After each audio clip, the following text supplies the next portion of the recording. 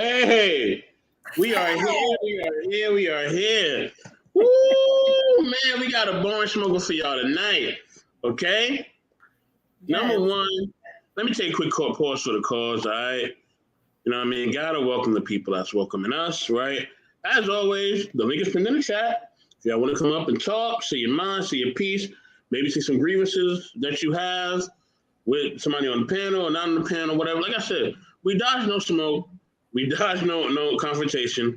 We will talk about any and everything if you want to. We are here, right, for the time that we here, because we ain't going to be here that long tonight. We tired. Now, with that being said, you know what I'm saying? Y'all see the link. Also, it's also for Twitch as well. Now, my Twitch people come through. Now, got to give a shout out to Naeem Edwards. Salute, salute, salute. Glad you pulled up. Salute, family. All right. You know what I mean? And definitely got to give a shout out right now. You know what I'm saying? And welcome, introduce, you know what I mean? You know what I mean? My host is, you know what I mean? My partner in crime on this show on Wednesdays. You know what I mean? Incredible. She's doing a little bitty bop. Evolution. You know what I mean? This is the Intellectual Evolution Era, episode 6. Man, we done got 6 of these things under our belt. Shit. We're moving on up. Moving on up. You know what I mean? On the episodes. yes. Brooklyn all day. Brooklyn all day. You already know. And look, and stay tuned. Speaking of New York stuff, man, we got the New York podcast debuting on Friday with me, Evolution, and Notorious Moms podcast. You may have some more special guests coming through, but I don't know yet. I'm gonna figure that out. But I know them sisters gonna be rocking with me. You know what I mean? And we're gonna be talking about we're gonna be talking about politics as usual. That's all I'm gonna say. I'm not gonna tell y'all what it is. It's gonna be politics as usual because somebody in politics may be out of hand. Okay, and we're gonna have to hold this person to task because he doing a little too much. You got like a bunch of immigrants, and y'all see what's going on. All right. What up, Grizz? What's going on? Yeah. You know what I mean? Grizz is definitely Intellectual Soapbox supporter. Also, you know, day one support of knowledge and relationships. You know what I mean? Definitely Evolution Era support as well. You know what I'm saying? But tonight's topic, y'all, we got a double feature for y'all. All right. The first one, right, is some advice is just not necessary. All right. Some advice we're not trying to hear. Okay. We don't want to hear some of the stuff that you got to say, nor do we care. You know what I'm saying? You know, and let me drop some of these fire ass beats by my man Von Eric. You know what I'm saying? See which one I want to go with. Let me see. Hold on. Get my mind and my sound right. That little Prince type of playing. He's about to go into the purple ring. No, I gotta. Mr. Cloud Jet. Yeah, we gotta get a little hood with it, just a little bit. There you go. So, some advice we don't want. Okay, some advice we're not looking for. Some advice we don't even care about. Okay, some advice, people, is just not necessary. Okay, now understand we do care about you. We just don't want to hear that right now. You know what I'm saying? And yeah, Grizz, yeah. A lot of people in politics are ridiculous and off the wall. You're right. You know what I mean? Yes, I got the slappers, baby. You already know. But yeah, some advice is not necessary. I don't want to hear your advice today, or yesterday, or the day before, or even in the next hour, or the next 5 minutes. I don't even want you coming on the panel telling me your advice. Don't give me your advice, all right? Some advice is just not necessary. You think you're being helpful, but you're really being annoying, okay? All right? And I don't want to hear from you right now, all right? I'm not mad at you. I don't hate you. I don't want to hear this right now. You know what I mean? Some of the worst people are you people on social media.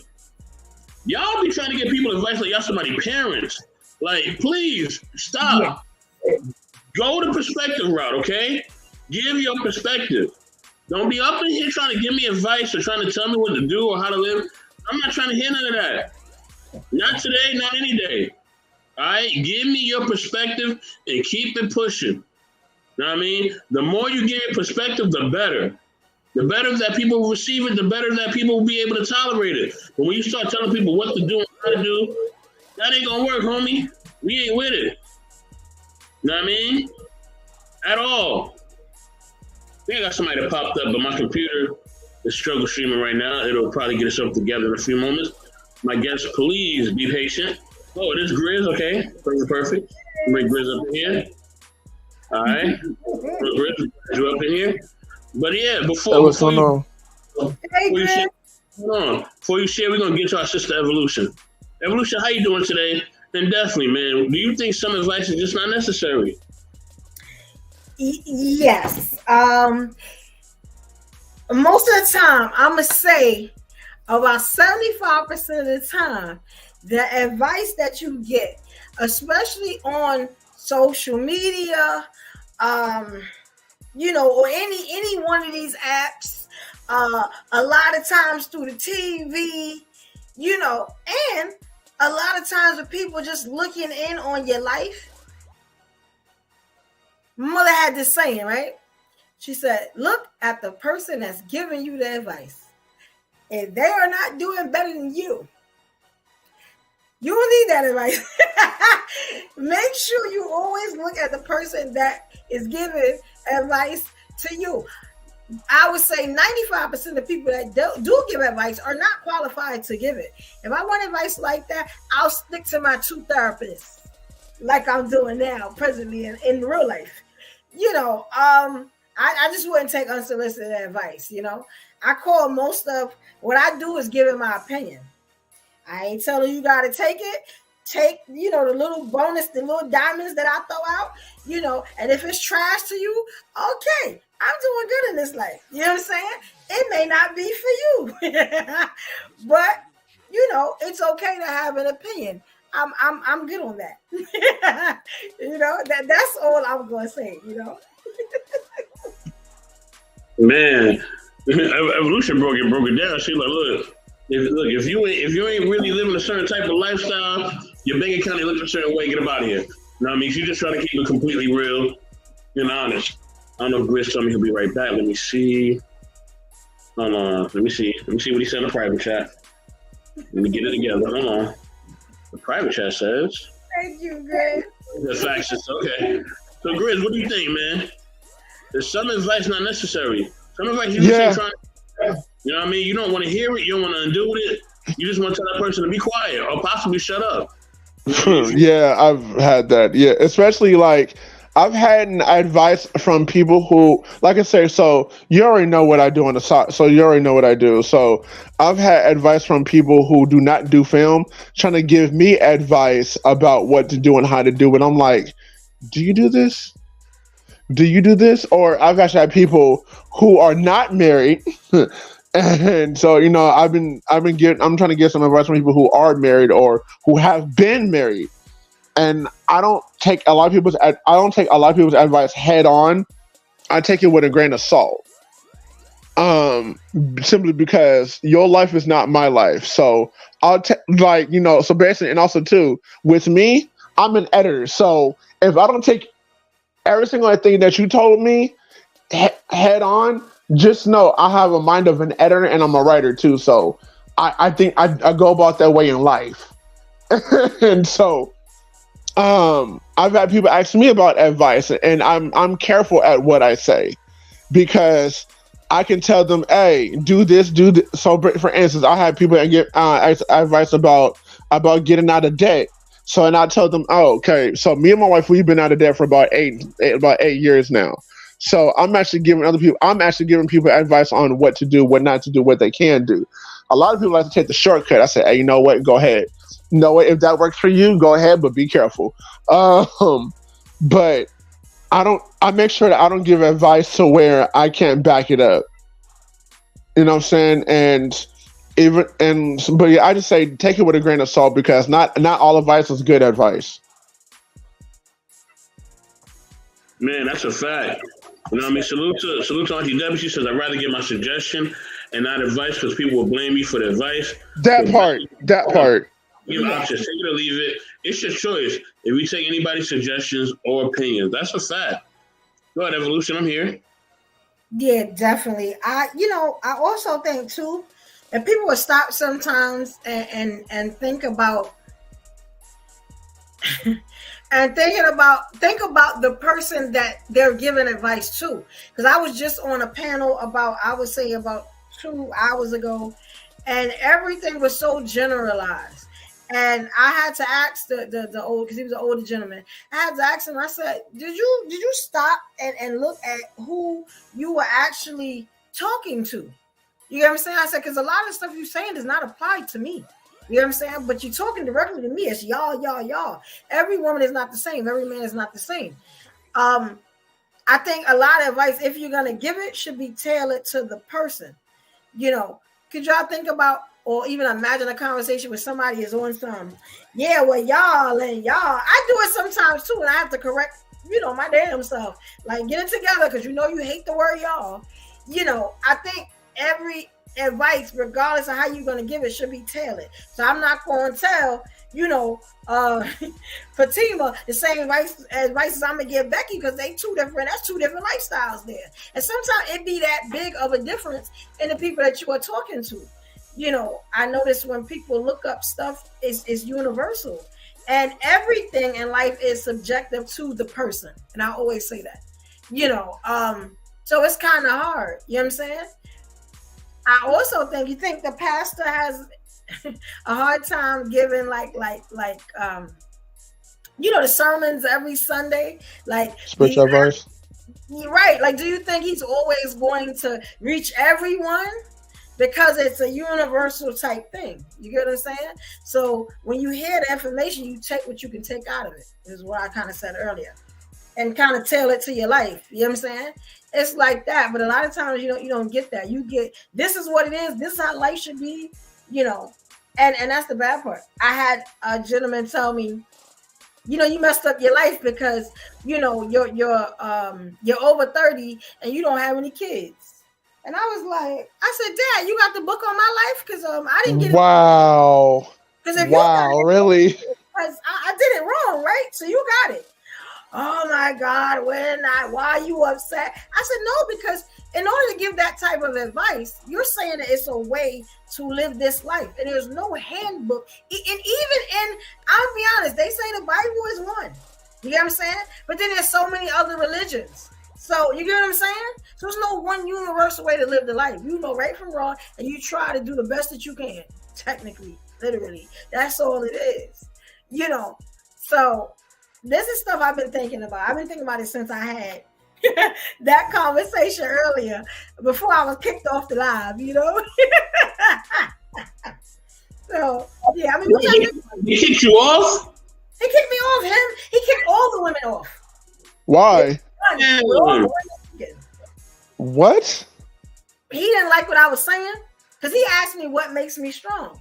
So I guess he expected me to give the universal, because I make money and I look like something. I didn't give none of that. I told him, I said, my mindset, my personality, the way people treat me when they meet me, the way I can move a room and walk into a room and stop everything. You know what I'm saying? It ain't about the looks, it's about my spirit. Well, I went in on it. I said, I'm not even going to talk about how I treat a man. I'm not going to talk about my money. I'm not going to talk about none of that, my education, none of that. You understand? Because like I said, it don't mean nothing. I said, but let me hit you somewhere else. Everybody was like, oh, we ain't expect you to say that. That's not it. That's not what you were supposed to say. I was like, you must have a handbook on my life. Like, but this is somebody about to write a book, giving advice to women. No. I would advise him to stop. No, don't even try to put that out, because no. I guess that advice to him is necessary, huh, Grizz?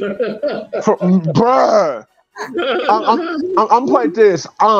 One day I am gonna write a book, but it's not. But I am thinking about writing a book, but it's not gonna be the type of book everybody thinks it's gonna be. Because I'm into, like I said, I'm into anime and stuff like that, and filmmaking. I'm most likely gonna write a book about, like, for kids and for adults and for like anime and stuff like that. But I digress. But yeah, honestly, me personally, I don't like. Just like how the young lady has said in the chat about, you can give a suggestion. I do give people suggestions. I give them a lot of things about, okay, you can do this, you can do that, and like I said also too, like I listen to a lot of motivational speeches, and there's certain ones that I will take from, and mix, match, and mingle. But like a lot of people want to discern. A lot of people like the universal okie doke. Oh yeah, you're supposed to say it like just like how you said, Miss Evolution. Oh no, you're supposed to say it like this. No, I'm like for instance, people might ask me about what I think about marriage or what I think about the film industry, whatnot. I'm not going to give you the okie doke. I'm going to give you my take on it. People get mad at me all the time, but I'm like, you know what? Take it or leave it. You cannot listen. You don't have to, whatnot. And you can get mad. I don't care. If you get mad at me, then I've done my job. I don't know if that makes sense. So, but yeah, don't ask a person for advice if you're not prepared to listen to it. I digress. My mic is muted. I'll holler. Yeah, that's true though. I get it. I definitely understand that. It's I don't know. It's let me ask you something. Have you ever seen like the same people that's giving you advice? They know everything. You can't tell them nothing. Like, that's why I always say I'm giving my opinion. If you don't agree, you don't agree. But I refuse to give anybody advice because I haven't figured out this life yet. You know what I'm saying? Come on. It's an opinion. You take it or you leave it. You know what I'm saying? So, and all the self-taught gurus and all this stuff, I'm a little done with it. I'm gonna be honest. Now I don't even let you get it out your mouth because I don't want to hear it. And on any occasion, I reach into that Brooklyn bag and I be like, yeah, I'm gonna need a little something. You know what I'm saying? Because we ain't nice right now. Every now and then, you know what I'm saying? Then sometimes I let you rock. I guess it depends on the situation and how I'm feeling. But I think I'm done. I think I'm done with the unqualified, unsolicited advice. Well, okay, let me ask you this. When is advice necessary, though? But Evolution, you had a question first. What was your question that you wanted to give us to us? All right. How would you know, not even as a man, as a woman, just as a human being in general, how would you know that a person that is giving you advice is qualified to give you that advice? Like, what are the things that they would have to show in order for you to say, you know what, maybe I need to go ahead and change? Because they sound like they know what they're talking about. Like, sorry. Well, yeah, I'll leave it open because I want y'all. Yeah. So with me, the old school saying, if you're taught to talk, you can walk the walk. So if you like I said, if a person has been married or is married, and like I said, I'm an editor and I'm a writer, so I'm gonna pick and choose what I want to take from this conversation, and like I said, I will cut it up, chop it up. I'm gonna use this little piece of advice. I might take this chunk, for later on when this arises and happens, and so right there, and I have done that. And like I said, for me, I discern when I see the proof in the pudding. If you tell me, oh, in a marriage, a man's supposed to lead, a woman's supposed to be quiet and shut up, I'm like, that's when I interject. I'm like, I told the man, whether I'm married or not, if I'm looking for a woman, but I'm not looking, whatever, I like a strong I like a strong woman who voices her opinion. This is not the 30s, not the 40s. I want a woman to argue with me, but intellectual argument, if that makes sense. The argument is based on two people talking.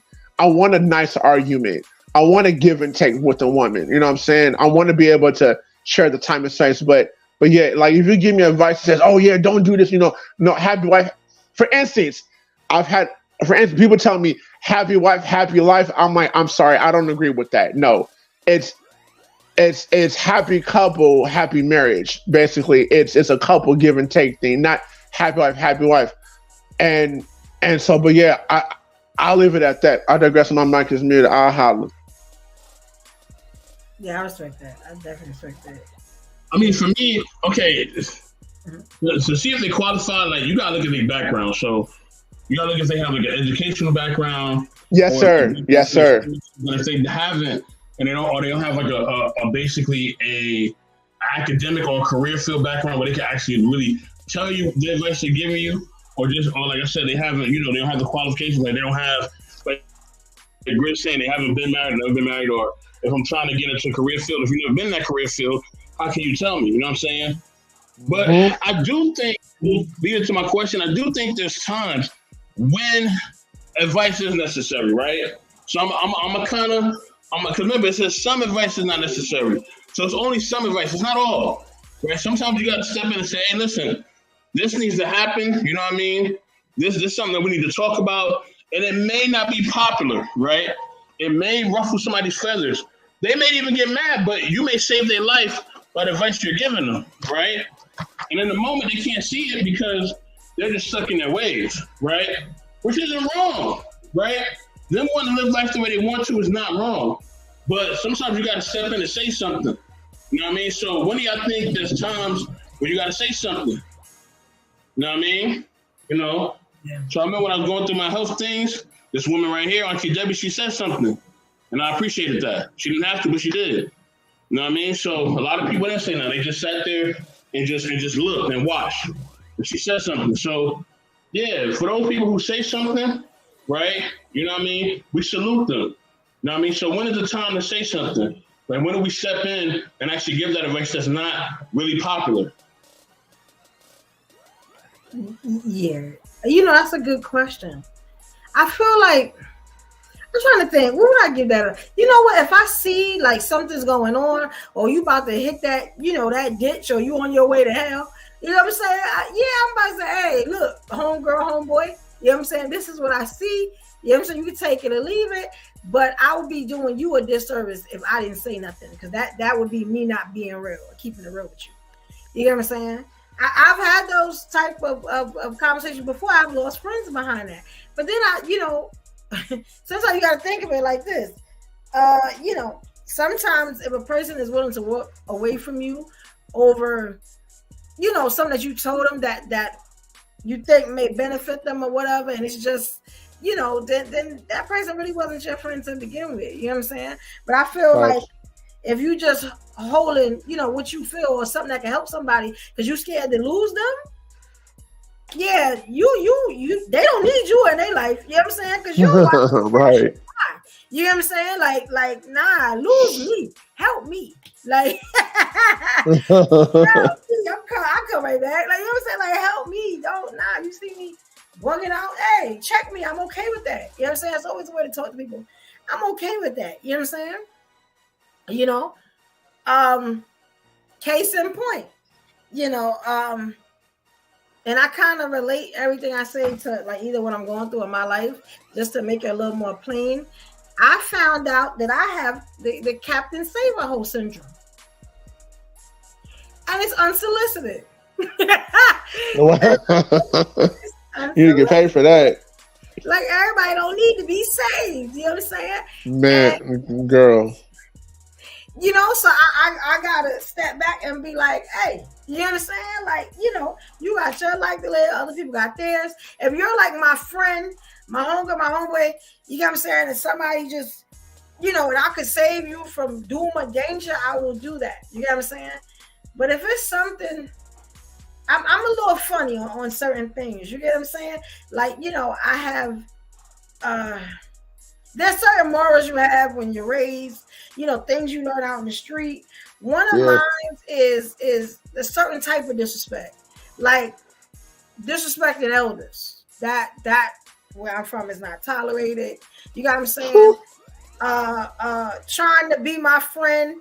You got what I'm saying? And almost kind of like that was in the title, trying to be my friend, but you sit with my ops. Mm-mm.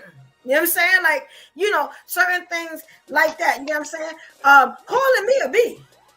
Yeah. Ooh.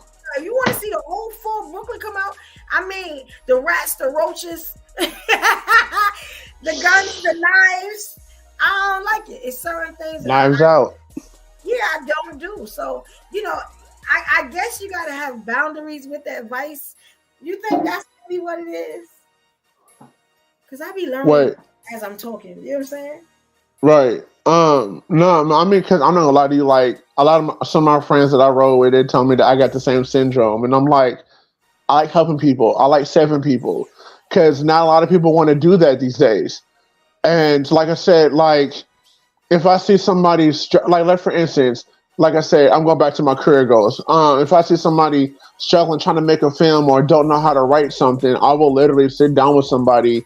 Hey, this is what you do. Okay, let's go. Let's just do this scene right here. Let's break down this scene right now. And okay, this is what you do. And like, okay, but I want to make a business out of it. Okay, you want to make a business out of it. Okay, so let's pause on this. So you want to make a business? Go to this website, download this, do this. But in the turn, but like you say, if you want to call me out of my name and want to tell somebody else, hey, I'm not worth nothing, and you don't learn nothing from me. But I'm like, but you're sitting up here coming to me for help, and you're using the exact same tools. You're using the exact same tools I told you to go use. So you want to call my name behind? I'm like, you can go ahead. And like I said, like a lot of people want to tell me, oh, I don't need your help and whatnot, but you're the one that's saying, oh, I don't know how to get people to come to my set. Oh, I don't know how to network with people. Quentin, you're really good with networking, but you want to call my name behind my back though. You sit up here running around my name through the mud, but you want me to, you talking about you want me here to help promote you? Nah, I'm good, man. Now you know what? I showed you all. I'm like, go ahead, Padawan. I'm like, you know what, Padawan? Go be your own master. I'll holler at you. Mm-hmm. And that's only right. I respect it. That's only right. Like, I'll be honest. Like, I take everything now with a grain of salt because how I've been treated on like these platforms and stuff. So I take everything with a grain of salt to the point where like me and Mr. Best, we always like he always says like I'm a stalker, and in a way I am because. In order for me to really know you, I gotta see you in rooms that you don't know I'm in. You know what I'm saying? And I be in the room like this. I'm waiting for the fraud to come up out you. Like I'm waiting. I'm screenshotting. You know what I'm saying? I'm taking photos and videos. Damn. You doing your homework. Yeah. You doing the homework. I'm better than MacGyver, Inspector Gadget. Damn. They got nothing on me. I got a whole business around me. She got a whole studio equipment. Like she gonna have a whole room full. Okay, I got this guy's face. I know his name, his middle name, his address, who his mama is, his DNA. Yes, and I read a room very well. I know the fakes and the frauds. Now I may not say it, you know what I'm saying? But I know the fakes and the frauds. That's usually when I become distant. So you know, it's like, oh, I see who you are. I see what it is. You know what I'm saying? Right. I may yes, not ma'am. go on it until it's a problem. But yeah, and I see everything. I see everything. And it's a shame that you have to take it that far. You got to do that. But let me tell you, I'd rather do that and be paranoid than be out here somebody playing me or having me looking crazy. You get what I'm saying? Or me looking like a fraud because I'm with you, like, or I'm your friend. Right. We're not doing none of that. I will leave you where you stand and won't care where your next breath comes from. Because if I'm doing the work to be authentic and loyal, and you not, you go about your business. Like, no, I'm done. I've had what? I've been on social media heavy since the pandemic, right? And I've seen so much, and I've seen so many people fall, and it's just like, because one, you may be doing this stuff for clout. You may be doing this stuff to have friends, for attention. Like, the frauds, they go quick though. You know what I'm saying? And I'm starting to learn what it is. So when advice comes, I take about 5% of it, and then I analyze that 5% so much, right, down to 1% time I start to use it. Because you need to be battle tested. She said battle tested. Let me put you in a room real quick. Okay, here's my prison gun. No, go shoot that person. Yeah, under the microscope. I need to know. No, she's a scientist. She hey, look, she says she's a scientist, you know what I mean? But, You know what I mean? Hey, the stuff she be doing, I be like, man, you need to be on Crime Stoppers or something. This is crazy. You know what I mean? Really? Salute to Big Rick Slaps. Hold on, Ray. Salute to Big Rick Slaps. Also, salute to Simon Hectic. You know what I mean? Salute to Tika. Okay, Tika. And then Tika says the title should say some advice is unnecessary or not all advice necessary. I'm just saying. Listen, Tika, when you come up on the panel, I might, you know what I'm saying, think about, changing my title. But my title is my title. Some advice is not necessary, and that's where it's going to stay. That's where it's going to be. All right? Not messing with you. She says hello to everybody, and make sure y'all respect Tika in the chat. She is my main chat moderator. What's going on, Miss Tika? How let you? You know what I'm saying? And she will let you know what it is. You know what I mean? And Simon says salute, sir, madam, panel, and chattel. Okay. You know what I mean? What's going on, Simon? What's going on? Auntie Debbie says hello to everybody. Tika, of course, is laughing out loud because that's what she's doing. You know what I'm saying? And yeah, so I think, okay. Mr. So, let me ask you a question. Go ahead. So, let me ask you a question, Brody. Have you ever asked somebody advice and you just said, like, you know what? That's a love for the mess. Nope, I'm good. Yeah, I mean, of course that's happened to me at times. Just like I think it's happened to like mostly everybody. Because there's times where you're talking to people and you are genuinely just trying to connect with them, right? And you know what I mean? She said, "Yepper," all day long. Yeah, I know. You know what I mean? Tika's she a character in that chat. You know what I mean? If you see on IG, she's all nice and cool and chill. But she get behind this chat, she turned into something else. It's that dang on blue wig. But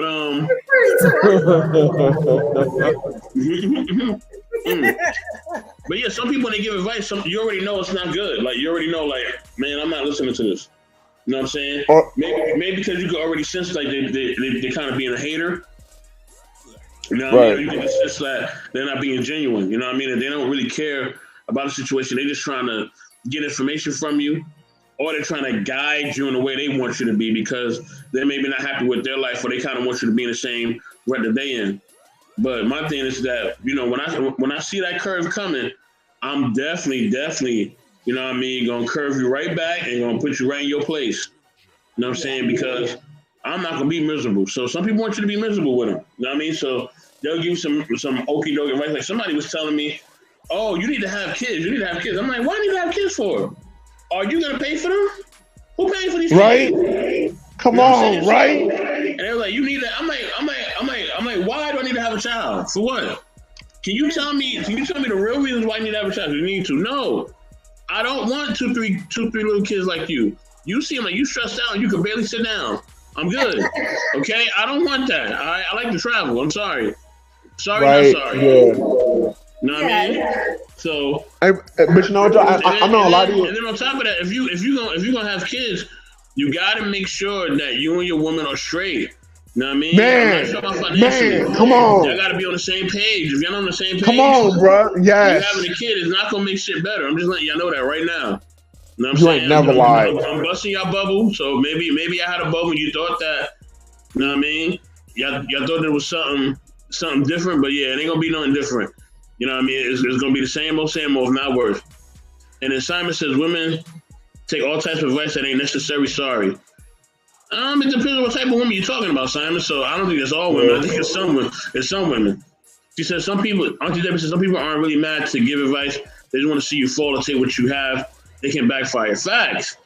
You know what I'm saying? Yeah. That's the thing. Like at the end of the day, you know what I mean? You got to be able to see it and read it. You know what I mean? Because some people they don't mind you doing good. They just don't want you doing too good. You know what I mean? If you're doing too good, you got too many sneakers in your closet, you're traveling too much, they don't want that. You know what I mean? You kind of moving around a little too much, you know what I mean? You kind of a little fresh as I'm is a little too much. They get mad at that. They don't want to see that now. You know what I mean? So they'll throw a little monkey wrench in your thing by giving you so-called advice, right? And that's the thing. So yeah, when that person kept telling me to have kids, I'm like, for what? You know what I mean? Are you gonna help me pay for them? Are you gonna babysit them? Are you gonna be there? You know what I mean? You're gonna help them take their first steps. You're gonna buy, because when you have a kid, You got to buy a whole bunch of stuff. You got to change your whole house over. Your house can't be the same no more. You ain't never all that lied, bro. Stuff on the floor and you know what I mean, and just that's exhausting. That's exhausting. Yeah, just you being kind of lazy. You don't want to wash dishes today. Yes, you gotta wash dishes every single day. You know what I mean? You got damn near clean every single day if you got a child, because you know the child can become sick if the house is not sanitary. All these things you got to do, man. Like, and look, I'm not built. I wasn't built for it at that time, and even so now to this degree, I'm still not kind of built for it. It'll take a lot for me to really buckle down and have a child. I'm not even gonna lie, because that's a lifelong decision. But I'm like Grizz, because I know Grizz want to say something. Go ahead, Grizz. Hey, no, I'm playing this. That's on my dude. That's only half of it. I'm playing this. I tell everybody who's thinking about having a kid, who wants to have a kid. I'm gonna tell you like this. It's like Mortal Kombat. Face yourself, and I mean that literally. It's like everybody want like, oh, your son being better. Your son. No, analyze yourself before you start analyzing your child. Because my son, he's really energetic. He has a label of ADHD. He's really energetic, and guess where that comes from? Me and my wife used to be that way when we lived. So I took a step back and be like, okay, he's energetic. What can I do? So I thought about giving him chocolate, because I know with me, chocolate, I literally slow down. I gave that boy chocolate. It only fueled his fire. And mind you, I gave him a teaspoon of chocolate. I was like, okay, it's not working. So, but I tell everybody, when you have a child, and just like what Mr. Soap said, make sure you and your significant other or significant others, however the household is your household dynamic is, make sure everybody's copacetic with each other. And make sure you have bread coming in, because nobody thinks about this until that happens. Because this is my advice to everyone who want to have kids. Make sure you have just in case money. And I mean just in case, meaning if your child has to, like for instance, I had to do this with my child. My son damn near died damn near died because it was heat exhaustion. Me and my wife sitting up here crying our eyes out, praying to God, and I'm gonna like this. My son is a godsend. I'm not gonna lie to you. My son helped me with my mental stability. My son helped me. I'm actually writing a film about my son. Not gonna lie to you. And so, but my thing is, when having a child, make sure, like I said, you and your wife are good, copacetic. It's not gonna be peaches and cream. Relationships are not peaches and cream all the time. Trust me, I know this. I'm like, me and Mr. Soap knows this. But the thing is, when having a child, also too, not just a child, but for yourselves, know where you want to go in the next 5 to 10 years. People may think that's excessive, but it's not, because you may want to go. For instance, you may want to go to Hollywood, and your wife may want to go live in the country somewhere. You're like, nah, I'm good. Nah. But like I said, know where your end game is at. And people, like I said, a lot of people may not think about that, but it's necessary. And also too, when having a child, your child's gonna teach you patience. You might not have patience, but your child will help you to find patience. Yes. And you will be tired. I'm putting this. It can be 9 o'clock in the morning, and you have to have your child with you all day. By the time 11, 12 o'clock hit, you will be exhausted. But your child will be having more energy than Energizer Bunny, and you're going to have to find some energy deep down inside and be like, hey, you know what? Let me go get a Snicker bar or something. But learn how to structure your household too. But I digress. My mic is muted. That's my advice for people who want to have kids and relationships and stuff like that. It's a give and take, and learn from each other. But yeah, like I said, once again, that's my advice. My mic is muted. I'll holler at you. Definitely. I know a big one too, right? That I hear people say, you need to get married. Oh man, let's get into that. Oh boy. Oh snap. Yeah. You need to get married. You need to get something out. Well, some of y'all in the comments need to get married. I ain't gonna say who. I ain't gonna say it, but some of y'all, let me not even go there. Yeah. Some of y'all need to get married, all right? Let me stop. Here we go. I gotta mess with them just a little bit. You know what I mean? I gotta mess with them just a little bit. I gotta mess with them a little bit, right? Just a little bit. You know what I mean? Evolution. Hold on. So evolution. Let me ask you this, right? Now, people try to pressure you, right, to get married. Has that been a pressure?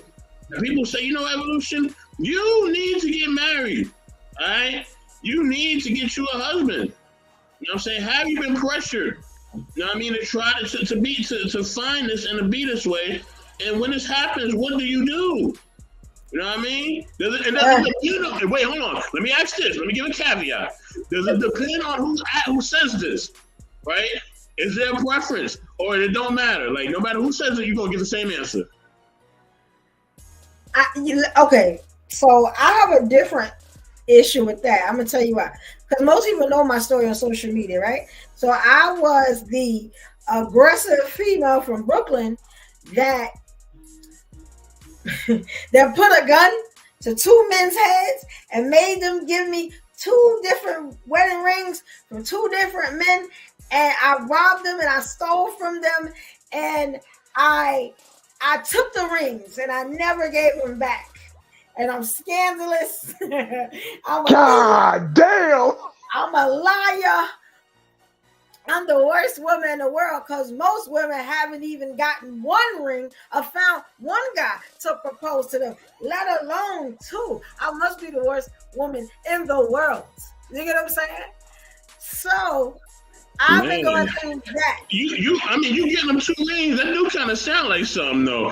I mean, look at the face. I forgot about the rings until I was on a social media app, you know what I'm saying?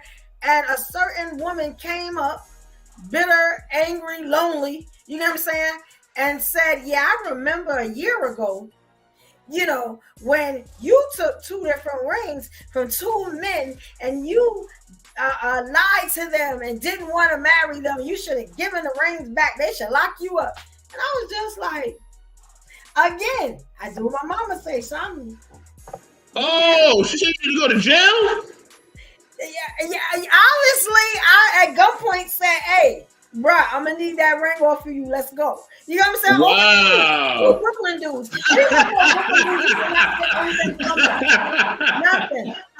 Nothing.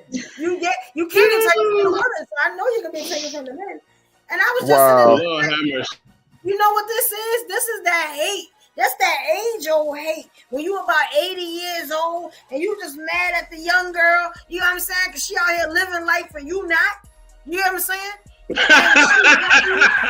And she's smiling, you just want to kill her. Oh my God. Because you messed up your life. You know what I'm saying? And you over and she's still living her life.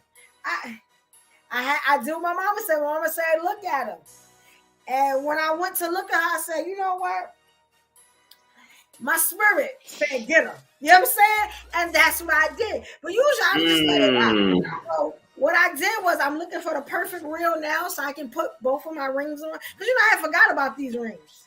You know what I'm saying? One of them I had, I had with my other jewelry. And the other ring is in a safe deposit box.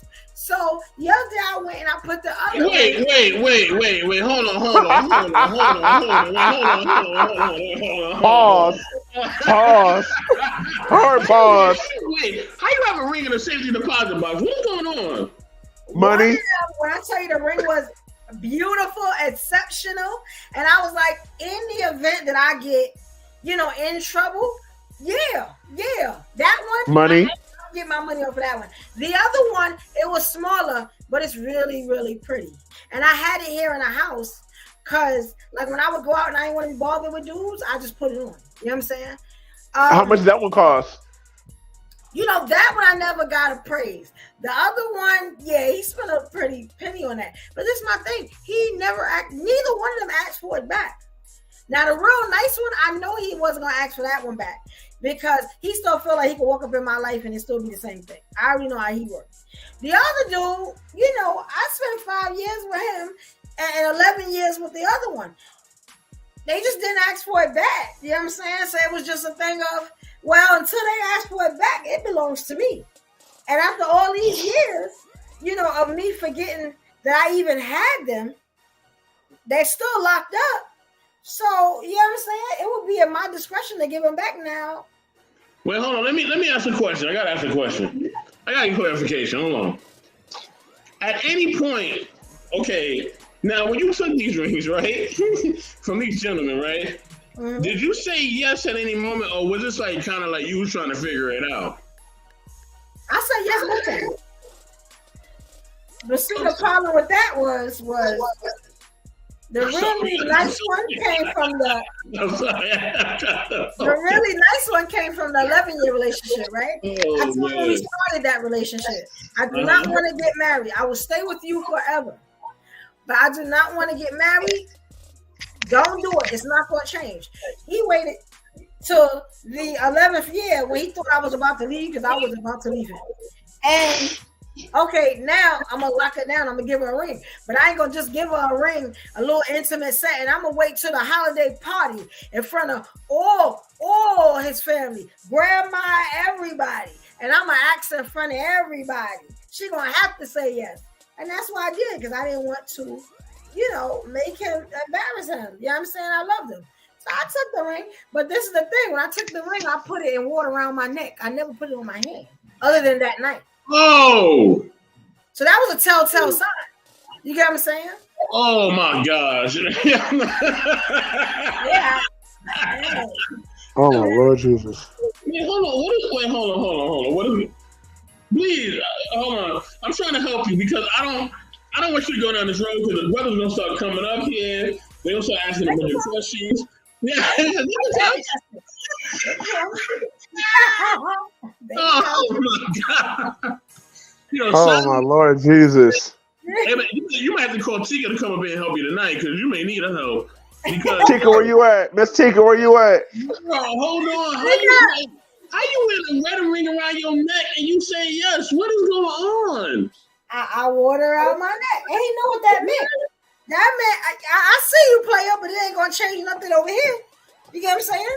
Evolution, why do you not want to marry this man? He spent 11 years with you. What was wrong? He didn't listen to me. He never listened to me. And that's the thing. Love. I love you to death. I'll be with you forever. I ain't going nowhere. But the ring didn't come until I was ready to go. Until he saw that I was interested in someone else. Until he saw, you know what I'm saying? Then it was, oh, I better hold on to her. You know what I'm saying? Because he always say, you the best woman. You know what I'm saying? You are meant for me, all this stuff. And we say it to each other. But the thing was, you're not doing what you're supposed to do, player. And I'm the type of woman, I will leave you where you stand. I don't have time to play with you. You get what I'm saying? I was on my way out the door. But it was an installment paying for almost 2 years. So, it worked. I guess what he guarantees. In love, we take our chances. But somehow it seems to fail me. Why you a ring and you not going to change? I don't understand that. Long as you look at this ring, I'm going to see all the stuff you doing. Not me. You know what I'm saying? It ain't about looks. My personality gets me a long way.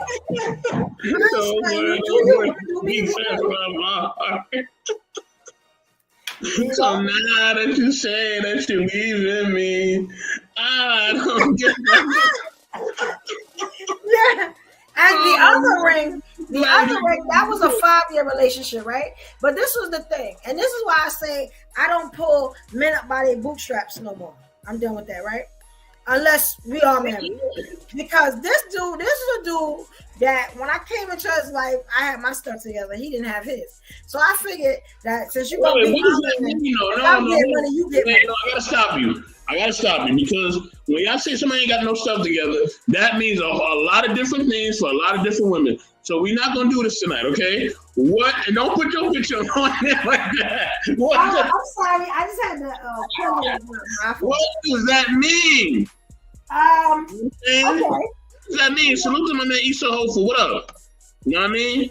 What does that mean? Like what? Like okay. I was just doing better in life than him. But when I would go get something, he had to stand there and look. I was tired of that. You know what I'm saying? You know, for some reason, men do this thing where they try to compete with me all the time. And my thing is, I'm a woman. I got a vagina. It's gonna be real hard to compete with me. You know what I'm saying? And it's always my penis is bigger. My cucumber is bigger. It's like, okay, you got one. You know what I'm saying? But the one I'm holding next to this vagina, say that it's gonna be a better turnout player. That's what I'm saying. Wait, time out. You can't compare a man part to a goddamn vegetable. That's one. Two, I'm about to get to my man Ito Hopeful in a second. Hold on. Know what I mean? My fellow Aries. I remember he's an Aries. I always remember that. Yes, sir. What up? Yes, sir. Okay, so my thing is this. Hold on. Okay, let me just ask this one question. You say he having stuff together. Did he have a job? That's all I want to know. He had a job. Okay. Matter of fact, I'm gonna let my brother talk because I'm gonna grab me some gelato. I'll be back. Mm-hmm. I mean, I'm here, but I'm gonna let my man Issa talk. Issa, go ahead. What do you think about this conversation, man? You popped in. Honestly, I'm just joining. I was kind of going to catch in as soon as I was letting her finish what she was saying. But so far, yeah, I mean, it ain't nothing I can really dispute. You know what I'm saying? I'm in the background right now. Give me a second. Yes, sir. Okay. So finish the story, Evolution. So you say he had a job, right? What did he not have that you felt like his life was not together? He didn't have the money. Like, he didn't have the money, right? Another thing was he didn't have the style. You know what I'm saying? He didn't have... So he wasn't swagged out? Like, he was just establishing... No, he wasn't swagged out. He was just establishing his business, you know, to where, you know, I would go to meetings with him and I would dress up and I would play the part. You know, I even gave him a lot of my money so he could kind of come up and start his business. You know, I pretty much helped that brother with the confidence, with the swag, with everything. You know what I'm saying? And then, you know, I found out that in the fifth year, it was just a thing of, I guess I made him right for somebody else because I don't want him. He got to go. You know what I'm saying? And when he left, he didn't take the ring. So... But this is my thing. Would you ask for a ring back from a girl that held you down, that made sure you was good, that elevated you? You're not gonna ask for no ring back. So I think you knew about him. Why did you stay with him for that long? You know, time with me, it goes by just like that. It's so quick. Like, look, we about to be in 2024. You know what I'm saying? It goes by so quick. So because I'm working, because I'm out here hustling, you know, I got multiple businesses. You know what I'm saying? I'm doing things. I'm creating stuff. Time goes by really fast for me. So a lot of times I say out of 7 days, you know, if I see you 4, that's a little too much for me. You know what I'm saying? But I'll swing it if you're like one of the dudes that need to see a woman a lot. Or if I like you like that, if I'm in love stage, you know what I'm saying? But I'm always doing something, you know what I'm saying? So there was, I don't know. I just don't see, and I didn't ever see him saying, I want that ring back. You know what I'm saying? Because you can't repay me for all the stuff I did for you. So let me hold. Yeah, the ring is a gift, in my opinion. If you give out the ring, you're not expecting to get it back. You're doing it because of how you feel about her and you thinking long term forever. So you're not expecting that back. You know what I'm saying? So it's like one of those. That's a lot of times why people nowadays are not wanting to even make that purchase. You know what I'm saying? Like, you hear me? Because you don't know. Yeah. You don't know what tomorrow's going to bring. So wait, was Drizzy wrong when he said on cameras, "Give me my ring back, you can't keep that"? Was he wrong for saying that? Because I remember he said at the end of the song on cameras. On cameras, I remember that line. I ain't never forget that line. He said you can't. He said you can't. He said, nah, you're not wrong. Because that means you hurt. You know what I'm saying? If you want the ring back, you hurt. You know what I'm saying? You don't even want her to You know what I mean? And more than likely, if y'all are like going y'all separate ways, she shouldn't even want that ring. Like, what do you want that for? That's a symbol of my love. You know what I mean? You don't want my love no more. Give me that shit back. No, I'm gonna make some earrings out of it. I'm gonna pay maybe a bill, a big bill or something. Maybe pay that on your own. For my house. You know what I'm saying? Something like that. You know what I'm saying? Pay that on your own with your own money. Give me my ring back. I'm gonna pay that for our past love. It'll be okay. That's gonna be no payment. Yeah, gotta move on, man. Gotta move on. Like my man Diddy and Bryce Tiller say, gotta move on. You know what I mean? Simon, what's going on, man? What you get about this conversation? We know you've been listening for a minute. Go ahead, brother. Yo, what's up? Can you hear me? Yes, sir. I wanted to ask a question. Is that a thing, like, where women sometimes get in relationships and they feel like they're preparing a man for another woman? It happens a lot to the point where I don't want to do that anymore. If you're not my husband, you know what I'm saying, your credit score trash, whatever. You know what I'm saying? Work it out, figure it out, player. I may give you a couple of steps to get you where you need to be, but no, if your swag is wrong, it's just gonna be wrong. You know what I'm saying? Until you my husband, then I will completely upgrade you, like Beyonce said. But until then, no, I'm not into it. I'm not into. I'm sorry, but that's cap. You know that's cap. Boyfriends are community property, so are girlfriends. You know that's cap though. Come on, you know, if a dude is with you and you see something like, you know, you want to give him some style, you're going to do it naturally. It's not like, oh, I ain't doing that no more. Come on now. You're going to be yourself in a relationship. You can't just cut it off. I don't. Whatever swag you came in with, you're going to stay with until we walk down the aisle. Like now I'm open to marriage. Before I wasn't. But yeah, I'm not upgrading nobody's boyfriend. Like no. Nah, I'm saying it's not like you doing it, you know, trying to do that. What I'm saying is subconsciously you will do that anyway. No. Just a man being around a woman, having her presence around him, he's going to more than likely, you know, she's gonna rub off on him. That's what that saying is from. Like you gonna rub off on that person. Yeah. Like, you know, I've had dudes like adapt my speech and like the words that I say and stuff like that and little phrases. Exactly. You start jacking my slang, all that. You know, but going shopping for you and I'm not doing none of that. Do you? You know what I'm saying? Like, you know, you good. You know, your shirt don't match your pants. You know what I'm saying? As long as I'm looking good, we all look good. We look good as a unit. So, like, follow-up question, like, do you think men do that to women? That they upgrade them for like other men?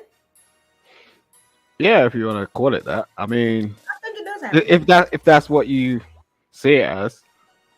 I think that does happen. I do think that does happen. I think it happens with women a little bit more. Why do you say that? Because like I've, you know, from doing the social media as long as I've been doing it, and you know, even from my own experience, you know what I'm saying? I thought that that's what you were supposed to do. You know what I'm saying? You know, if you with that person, you know, just make sure they shine and you know what I'm saying? And so then we're out here upgrading people. Is that what we're supposed to be doing? I think that's what you call it, upgrading. I myself am not going to do it anymore. You know what I'm saying?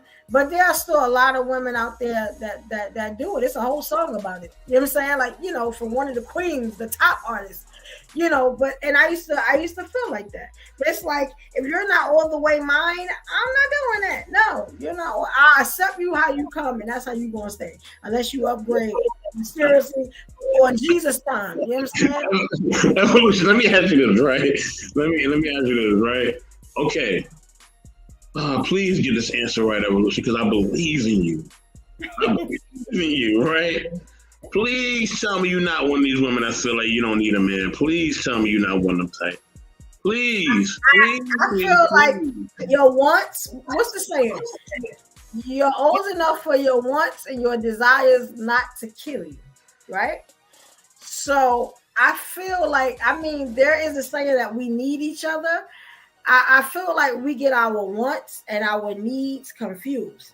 Because when it's time to go, you go alone. You know what I'm saying? When you go up in that pine box, it's just you. You know what I'm saying? You know, like you don't get buried with him. Like he don't come alone. You know what I'm saying? He go to club. That's what you're supposed to do. You know I'm getting cremated. Nah, that's real. That's real. You know, And honestly, Soapbox, do you think you need a woman? Like, or do you think women need men? Yes, I believe I do believe we both need each other. Because I think that You mean for society? that and also for companionship, like, know what I mean, naturally, and I mean that's just me, right? I'm a heterosexual man. I'm not on no other type of time. Salute to those who are on the type of time, but you know, I like the the regular man woman type thing. You know what I mean? The natural selection, as I call it, right? So I'm on that type of time. So because of that, like, yeah, I need a woman to be in my life. Like if she's my woman, if she's not my woman, then I'm cool, right? I'm you know what I mean. It's somebody that can go and come and not. I might have some feelings behind it a little bit, but I'll get past it. I'll be all right. You know what I mean? You know, if she's not my woman, but if she's my woman, right? That I'm building a legacy with, yes, I need her. You know what I mean? Unless she shows herself not qualified to be that anymore. You know what I mean? And vice versa. If I don't show myself approved, then she shouldn't need me either. What's the point? And here's the thing, what's the point of me even, you know what I mean, being within her life and me being within my life if we don't need each other? What's the point? Because then I could just be by myself then and just be single if I don't need you. You know what I mean? Like, you gotta have value. You don't hold value, then I'm good. I can be by myself. Ain't no reason for me to be with you. Like, that's just a fact. You know what I mean? And maybe that sounds very selfish, but that's extreme. That's how extreme I am when it comes to my woman. If she's my woman, I need her. You know what I mean? And if I'm her man, she needs to need me. You know what I'm saying? That doesn't mean she don't have a mind of her own. That don't mean she don't have a mind of her own. I don't have a mind of my own. We do, right? But it has to be a necessity for you to be in my life. If you're not a necessity and you're a convenience, then I'm gonna treat you like a convenience. And that's just me. Yeah, I see where we get missed at is when we say the word need and versus the word want, and what each one precludes. And I think what happens is what we'll think of when we say needs is like air, shelter, food, you know what I'm saying, clothing, things like that. And wants being, you know what I'm saying, like a watch or you know what I mean, like you may want something specific to eat. Yeah, you need to eat, but at the same time, you don't have to eat, shrimp. Yeah, but yo, bro, yo, bro. yeah, he understands. Yo, Yeah. My woman's a need. Period. Because why? Because why niggas out here chasing women if they ain't a need? It's not a want. It's a necessity. They don't really want to understand certain things sometimes because they ain't learned it at that period, or they're trying to get their head around stuff, and that's why people go out and get an education. Same way with women. It's the same thing. You want to understand what things are about. So I think it is a need. I mean, we don't necessarily want to understand that it's a need, and that's probably the want part. But I think it's definitely a need, or else there's no way in hell we'd be out here having these conversations about relationships all day long. No way. No, what I'm saying is, okay, like, say for instance, you need water. Like, if you don't go a certain amount of time, you know what I'm saying, without water, you will die. That would be it for you. You know what I'm saying? You need oxygen. You need that, like, to breathe. You need that air. But as far as for poom, you can go months. You know what I'm saying? You was a virgin until you got it. You know what I mean? Or yeah, but whatever. I think that's where you get a bit. Need poom. You get what I'm saying? Yeah, but that's right. I think that's where you get a bit misconstrued, because it's not really about poom. Like when you get with a woman, let's say you get No, I'm married to her. simplifying. I'm oversimplifying. Yeah. it No, when I say get that. where you're coming from, bro. I understand what you're talking about. But I'm just saying, like, just to have a companion, for example, in life. No, I get what you're saying. You know, but as time goes on, you know, like you look at your parents and stuff, or you know, if you have had parents, relationships, you know, having children, you know, needs and wants. It's a very thin line. And see, that's where I'm coming from. As far as for Yeah.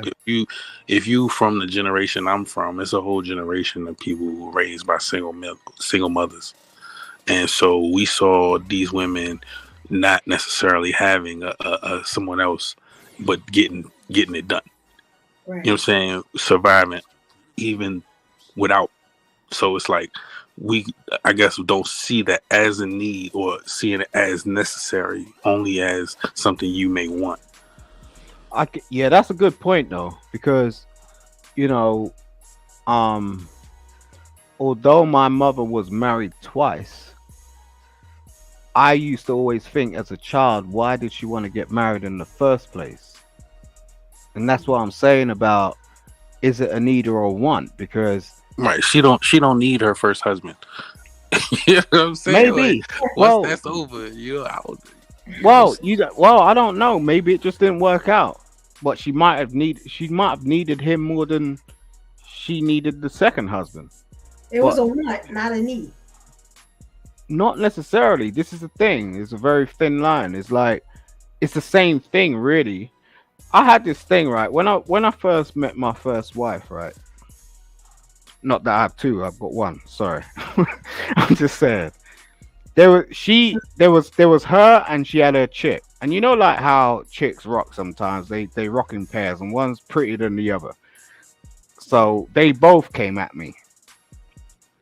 Like in a sense of, and then I was like, well, you know, who's gonna be the wife? You get what I'm saying? Because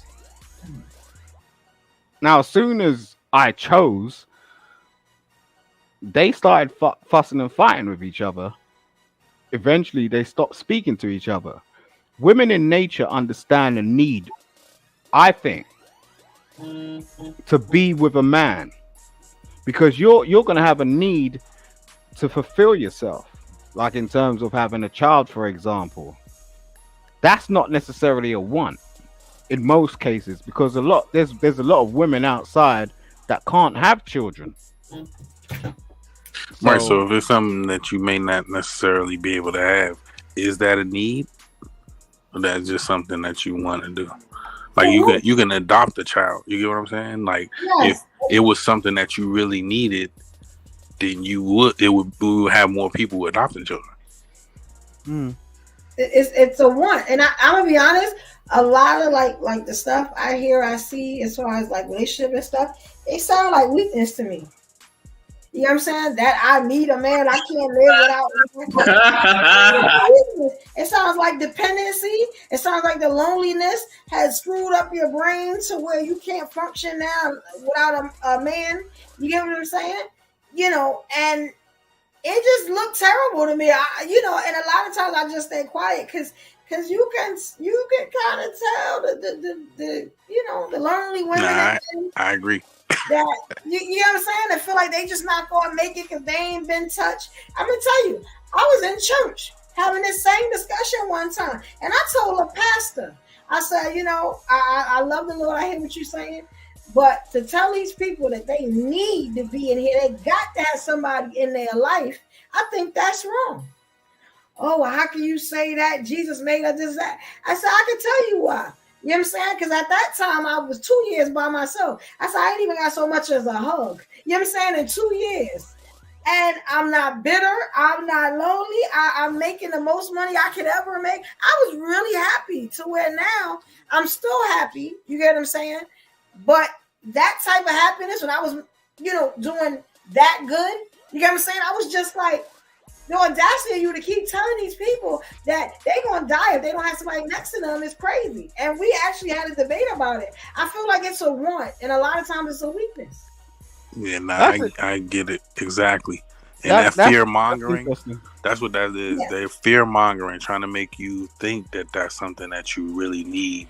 But if you go without it long enough, you'll realize, oh nah, that ain't something I need. I don't agree, man. I get the church thing. I'm religious, but I don't go to church like that. But I ain't about to believe no pastor and what's going down like that. And I don't believe that you need to be by yourself. There's always this is a big world, man. There's how many people, billions of people on the planet. Like, if you can't find someone to rub your back, scrub your feet, then there's something else going on. Like, Nah, I bet it's a device for that nowadays. It's a yeah, but technological no, yo, bro. Yo, they got machines. These Listen, girls got. I just saw this shit yo, where they can do it to themselves, yo. I seen it. Of course they can, but who wants to be AI all day long? Do you get what I'm saying? It's just like you might as well just plug yourself into a computer and That's the submit. easiest thing you could get now. It's something to make you climax. You can go back to making your bread or living your life. You know what I'm saying? Look, I know many people. Oh, hold on. Let me be nice with this one, okay? Hey, Queen. Because it is her birthday. You know what I'm saying? This Hello. is Oh, happy birthday! It's your birthday. Go, shorty. birthday to you. Hello. Birthday, Miss Polly. Woo. Birthday Hi. to you. Damn. You. I don't have my glasses on. It took me a little while, but I'm looking at the body shape. I know her body shape. So I was like, hey, Queen. How you Yes, doing, hello. Well, thank you. I'm okay. You know, just working and working. I'm at work now, but I thought I would come and say hello. I might, could be on mute for a second or two, just kind of chitter chatter with you guys. Yeah, I was just saying, what are you guys talking about this evening? I got a question for you, right? Do you feel like you need a man or you want a man? Oh, okay. Oh, interesting. I will say, I would want a man. I'm just at a place in my life where I don't want to need anyone. And that is probably more, like you said, like more personal because, I've always kind of been with someone in long-term relationships. So even when I was like married and when I wasn't married, I got right into another long-term relationship. So it feels like to me, like when I start being poly, that was one of my missions is basically to say like, I need to be able to stand on my own. And I had partners who I didn't want to interfere with that. Like I didn't want them to pay for anything. I've always been like that, but like, I didn't want them to help me because I wanted to feel secure in myself with some things so that I wouldn't feel what I felt. And what I mean by that is like, if you've ever been a woman, you guys know what I'm talking about. And the man is always taking care of you, like for the most part of your life. And then like something happens and no one's taking care of you. It can be a big life-changing situation and you're kind of frantic. You don't know what to do necessarily. And then when you start doing it, you're like, oh, okay, I can do this by myself. So if you've never had that experience where someone's basically taking care of you for the most part of your life, or most of the bills, all that stuff, and then they're not there, it's a big change. And I didn't want to feel like I couldn't do it by myself and take care of my business alone. So I asked for that. So I don't want to need anyone. I want them in my life because they can contribute to the bigger picture. But I don't want to need anyone. Can I ask you a question? Yeah. Yes, sir. Can I ask you a question? Yeah. How you actually gonna achieve like any sort of long-term goal if you're thinking short-term?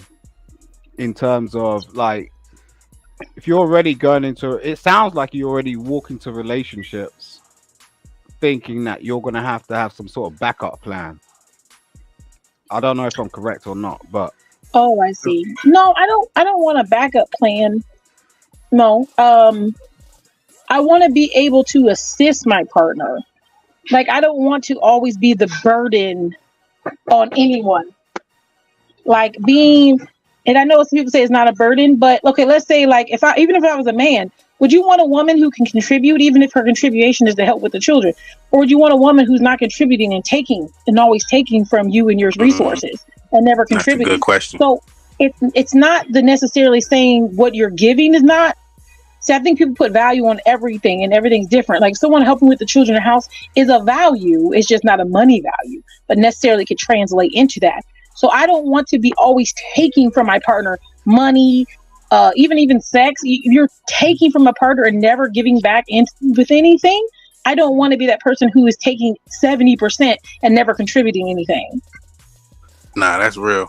Yeah. And okay, that bear is with me. definitely... I'll be right back. Okay. Go ahead. I'm sorry. No, it's not you, King. I'm sorry. No, you hear me? I ain't even hear you. My fault. Go ahead. What you Go said? ahead. Esso, It's go fine, ahead. you, King. You go ahead. Oh, nah. What I was gonna say is that's one of those breath of fresh air. It's like you don't hear that perspective a lot. Most of the time it's like, okay, yeah, I'm an independent woman. I don't need no man type shit. Only because it's something that is like out of necessity, out of like survival. And so you get to a point where, okay, like once you do have someone, you don't want them to think of you as a leech or as someone who's only taking. Like you want to, like, even if it's it's not necessarily 50-50, but even if you putting up 70, she won't be able to put up 30. You know what I mean? Which is awesome, I think. And nobody want, like, if, say for instance, if you are in a situation where you do all of the driving, like say for instance, all of the driving, right? This person is what they call it, a passenger princess. They'll never drive. Wouldn't it be nice for just maybe at one time they'd be like, I you can kick your feet. I'm gonna drive today. You know what I mean? Oh, okay. You know what I'm saying? Like, you don't want to just have that responsibility. Like, oh yeah, I need you because I'm not driving. You know what I mean? Like, Now I get it. I get it. I don't get that. I ain't letting no woman drive my car. No way. I'm sorry. Why? Let me ask you something. Are you like what they call a controlling man? Like you have to control the whole situation? Nope. I'm just saying. no, I'm saying if it comes up, if out of necessity, say for instance, something happens to you. Oh, I get you. I get you. You want somebody who's able to drive. You know what I mean? Maybe you won't let her, yeah. Well, maybe you like, I got it. I'd rather drive. That's fine, perfectly fine too. Like if a chick says, no, I'd rather be one cooking and cleaning. Okay, cool. That's what's up, boo. You know what I'm saying? I mean, in relation. Sorry, should I go or should I start? I just think like in relationships, when you find your real partner, you got to train each other. Like people be talking about training one or the other, but you train each other, like to be amongst yourselves, because obviously it's an adjoining thing. Like if I got my house, you got your house when we first met, then we've got different types of things going on, and then we sort of figure it out. It's like that's the whole reason why we sort of communicate with each other. Is like, yeah, it's like for like. If you come to my house and my house stink, you're not gonna fucking return, Rhea. So it's just like at the end of the day, if you come to my house and my house is clean, you're gonna be like, yo, I'm clean as well. So then you're gonna start moving forward and going, well, what can we do to progress this? So like what Essa was saying, if you're going on a road trip or something like that, it'll be the same with driving. As far as I'm concerned, anyway, it's like, how do you take this wheel? You get what I mean? Because when you get in a car for the first time, even with a cab driver, if I'm hiring a Uber or whatever the hell, I'm like, yo, how you driving? You get what I'm saying? It don't need to be a woman. I'm just like, how you driving? Nah. Look, I don't know where you was going with that, but it doesn't need to. Come on, y'all. Go ahead. You got it. I'm gonna get to Miss Polly, then I got a question. When we get to Miss Polly, then we get to you, Issa, then I got a question. Go ahead, Miss Polly. Okay, hang on 1 second, because my work. Hang on, I just want to hit the phones around when it stop. Hang on 1 second. What's the question you got till she come back? Issa, go ahead, bro. Go ahead, and I'm gonna go back to her. Nah, somebody said we all need God's strength. Well, we all need God, right? And then it's, I guess, people who are without it. So, do we all need God, or is that something that's somebody's opinion? You know what I'm saying? Like, what y'all think? I think it's subjective, especially I guess in who you believe in. Like me myself, I couldn't do this every day. You know what I'm saying? On the level that I'm doing it by myself. I mean, by myself. If I ain't had Jesus or something, or a higher being, to believe in. Like my life is crazy. So some of the stuff I done got out of, and the stuff I get into, and I come out. You know what I'm saying? I feel it's the angels that I got. My parents and stuff like that, but God is really leading my life. You understand? If I told you some of the stories about my life, you would be like, yeah, there is a God. Nobody's that lucky all the time. You know what I'm saying? So, I feel that I don't like it's no negotiating that. You know what I'm saying? And to the point where if I have a man now and he don't believe in the Lord, we're not gonna be able to be together. You know what I'm saying? Because eventually, yeah, it's gonna be a problem. Eventually, I'm gonna be rolling over him. You know what I'm saying? Because he only had no faith. Who he gonna call? I'm just saying, like it's not gonna work. You know what I'm saying? So that, the Lord. That's it. But that's subjective. I think that's subjective to the individual. I don't think it's a universal answer for that. You know what I'm saying?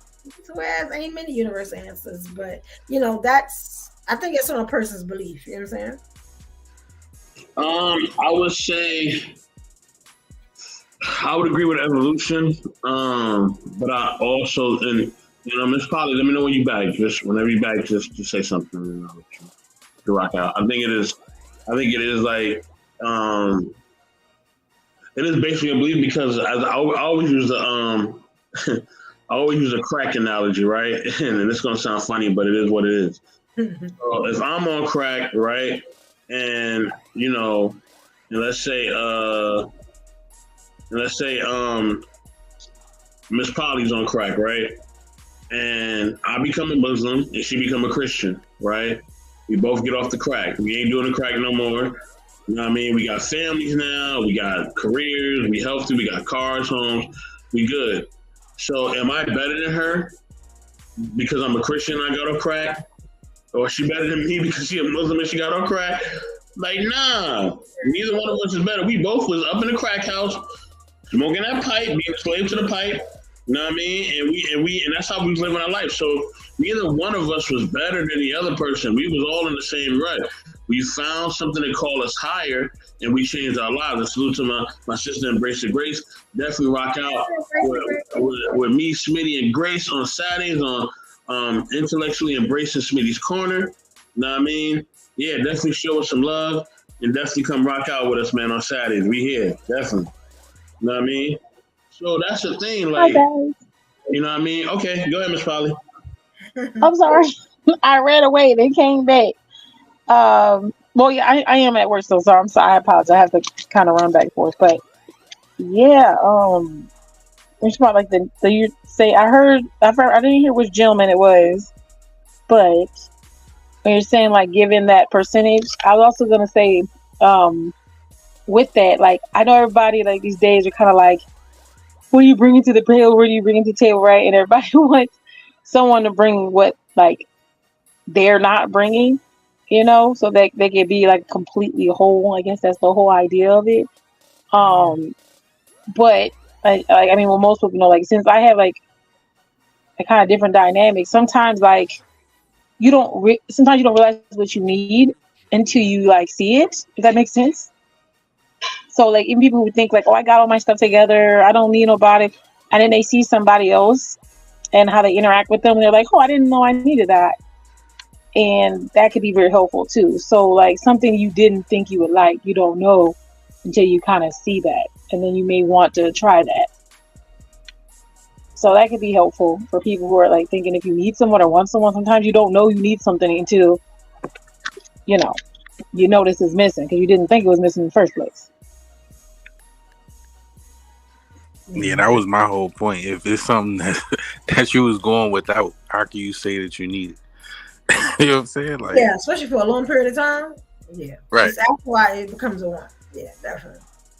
Because I've been 4 years, without physical anything. You know what I'm saying? And it's to the point now where I'm just like, all right. So if a guy comes in, he comes in. If he don't, then he don't. I'm still good. Like, and nothing slowed up, nothing stopped. You know what I'm saying? I didn't disintegrate or turn into stone. Like, you know what I'm saying? I still look the same I did 4 years ago. You know what I'm saying? It didn't stop any of my progress, which means having somebody laid up next to me all the time is a want, not a need. You know what I'm saying? I know. Exactly. Sometimes it's good to have a break, but we all know it's like what you're saying, right? You know, you want to get back to it at some point. Nah, I get it though. I mean, as far as for human interaction goes, I'm gonna say, all right, I could put that on the list. Like, maybe that's what they mean as far as for when you need a man or something like that. But, yeah, I don't know about, because like you said, you can go 4 years without something. Ain't no way you going 4 years without something that you need, that you really need. No way. Yes, you would die. Like, you know what I'm saying? I mean, not so much as a hug.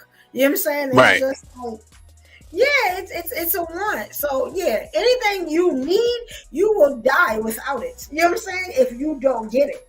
So that's why I hate when I see these shows and these apps and stuff like that, and they tell if you don't, you need they tell women, they tell men, you're not nothing if you don't have a woman. You need a man. You know what I'm saying, to validate you, and it's like, stop pushing that. The church is pushing too. Stop doing it. Because that's the biggest lie I've ever heard. You know what I'm saying? And and a lot of times I will speak on it, and when you speak on it, it breaks down people's agenda, because it's all an agenda. You know what I'm saying? That's for real. But don't you all right. Go ahead. Don't you think I get what you're saying, right? But it's about proximity, right? So, like, people have needs, right?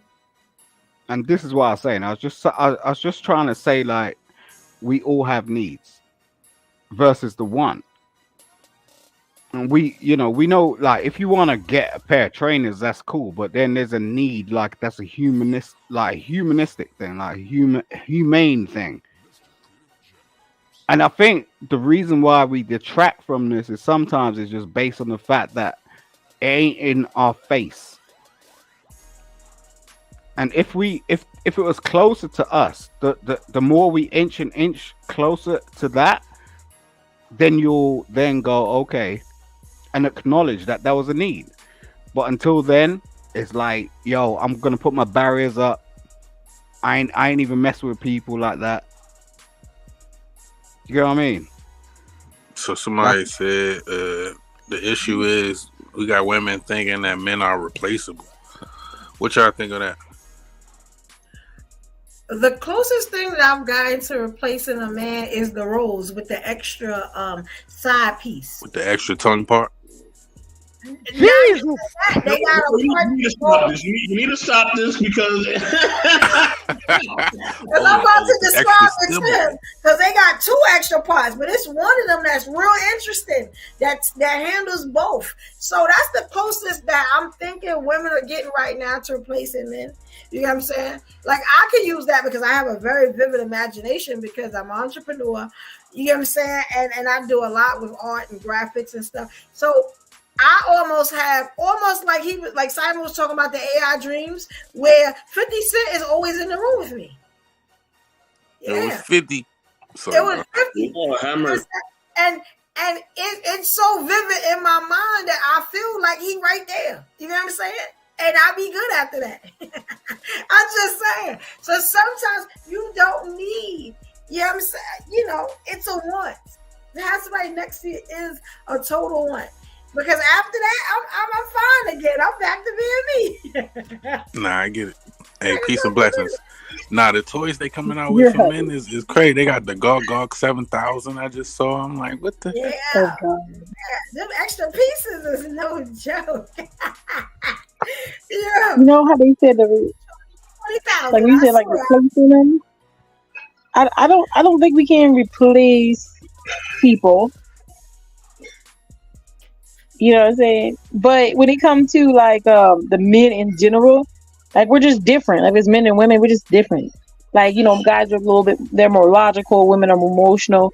We bring different contributions to the table. So when you're saying can you be basically like more logical? No, like I wouldn't listen. I date guys who are more logical than me. And sometimes I'd be running around acting wild. Then I'd be like, then they'll say something to me and I'll be looking like, damn, that made sense. And like, if there was nobody to do that, I'd just be wild. Just be wild. Nah, I get it. Wait, hold on again. Because y'all women always say that, but y'all mad logical at work though. Y'all be mad logical at work. No, Then you come back, somebody taught me some logic, sir. Somebody gave me a little bit of logic. Don't mean that I naturally am thinking a lot. But Miss Polly, right? That's not fair. Hold on, and both of y'all can speak to this. Y'all have been in positions where y'all been in control of organizations or people, right?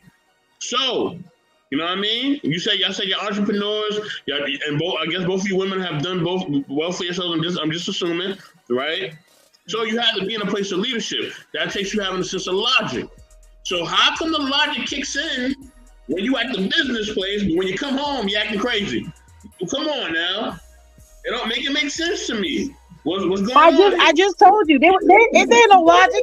I'm basically what I'm doing is copying what I see. You can do that any day. I can copy what I see. So I'm not wait. Let me say this real quick because the phone ring. I gotta run out here. But what I'm saying is this: I see men wrong. Like I've been around a lot of men. I've seen business people. Blah blah blah. Right? It's a way. I'm being taught to do that. Men aren't taught to just be that way. They just are. There's a difference. It's like, what would you rather do? Have something all natural or get the artificial? You're getting the artificial. Yeah, I can do it. Team natural. But do I have to work a little harder? I do. I have to disagree. I got an answer for this, but I ain't gonna like it. Nah, I know some. Hold on, y'all. I know some men that's not logical at all. I know some men are just straight dummies. All right, they ain't got no logic in them at all. They just straight stupid. So that's not.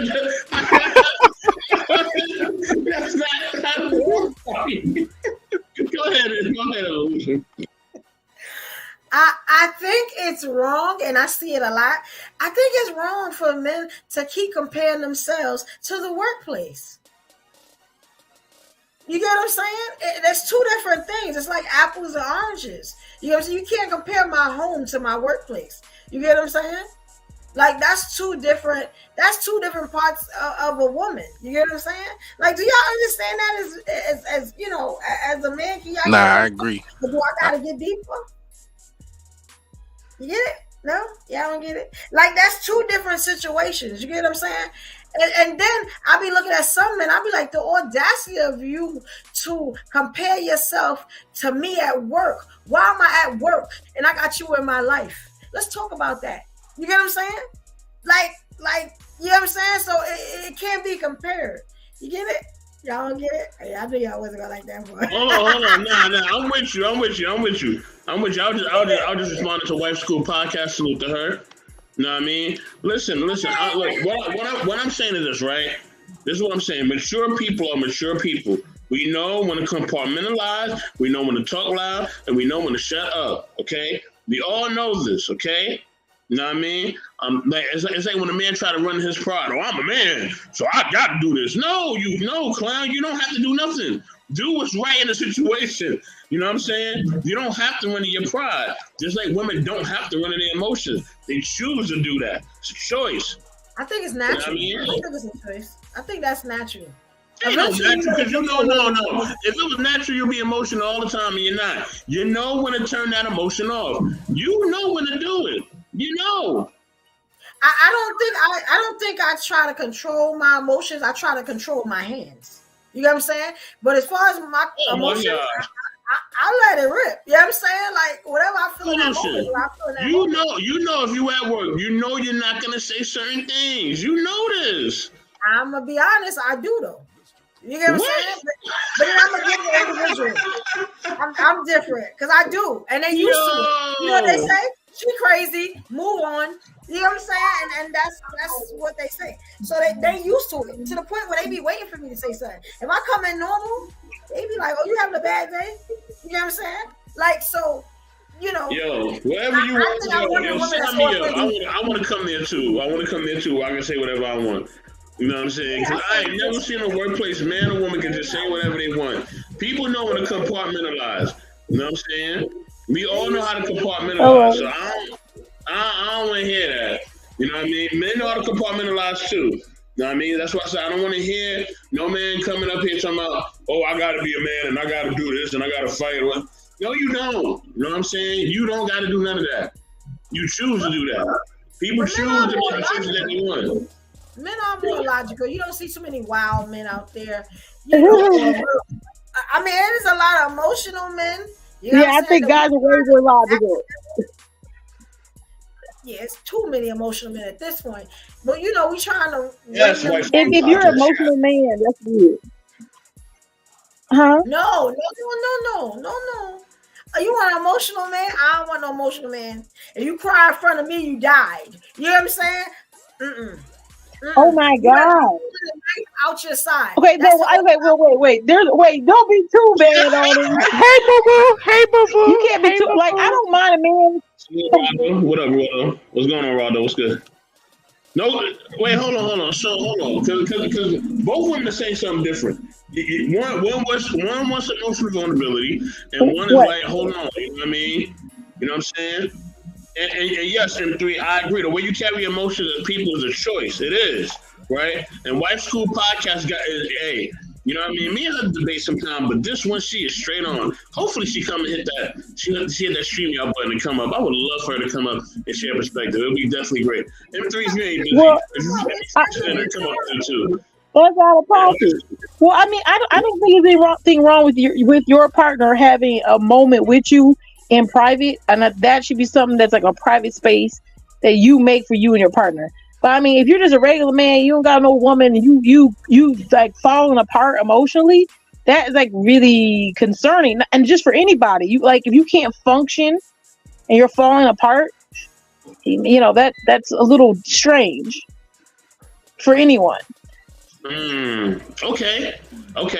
I do want to get this comment real quick. That's like a private thing, you know. That's private. Hold on 1 second, Ms. Paula. I just want to read this comment. She said, "We will drag our butt out of bed for work, please, but complain to make him a sandwich." Ooh, that's what I'm talking about. Take me out the workplace. No, I'm gonna make my man a sandwich. Take me out the workplace, and you can get all the sandwiches you need. Do not complain because the boss is making it so we can have these sandwiches that you want to eat all the damn time. Why you ain't drag yourself out of bed? What's going on with that? No, damn. I don't play with these dudes. Damn. We're not gonna do She's not playing with y'all. She's not playing. No peace in between, man. That's what Why it am is. I still working and I got you? You know what I'm saying? That's Wow. We ain't That's even rough. doing it. That's rough. You be sick in the bed, and you be like, Evolution, can I get some soup? She be like, look, go get your ass up and get your own soup. I'm not making that. You have. That's messed up. That is messed up. Because the audacity, let me you know what's so funny? Leaders, right? Because every man want to be a leader. Well, they should be a leader, provider, and stuff like that. Why? I'm kind of doing everything. I'm working. I'm taking care of you. What you doing? And half the time, the pipe that they laying ain't even worth even seeing them the next day. You know Sheesh. It's like, come on. Nah, hold on. I'm not ready to do this to my brother. No, Evolution, no. Because you know what? I'm going to say this, and I've been waiting to say this for a while. Because y'all always talking about men don't measure up. But let me just be honest with y'all. Some of y'all can't even really take it anyway. When a man, okay, let's be honest about this. Some of y'all can't even take it anyway. So y'all sitting up here acting like, oh, he ain't this and he ain't that. And some of y'all can't even take it. No, that's not good. I mean, I'm swallowing cucumbers. If she say so I ain't worried about that. But I'm just saying, you know, I'm just saying, some of us can't. I'm swallowing cucumbers. I done did the work. You know what I'm saying? But you know, my thing on that is, Lord. And that said, why don't they say, why are there women working? Because we ain't supposed to work, right? Are we supposed to work too and still take care of the house? Is that we? Yeah, you ain't supposed to work. Our people always work. I don't know where y'all get this fascination that our people was home. We never was home. Black men and women were never home. Through any era, nobody was home. Why y'all keep gotta go? Y'all got this in your mind, this fascination that y'all was home. My grandmothers worked. My mother worked. My aunties worked. They wasn't home, and their husbands worked too. Nobody was home. I don't know, and it wasn't that the men didn't make good money, because a lot of men in my family did. But everybody worked. Our people always worked. Salute to Lady Novea. You know what I mean? Everybody always works. And salute to my man Marcus. Marcus, what up? You know what I mean? Eso, go ahead. You about to say something, Eso, and then I'm gonna get to M3 because I'm glad he pulled up. Go ahead, Eso. Nah, M3 just joined, and I was going to let him speak first, you know what I'm saying? Salute to M3. M3, what's good, baby? What's good, everyone? How's everybody doing? All right. All good, yo. Chilling. Okay, man. So let's go ahead and get to this, right? Look, man, all you women on the panel is a bunch of cap, all right? Stop trying to make it seem like y'all worth more than what y'all saying on the panels. I'm not. Now, hold on. Let me correct myself, because I'm not trying to diminish what you guys are, right? But the thing is, you guys be saying about, like, you know, dudes that can't really measure up. How you know if the dude is thinking the same way about you guys? You gotta think about this. And I'm saying things in general, okay? Some dudes may feel like they don't need to measure up to certain women because they don't feel like they're a part of, like, their program or their caliber, or maybe they judge certain women based off, like, maybe the way how they carry themselves, you know, the way how, you know, I'll probably put it like this. If a woman is in her masculine and you're not really showing much affection to the man, what makes you think the man's going to actually put his best foot forward into, like, you know, gratifying, let's say, sexual pleasures, certain demands that you guys probably might want from him? You know what I mean? Like, men play the game too as well. They just, like, they ain't gonna tell you how they feeling or what's going on. You know what I mean? They just gonna put you guys in a certain type of category, whether they take you guys seriously or not. Again, I'm saying things like in general. You know what I mean? Yeah. But a lot of times. Go ahead, Iso. No, go ahead, Iso, because I think he was gonna say something. I was gonna say the same issue is what they're having is because you'll say one thing versus how you're doing something else. Like, you'll be like, oh nah, I don't even like women who, you know, this and that. Like, you don't even measure up. But this is after the fact versus up front saying, all right, you know what, I only deal with this type woman, and you're not, you know, that, so I'm gonna just let you go. You know what I mean? Like, if you chose, because somebody said in the chat, if you chose them, like, then you making these complaints, like, as if to say that you have to stay there, or you have that you stuck. Nah, you can. Like, that's the whole needs versus want. Yeah, you want that to be the one forever. You want that to be the one you stay with or you marry or whatever. But in all actuality, do you need that person, that individual, them? No. I mean, even if you say you need a man or need a woman, you know what I'm saying, it doesn't have to necessarily be that person. You know what I'm saying? You could get a different one. Yeah, of course. But everybody spend most of the time complaining about, like, the dudes that, you know, they really want but will never be ready for that person. See, it's almost like a wish list.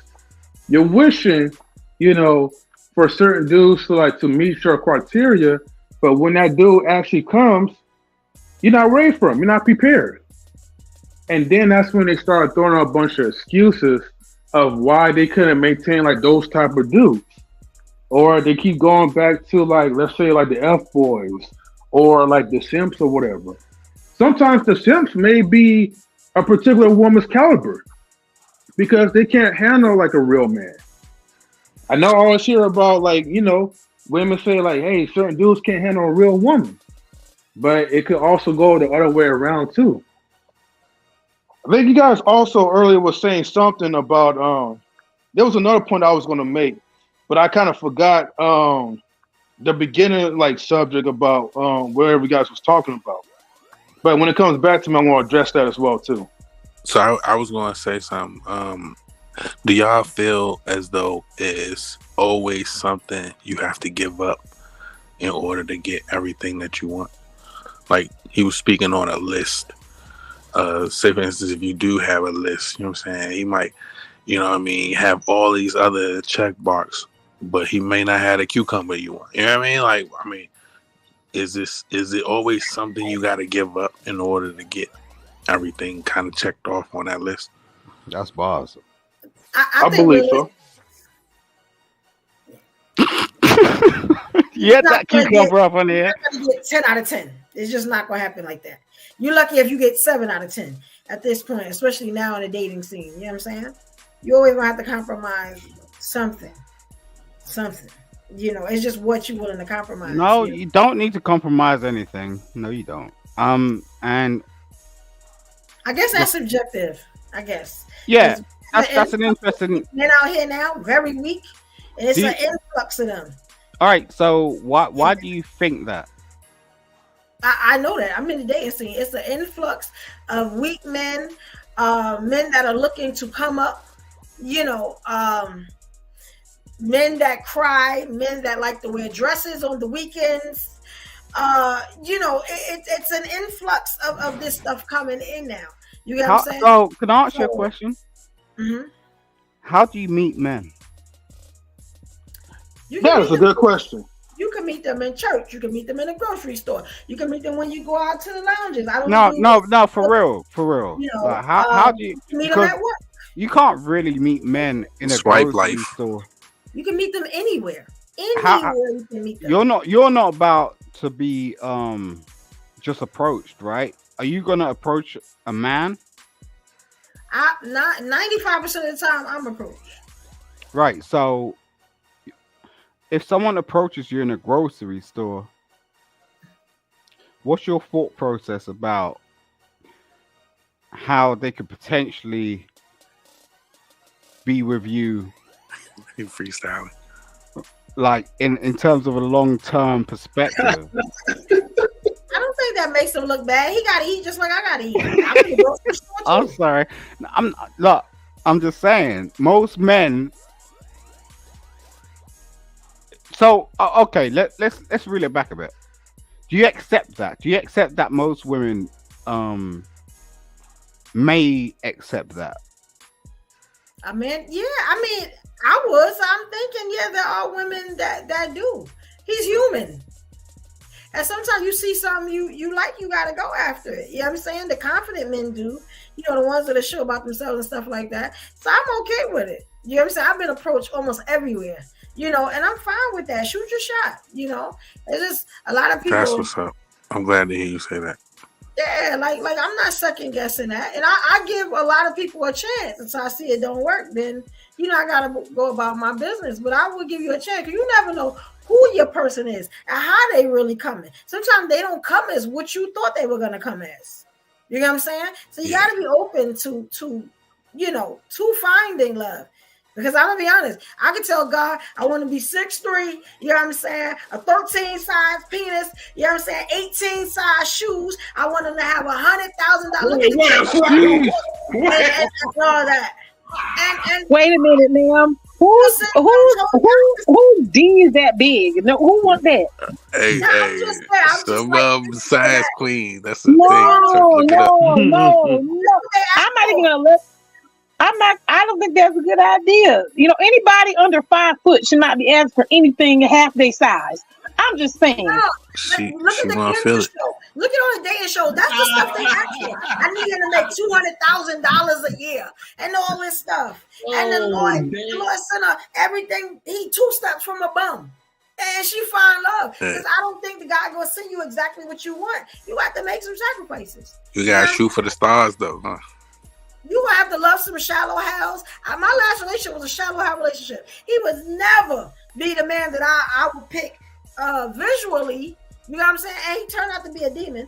But if he was a good guy, then I would have understood. You know what I'm saying? Sometimes they don't be what you want them to be, so you gotta be open to everything. No, you guys are just choosing the wrong men, and you're not taking accountability for it. Yeah, you know these dudes are not good. You take a chance, though. You don't know he's the wrong man. No. There's obvious signs, man. Right there. I'm glad she said that. You don't know he's the wrong man until you actually give him a chance. You don't know that. You get what I'm saying? Right. So you have to give people chances out here. Like Beyonce. No one might not be Beyonce. Hold on for a second, right? Okay, I agree. Okay, look, halfway, I kind of agree with you as far as you gotta give certain people a chance. What, Miss Polly? Okay, like I was saying, your phone broke up. We couldn't hear you. I'm listening to M3, and then I guess I just want to make sure you can hear me. Can you hear me? Yeah, we can hear you. Yeah. Okay, like I was trying to say, right? Okay. Okay. I was saying, like, this is this. Go ahead, Miss Polly. I'm on mute. Yeah, she got a delay, y'all. Be patient with her. She got a delay. It's all good. No, I think I'm on a lag, so I apologize. I think I'm on a lag. Yeah, we hear your lag. Yeah, you got the floor though whenever you want to say. Well, I was just trying to say that's when they say like guys are different than. Wow, when you say like girls can't see the drama, girls hope for the best and see what potential could be there. Men don't do that. Men see what it is and then go off of that. That is the difference. So this is where that thing is like. Can you replace a man or a woman? Not necessarily, because they naturally don't see what you see. Nah, I think we both acted off potential. I mean, yeah, we may have a type, you know what I'm saying? But, potentially this one may be different, even though she is physically your type. You know what I'm saying? Like, as far as for mentally or spiritually or what have you, the things you don't see. Those things you kind of are acting off potential too, like how women are. That's facts. And the thing is like what both of you are saying on that one, yeah. The only reason why women get with men is because they can foresee what they can't. What you mean, that woman's intuition? No, women don't have intuition. This is like a problematic thing that's been brought up in terms of marketing. Women do not have intuition. I bet they go off their natural partner, whether that be a man or a child, and they react upon that. They don't have natural intuition. That's a bullshit phrase. I don't agree. I don't agree with that. Do you have children? No. Yeah, so you're not gonna understand it until you do. And I understand it. Salute to the dude that gets with you, but I'm just saying, like, it's this is why we have issues in our community, because we get given these phrases and that's been brought up from the white man, and you don't even understand it yourself, because like it's been derived from Latin and shit. The fact of the matter is like, what's intuition to you? Answer me that. How can I explain it? Exactly. The fact relationship I get into, I kind of know when I start. You know what I'm saying? That ain't him. You know what I'm saying? And I still. Evolution. Hold on. Why are you saying like that ain't him? Hold on, wait. Because my thing is this, right? At the end of the day, right? at the end of the day, right? Hold on. Okay, I'm not knocking your intuition, right? But do you think you're just more of a good detective than more than just have a good intuition? I really think it'd be Jesus. Like, hey, you can waste your time on that one. You know what I'm saying? But you holding up Mr. Right. I'm just saying, hey, go on. You know what I'm saying? I think that's that intuition that just be like, you know this is not him. And you still gonna give him a chance. And I do. You know what I'm saying? And then later on, when I'm leaving him, you know what I'm saying? And he distraught and upset. It's like, but I knew you wasn't look, so again, this is y'all knowing who y'all choosing, and then it falls on you guys, and then it's like, then you want to blame certain aspects for like why you guys like, you know, keep getting these messed up type of relationships. And why you guys are really saying that there's no good man that's out there, or let's say in this particular city or that particular city, you know, there's a lot of feminine men. You guys are overlooking. It's not a feminine men? Y'all don't say again? No. There is. Hold on. Everybody, hold on. And that's the issue is what they're saying. If they say, for instance, if all of these women are saying that they having these same issues all throughout, then that means no matter which man they pick, you know what I'm saying? They're going to have those issues. That's what I said to you earlier, bro. You can't. So it's like women saying, yeah, there's no good men. Meaning, okay, it's always something. Yes. And then I gotta say, because with my batting average, it's always something with women too. Like, you know what I'm saying? I believe that. I still want to get. If you want to make it work, you gotta kind of, like I said, it's something you gotta give up. It's always something like you gotta be like, all right, you know what? You may not be this and bad that. Choices, bad decision making. You think that's what it is? It's bad until you get into it. Like that's what I'm saying. You don't know it's really bad until you don't know the stove is hot until you actually get burned. You get what I'm saying? So it's like that. What does getting burnt look like? Shit, if she take half your shit, like divorce, that's one thing. Yeah. Spiteful, bitter, angry. You get what I'm saying? Yeah. That's somebody getting burned. You get what I'm saying? And now does that happen like on average to like people before they get into midlife crises? So like when you're like 35, 45? No, it starts with teenage fever. It starts when you were a kid. Like you get that first heartache. You know what I'm saying?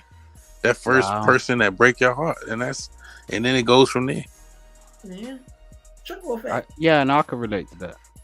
Mm-hmm.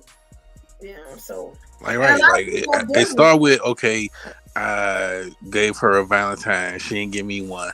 You know what I'm saying? Like, you know what I mean? Like from there. Well, I had a whole chick right on Valentine's Day, and we was rocking for like a year.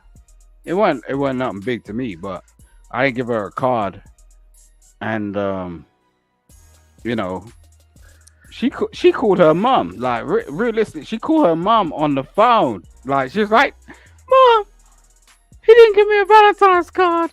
She started crying and shit, and I didn't really know how to fucking do with that. I was just like, Jesus Christ, this woman's in my house. I was like, I don't even know what she's gonna do next. Like, I really don't. Like, I don't know what she's gonna do next. She's gonna call her like she wanted. That's funny that you say that about the Valentine's Day, because that's where I learned needs versus wants early on. Like, is that something that you need? Like, you in school to learn. That's what my mother would say. You in school to learn. Don't worry about who gave you what, who about them little girls. The girl's gonna be there. You know what I mean? That's what she would say. Yeah, Issa, hold on for just 1 second. Sorry to interrupt. There's a person named Sammy. I got him. Oh, keep going. Oh yeah, Sammy Love. Oh yeah. I was telling her to join.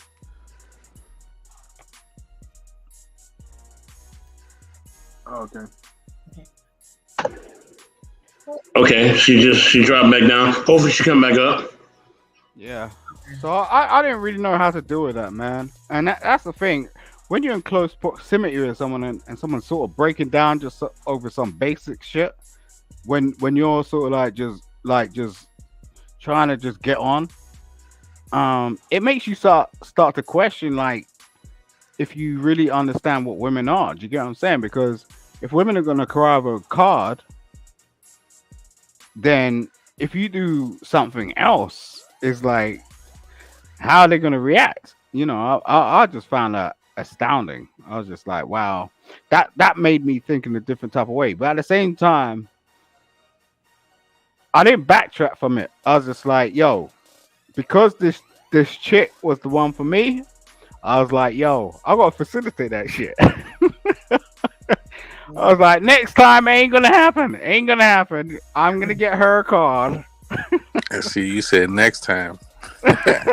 You get what I mean? You know you don't fuck up, right? Now, it's like, yo, when you say giving next grace. time, I've been giving grace. you know what that means? You planning on doing this again? You planning on having to do this all over again? Next time the card's there, I gave her the big card. It was taller than her. I was just like, yo, fuck this shit. I ain't even fitting to argue, man. I don't want to argue with nobody. Ain't no need. That's what I'm saying. Ain't no need. Once you realize, okay, what's the saying? It's plenty fish in the sea, or whatever the saying you need, whatever helps you get through it. But at some point, this all has to come to an end. Right. You know what I mean? Like, at some point, everything stops. And, you know, you got to realize when you come, it's like, yo, I divorced this chick. And I'm on the internet all the time chatting some bullshit. I appreciate you having me up. I'm just saying, right? But the fact of the matter is like, I still love this girl. And she's going to be in my house at Christmas. I can't complain. No, if you going how long was you married before you got divorced? Say that again, sorry. How long were you married? We was married for 10 years, but I knew her for like 4 years before. So, you know, we've known each other for like 16 years.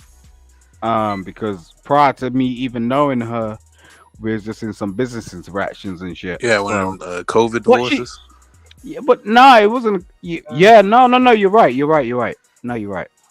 She freaked out because she was a teacher, and at that time, teachers got zoned out, and we all had to deal with our children in the house and stuff. So yeah, that's when you realize you can't stand someone. You stuck with them. Yeah, no, that's exactly. I was like that. I was like, yo. Is this what we've been through? You don't like me, but all this time, like, yeah, you know. So it really brought it out, which was good. It was like cooking it. It was like cooking it. Not even just divorce. I was just like, yo. No for real. That is true. And she started talking nasty to me, like, yo, these niggas gonna be up here trying to get with me and all this shit. And I was just like, yo, all right. You was okay with that? You said all right. I knew that wasn't gonna happen. It was just like, why you say it wasn't gonna happen? Because like, ladies be talking like that. Like, if look, I provided for her for a decade. You mean financially? Everything. It was everything. So, you know, listen, if you get with a lady, even yourself, it's not really sort of like, yo, I've got this ego and this, that, the other. It's just, you know, understanding you're in a marriage and there's a commitment. So it's just like, that's where she went crazy because I divorced her. So it's just like, but after all of it, but that sounds kind of egotistical though. You said I divorced her. Yeah, but just no. I'm not saying not like it we got a divorce. We're like we separated or we had an amicable, you know, so disagreement, all right, whatever. All right, I'll ask you this question now. Why does it sound egotistical? Because does that make you feel like, you know, that's better? No, I'm trying to prove no, because a lot of people on these streets turn around and go, if I get in a marriage, it's gonna be a disappointment if I choose to walk out of that situation. And it wasn't a disappointment. That's what I'm trying to say. I'm not trying to say no, I'm saying though, think of it like this. Instead of okay, we made it work, or we tried to make it work, but we decided, like we had, what is it called? Irreconcilable. I think he should just say it just the way how he said it. No, but that's what I'm saying. When you say I divorced her, meaning like it's not a we thing. I couldn't take it no more. That's not a we all thing. Ego. Ego is saying I. That's all I get where you're coming from. Yeah, I understand where you're trying to say, Simon. Basically, you're saying that you were the one who initiated the divorce after things was pretty much was going sour between your relationship, between you and your ex-wife. But what Esau's trying to say is, it's the way how you're saying it, right, to the public that it was I, who divorced her and nothing else. You know what I mean? Yeah, I get what you're saying from both sides. That's why I'm just I didn't want to divorce her, but the fact of what our circumstances were, I had to. But that didn't mean it was just like a circumstantial thing. And this is the thing, like most people don't really understand a lot of the time. It's not really just about you, Oh shit. Okay. Oh, salute. Ow. Evo. Everyone. Good evening. What's up? Hey, sister. What's going on, White School Podcast? Good to see you. What you guys doing? I'm gonna shut my mouth when some people come up. You said who wife? Somebody wife? Keep going, Simon. Hey. You know what? No matter what. Okay, all right. You want me to keep going on? Somebody had to break it off. No matter how like we want to keep it together and make something out of something that's just dissipated. Somebody had to break it off. So I appreciate how Simon said it. He's kind of taking accountability of it and saying I divorced my wife instead of blaming her. You know what I'm saying? Like she should have did, like, you know what I'm saying? He's not saying a lot of that. So I can probably appreciate him more saying how he broke away from it instead of, that's exactly what he said. He said, I divorced her. No, but what you don't understand, she. Yo, what you don't understand about what I'm saying is, it's like I'm still with her. And this is the thing. We seem to sort of have this sort of whole distraction about, if you get divorced, that's the ultimatum to everything. It's like, this person's gonna take 50 of my shit and it becomes an itemized thing, and then you start trying to work out how you're gonna build your whole new life when there's no new life. Because if you spend 20 years with somebody, then obviously you're at an age where it's like you try to figure out your career prospects and go, okay, maybe it's not the same career prospects I had like 20 years ago. And that can get you in your feelings. If you're qualified, that don't mean shit to you. So, as I said, like that's the only narrative I have within these speak says, where it's like, my ex-wife is with me. She's going to be with me at Christmas. That don't mean we need to be together. She actually rented somewhere else to be with us. Because, at Christmas, there's no cars. There's no buses. Ain't shit. Women will go out of their way to do some stuff to ensure that you're okay as much as you're not doing or in a position that you can't actually comprehend. Women will do that shit. And this is why we need to understand where women come from. But most men are, degenerate. Like they talk about women in a weird way. Like, I ain't even touched a woman. You get what I'm saying? If you ever felt a woman's touch, especially a black woman's touch, consider yourself lucky, huh? Nah, it's not about lucky, nigga. Email me, I'll hook you up. Listen, right? The black woman's touch. All we need is Miss Polly to touch. And we got the women up here. I'm not joking. Like, I've rocked with all races. I've been around the world. I've spoken to a lot of people, and I'm telling you, like, at the end of the day, there is no comparison. There is no comparison, and that's the reason why we get into these conversations so deep. Because so you rather have her even if she's not around than to go find somebody else, is what you're saying, right? I don't need to find nobody else because I know she's But the one. You say you divorced, but you're not divorced. So how does that work? No, I'm divorced. That I'm not saying I'm not. I can't. But y'all still together. No. Well, okay. So yeah. Oh, yeah, that's good. That's what you're saying, right? The fact of the matter is walking backwards. We are divorced. But y'all still together. It's like a waste of time. Because y'all divorced. Like, why did you divorce in the first place? It's like walking backwards. Like, what's the purpose? Because, all right, so we want to address one thing at a time, right? I'm not saying because you say you was being with her on Christmas, or you saying you're not really with her right now. Y'all going what I'm saying is men don't realize what women understand. There's a difference. No. I'm saying stick to not men, but just yourself. As far as for if you don't understand all right. something, so I'll tell you gain that understanding. Like from, say for instance, your wife, right? Or ex-wife. So how would you gain that understanding? Hold on. I just stepped away. Wait. Hold on. I just stepped away. I don't know, Simon. I don't know what's going on with you right now. I had to use the restroom. I just came back. So I don't know what's going on with you right now, but I don't know what you said. He wants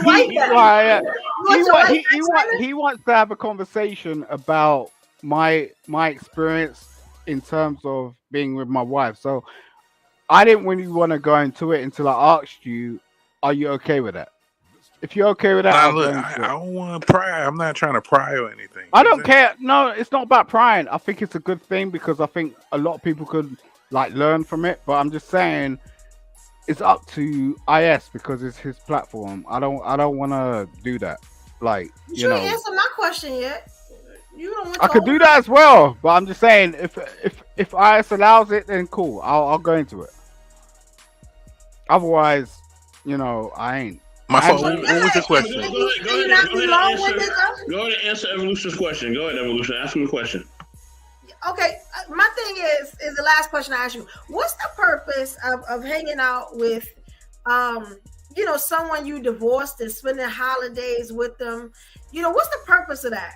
Is that like walking backwards? Yeah, is there a purpose for doing that? Are you holding them up for the person that they should be with because y'all not together? Are you waiting for them to come back? Is that a plea for them to come back? Because if they can't be with anybody else on the holiday, maybe a prospective prospect or someone that they could go into their next marriage with because they are with you. Is that like a waste of both of you guys' times? Yo, the thing is when we have these conversations about women in particular, we try to make it very superficial.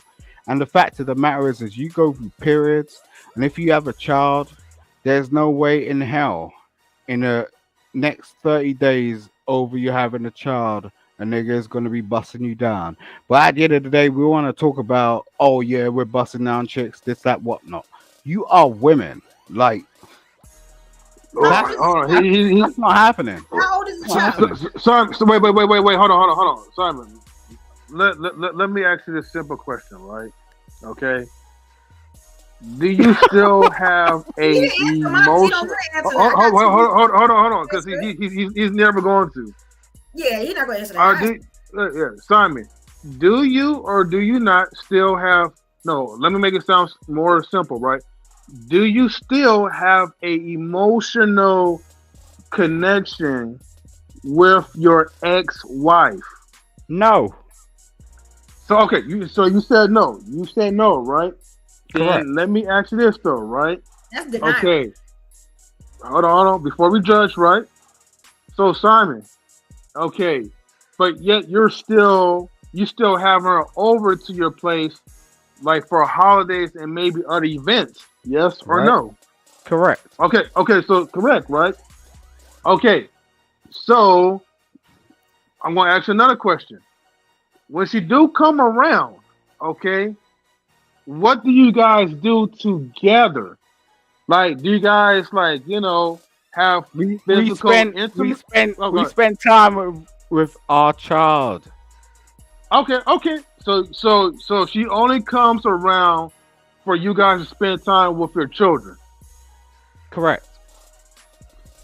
How old are the And- children? I just want to know because I'm really interested. How old are the children? 5. Oh, you got babies. 1. Oh, so you ain't never get over that woman. Go back. Go ahead and get married. Yeah, he's trying to get her back.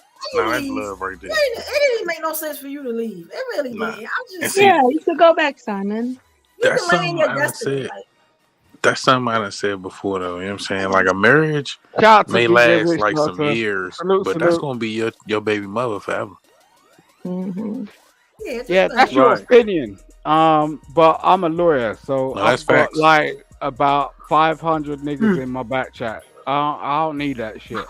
Like at the end of the day, like you can guess what you guess what the fuck you want, bro. Fuck that I'm shit. just listening to what you're saying because if she's Yes. because she's holding up you from finding somebody, you're holding up her from finding somebody, and Wait, y'all just had wait, a one what? year old. You wait. You said she's holding what? Y'all are holding each other up from No. It's not y'all.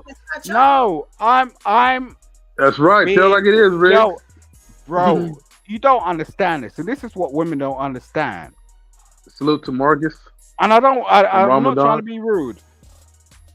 I will That's facilitate what I'm you. doing. I will facilitate you. That don't mean you own me or this, that, the other, or you're doing anything to me. No, not at all. Like, she could potentially be one of my 9 wives if I chose to go to Saudi Arabia and live over there. That's what's going down. You get what I'm saying? But you still got a spot for her somewhere in your life, though, right? You ain't gonna let her. Yeah, go. because she's beautiful. Okay, so you shouldn't have got Well, divorced. check the back check. Check the back check, M3. Is what I'm saying. You said check the what? The back check?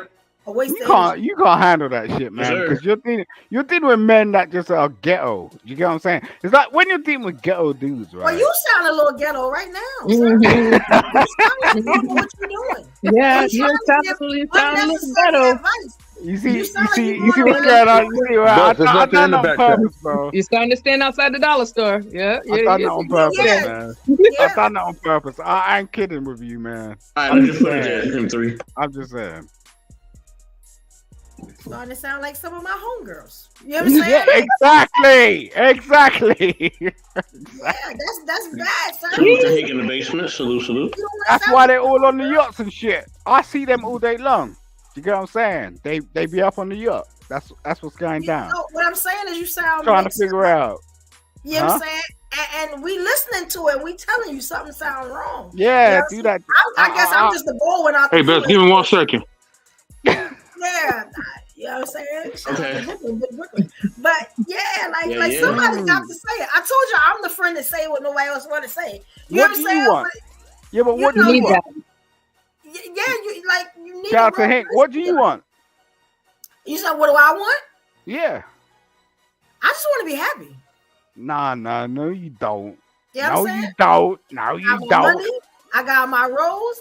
I got all my hustles. Oh my I got- God. I'm chilling. I got You a said cute- earlier, right? You're content with understand? not having a He's man. really That's what you said, right? Huh? You said you're content with not having a man. That's what you said, right? I'm happy. Yeah. No, that's what no, you wanna that's not. say. No, wait. No, It ain't but got to do with a man. I'm happy. You know what I'm saying? yeah, but are you And content a lot with of not people having a ain't man? happy with the people that they with. Are- So the fact are that I'm you- happy, Oh, only look, God come can only on, add to that. come on. Sam, What? I was going to Samson. It's ice Simon, cream, man. Simon, come on. You know, there's a period before you got with your wife that you were in a single season. That's just a part No, of life. I've never been in a single that, season. In I'm that special. season, you have should to try be content with yourself and knowing what you like, knowing who you are, so that when you do get introduced out back there again, or when somebody approaches you, you would All have right. a more clear, Yeah. No. clear I get what you're saying. I mindset get. about going into a relationship. You Yeah. know what I'm saying? No. You're Instead right. of You're going right. for You're right. desperation, which you don't want to do, you instead of going out of loneliness, choosing somebody out of loneliness, which you don't want to do because that always ends up Right. wrong. So Yeah. from a You're right. woman's standpoint, that makes more logical sense. Even though women do say that, maybe they shouldn't say it like that. Like, I choose to be single. No, well, you're just in a season of singleness. No, you're right. You're right. You're right. Until You're you right. transition to something else. And so I think You're that right. we have to change some of the language that we do say, because I'd rather be with a person that is more whole within themselves than a half a person or a piece of person. And then I get with them and I realize that they can't even supply stuff that I need from them. Yeah. I love your hairstyle as well, man. I think like this lady speaks sense, man. Like go to her platform. Hold on, I'm sorry, I'm just dramatic. Everybody pause for 1 second. I don't mind weed, man, as long as they get it right. Pause for 1 second. Simon, pause for 1 second, Simon. Pause. Now, okay. I'm gonna share two things, and I'm gonna throw it right back to Wife School Podcast because I definitely want to. And okay, so I'm gonna bring up Esau on his regular platform. I'm gonna bring down this one. All right. So with that being said, right, which I don't know about Evolution, that she's very, very nice. I don't know that though, okay? Because she's entertaining you right now. But if you ever get a chance to really speak to her directly, or you ever have a business call with her, which I would advise anybody, if you want your brand to grow, if you want to do well, and if you want somebody that's going to help you and support you and be in your corner, there's definitely a woman you should have in your corner. She will definitely support you and help you. And she will also, want the help and support back as well. You know what I mean? So, versa, she definitely going to show you love. So I will say that about my sister. So y'all not going to see that side of her that she's in a relationship. She's not showing y'all that. Okay? And she don't have to. You know what I mean? You're not going to. Okay? So she's not gonna give you the full spectrum. Okay? That is a gift. Okay? That's not something that you're supposed to give online. And that's what you do. Y'all gotta have discernment on here, man. Y'all don't know how to have discernment and how to entertain and then leave this where it's at. And then go take a nap, which I'm about to do. As soon as we log off of this, I'm about to get something to eat. I'm going to sleep. I don't know. You know what I'm saying? They look sexy as hell, man. Jesus Christ. What's going down? This is the trouble with most of these cats. But anyway, sorry. Relax. You can always watch the replay, baby. You can always watch the replay. Now, listen, he said, right? You got to know how to compartmentalize. You know what I'm saying? And I think that's what we have to do. But let me ask Wife School Podcast a question. So, we at this point, you know what I mean? Because the narrative of the conversation was, should we need the person that we with, right? That's really the narrative, right? You were saying a lot of interesting things in the comments. So I want you to share your perspective on this, you know what I'm saying? And then we'll definitely move forward and I'll let everybody share after that. Should we need the person that we are with? I don't think we necessarily should need them, but we should be able to depend on them at some level. You know what I'm saying? If you're in a relationship, if we are coming together as one, there has to be some type of connection and some reliability and dependability that we interchange with somebody. You know what I'm saying? Because otherwise, why be in a relationship in the first place, you know? So there are some things that I need in a man that I cannot do as a woman.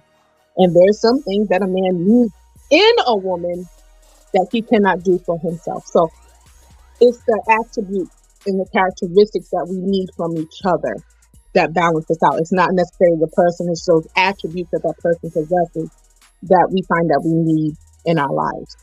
That's how we choose people, I believe. Okay, now Wife School Podcast, I don't know this per se, but I'm assuming that you're married. Based on the fact that you said Wife School Podcast, right? No. So I'm gonna send that to you in a minute. I'm gonna put it in the private chat and I'm gonna put it in the public chat. I'm gonna share Evolution's channel. Matter of fact, mods, if any of my mods in it, because some of y'all are in here, find Evolution's channel. Please put it in the public chat. Okay, Evolution Era. Okay, is it still UXP family? Yes, UXP Evolution Era. Yes. UXP Evolution Era. Okay, mods, find that channel and put it in my public chat, please. Okay. So okay. what motivated you to even come up with the title "Wife School Podcast"? Because I really thought that you was a wife for real. Like I was a wife, and a lot of there was things that I thought I knew that I didn't know. You divorced him? Yeah, myself. I didn't know anything about myself. I'm just out here, choosing people out of superficiality, not really knowing. You know what I'm saying? So I had to be in a situation which was a product of my choices, and it wasn't necessarily nice, but that was my choice I made.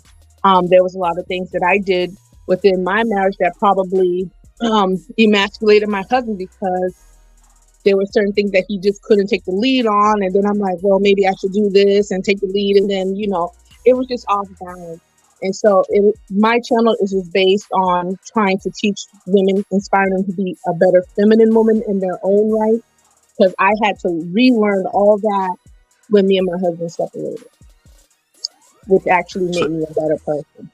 Can I ask you a question? Yes, love. Would you become a wife again? Yes, I would. And just because I say yes, I would, don't say, oh, then why aren't you? That's you still have to find the right person. Now, there are good men out there. I've interacted with a lot of good men, but like Eva was saying before, you give them chances, you date in the process, and then you find out like, well, there's just this aspect that's probably not going to work. I didn't make it to the point where, like some women they get engaged and then they break off the engagement. No, like I was still in the vetting and dating process where I felt like this probably wasn't going to work. Yeah. Even though like they were a good person, like I'm a Christian, the guy was a Muslim.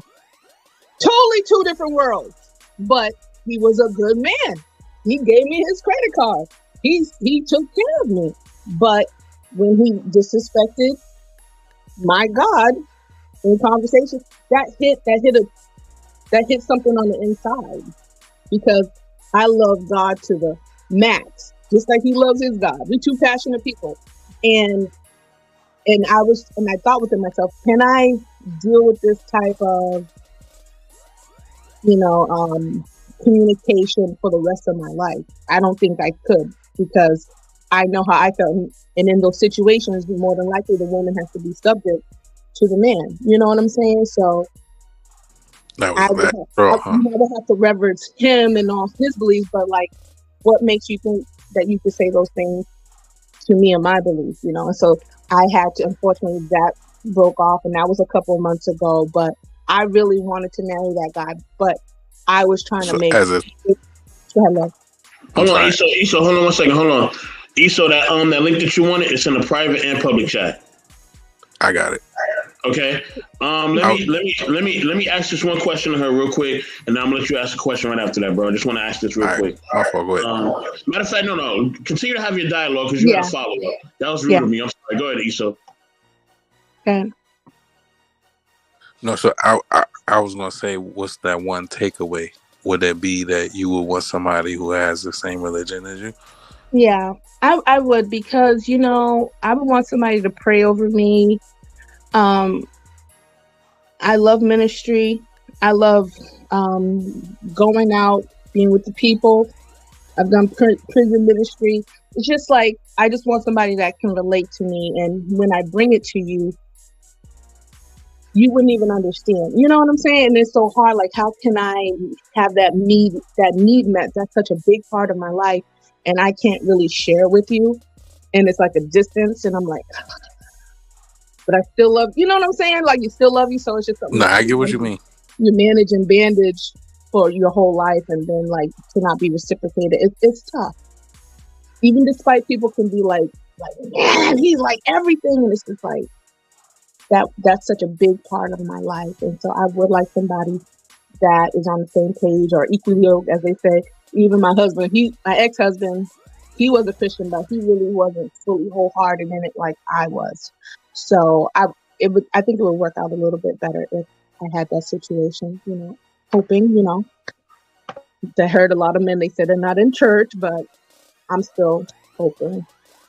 Yeah, that's what's up. I like how you said that. I'm still hopeful.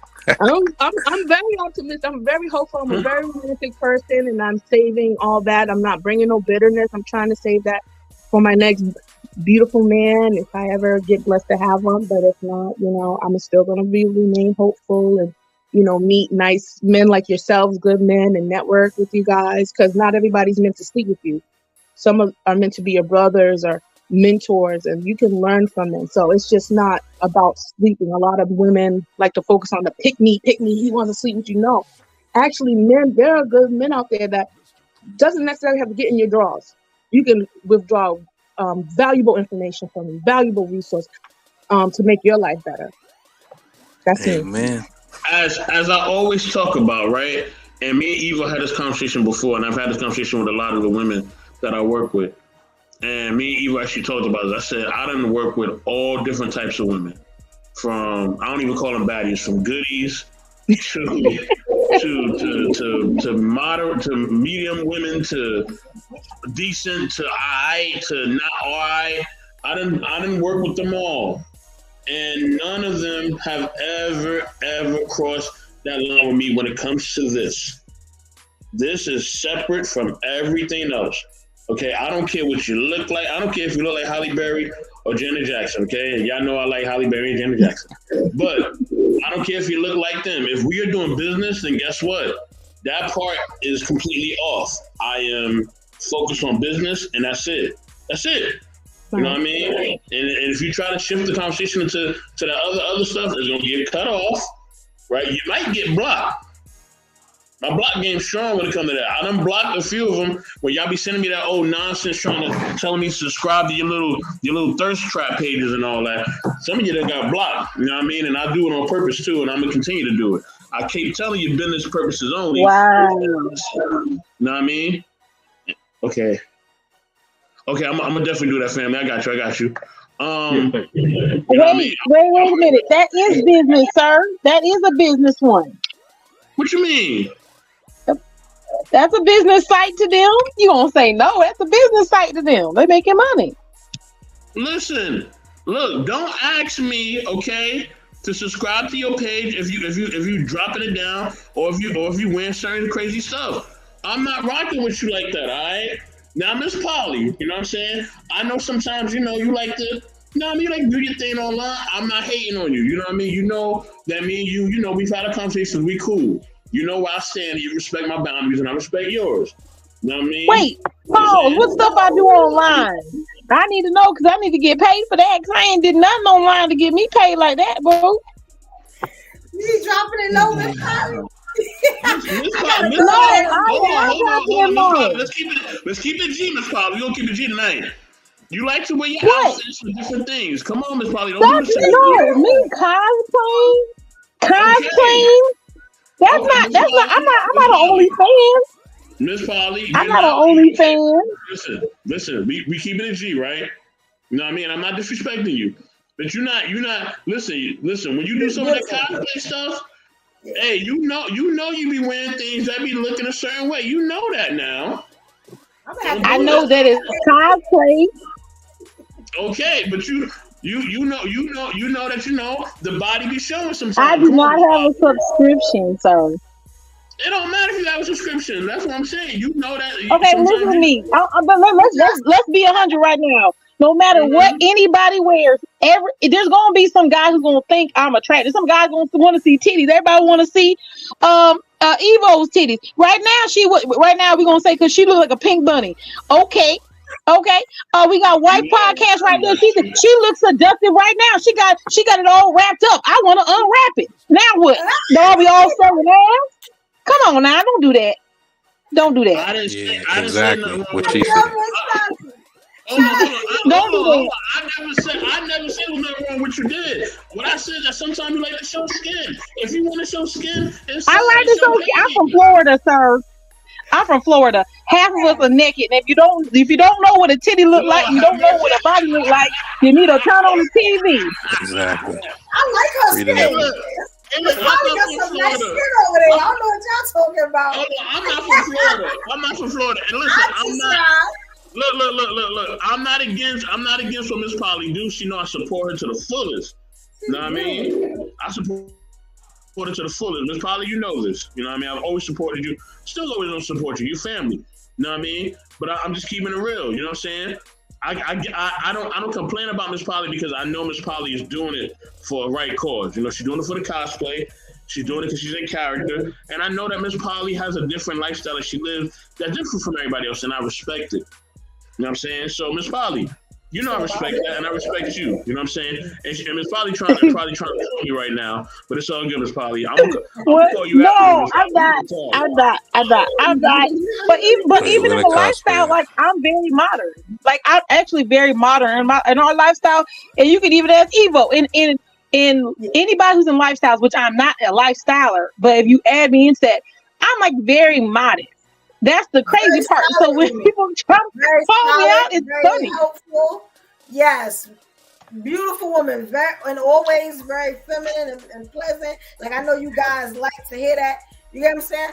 Yeah. She is very pleasant. She's a very. Let me tell you, our conversations have always been incredible, and I definitely respect her. Yes, I definitely respect her. You know what I'm saying? And that's the thing. Miss Polly has always been respectful to me, and always been respectful to her, and still, it'll always be that way. You know what I'm saying? But I know she do the cosplay thing. You know what I mean? And when she do the cosplay thing, I'm like, okay, I see Miss Polly. I see her rocking some of the stuff. You know what I mean? I see you rocking your gear. You know what I'm saying? You know what I mean? Gear. You know, I pulled his trade, but at the end of the day, I'm not trying to say. At the end of the day, y'all ain't crying over a little bit of cleavage and a little bit of neck. Okay, y'all like this. Y'all see it. Even as a woman, I can appreciate a good chest. I can appreciate a good behind, a nice hairdo. I appreciate the same things. It's very nice. But I'm saying, like, I can understand this woman, but if you go to a woman and say, hey, don't put nothing in my email but business, that's her business, is to sell ass and play with roses on TV. So if you want to look at that, she gonna offer it. Lord have mercy. She really pulling my chain tonight. Oh my God. Why are you showing me tonight, Lord? Listen, like I'm saying, look, when it comes to that, you know what I mean? You know, if you want to show a little something, do that. But just understand, I'm not gonna comment on it, okay? You know what I mean? I gotta keep a certain, you know what I mean, decorum. You know what I mean? I can't. Nah. I'm not even gonna do. If I scroll and I see it's one of y'all. Like if I see if it's you, Evo, if I see Miss Polly, I'm gonna keep scrolling. I'm like, oh no, I'm gonna keep going. Why did you add her white podcast? She could be wearing her sweaters and look sexy, and then she might be advertising that. They might want to see a little sexy sweater. What about that? Thank you. Let them know. A little bow. You know what's up. Cosplay live stream coming soon. You know, you gotta bring some light to the chat. I see some dog signs with that. Well, I got a question. So I got a question because, and I know me and Evo talked about this. I know me and Miss Polly talked about this. So I got a question. So one of the shows that we did, I said that if I'm serious about a woman, I am waiting. You know what I mean? Until, you know, I'm married to her before I do anything, if I'm serious, right? So, you know what I mean? You know, is that necessarily a wrong thing? You know what I mean? You know, and because I think that's the right thing to do. I think if a man is serious about a woman, he should wait, right? And some people told me a year is too long. You know what I mean? Some people said 6 months is too long or whatever. You know what I mean? He said, treat her like, wow.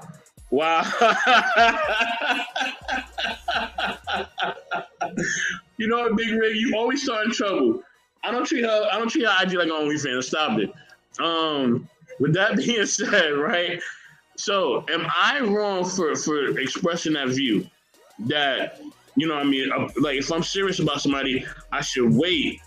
You know what I mean? If I was ever single again, that I would wait at almost 40 years old, right? I would wait again. What you waiting for? I'm waiting because I want to. In my eyes, I want to keep the marriage bed pure. But that's me. That's me, right? That's my belief, right? I believe in God.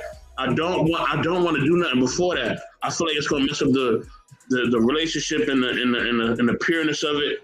And maybe it's a mind thing, right? I always am open to being wrong. I always say that, right? So, you know what I mean? What do y'all think about that? Because I've shared this before. Some people told me that I'm crazy. People told me that I'm making sense. So what do y'all think? It depends. Are you looking for a virgin? You know what, M3, I can't do this with you tonight, all right? I'm saying, we going ladies first, or what you want to do? Good morning, Stan, put on the shirt, please. Hey, this is from Miss Polly. She said she likes Lord. I can go first. I can start it off since I gotta be quiet. Oh my gosh, really? Okay. Lord Happy praise birthday. you. Look at him. We are not on OnlyFans, sir. I do not got money to pay you. Put it on. Listen. Put it on and take some of it off. I got other tattoos here too. Have mercy.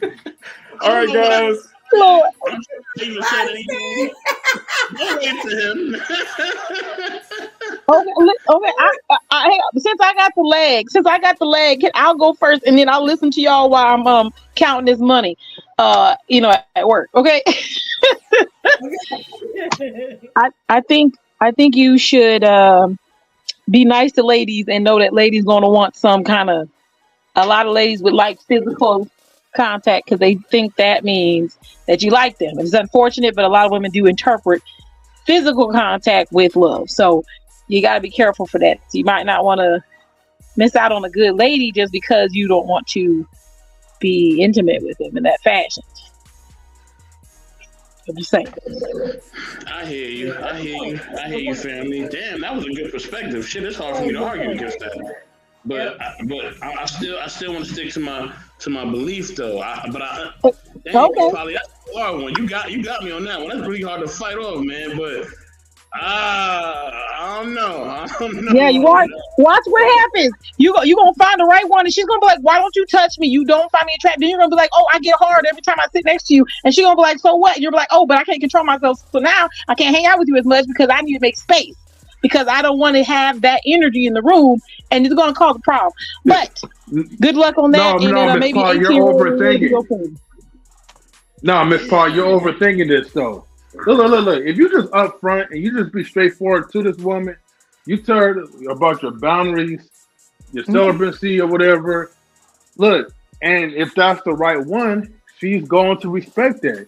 You never know. You might find like the right type of Christian girl, because those are ones that will usually wait before marriage, and either y'all can put each other on that 90-day rule, or you guys wait until you get married, and that's it.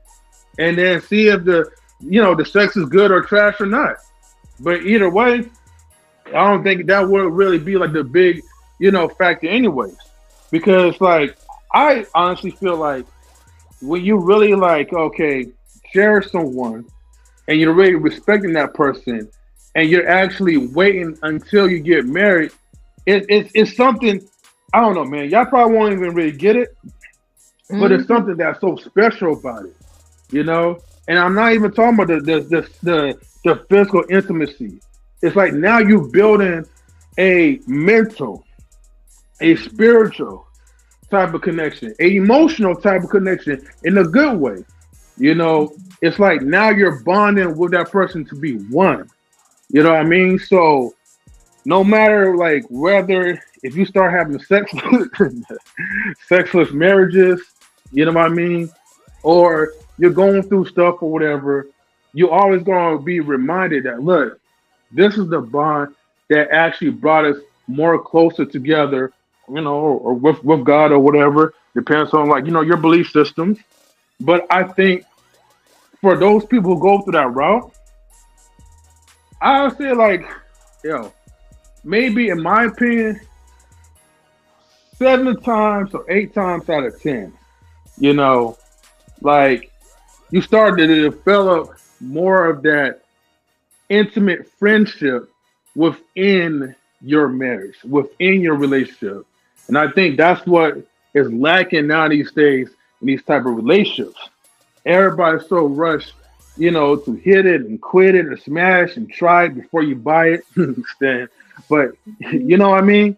Like you're missing out the foundation of what's gonna really like bind you guys in together.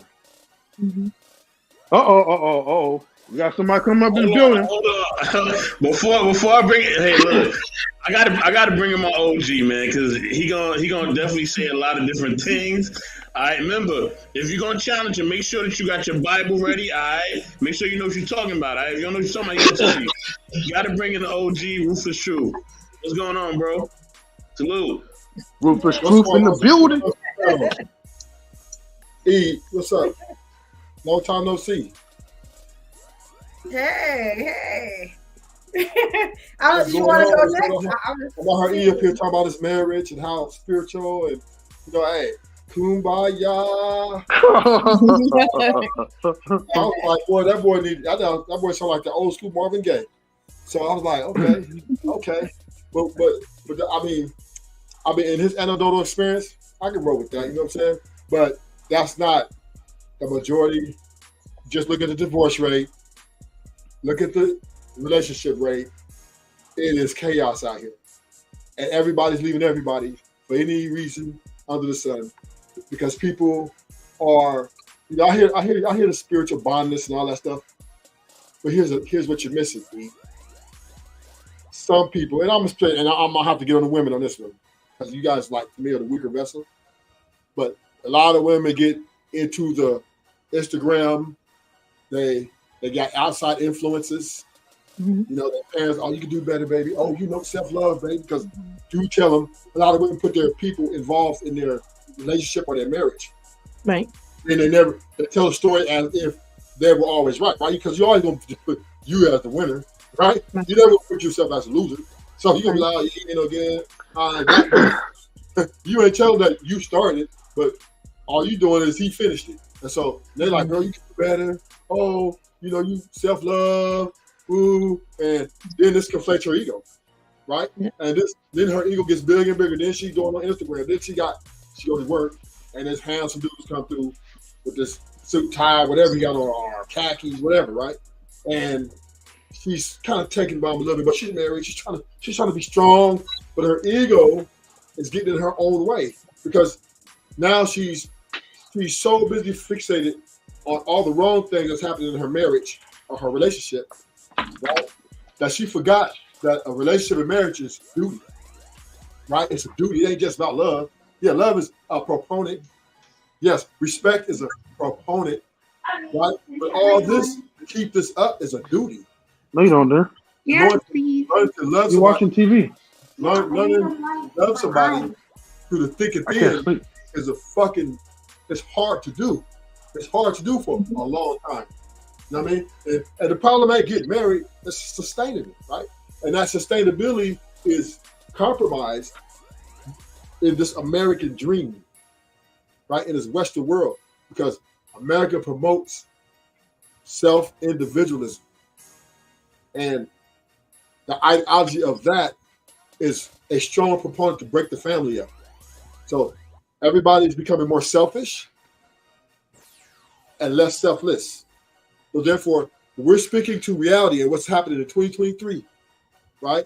And what's happening. A lot of these marriages, relationships, bottom line is, temptation is very powerful. Temptation is very powerful. And people are tempted to think that they're better than their partner, or they can do better than their partner. But really, it's not really greener on the other side. But you think it is, because once again, outside influences are a strong component in our divest. Okay. Y'all, we got about 15 minutes left on this thing. Uh-oh. You know what I mean? Anybody want to share, you know what I mean, their perspective on just what I said, you know what I mean?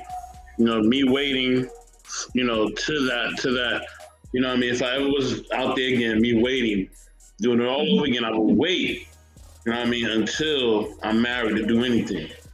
You know what I'm saying? If I'm serious about something.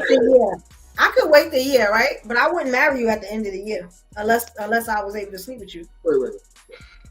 You said wait to get married to do what? Like I could wait the year out with him, but we wouldn't be married at the end of the year unless we slept together. Wait to do what? Wait, hold on, Rufus, hold on. So you have to be with him first before you marry him? Yes. I have to know everything I'm getting into. Everything. She got to make sure his dick game straight. It ain't even that. I need to know if you have one. I need to know if it's the size of a pencil. I need to know this stuff. You know what I'm saying? I need to know, like, you know, what can it stand up? You know what I'm saying? Is it gonna be able to please me? I need to know this. Listen. These women are getting that dick for. You skipping a line, Hey, they want to go tonight and test drive that new car before they take it off the lot. Come on now. Yes, I think that is smart. You need to know everything about I'm just shaking my head right now. I'm just shaking my head. We are not our ancestors. I'm not. No. I could wait a whole year for you, but at the end of the year, you know what I'm saying? You gonna need to put out before we jump over that broom. So we got to figure out. Oh, damn. We may not jump over that broom. We may not get to the broom. You know what I'm saying? I've been in a relationship with a man that you know, because of medical issues, he couldn't get it up. And after a while, you know, we were doing things. But after a while, it got boring. I was like, no, I'm gonna need some type of action. You know what I'm saying?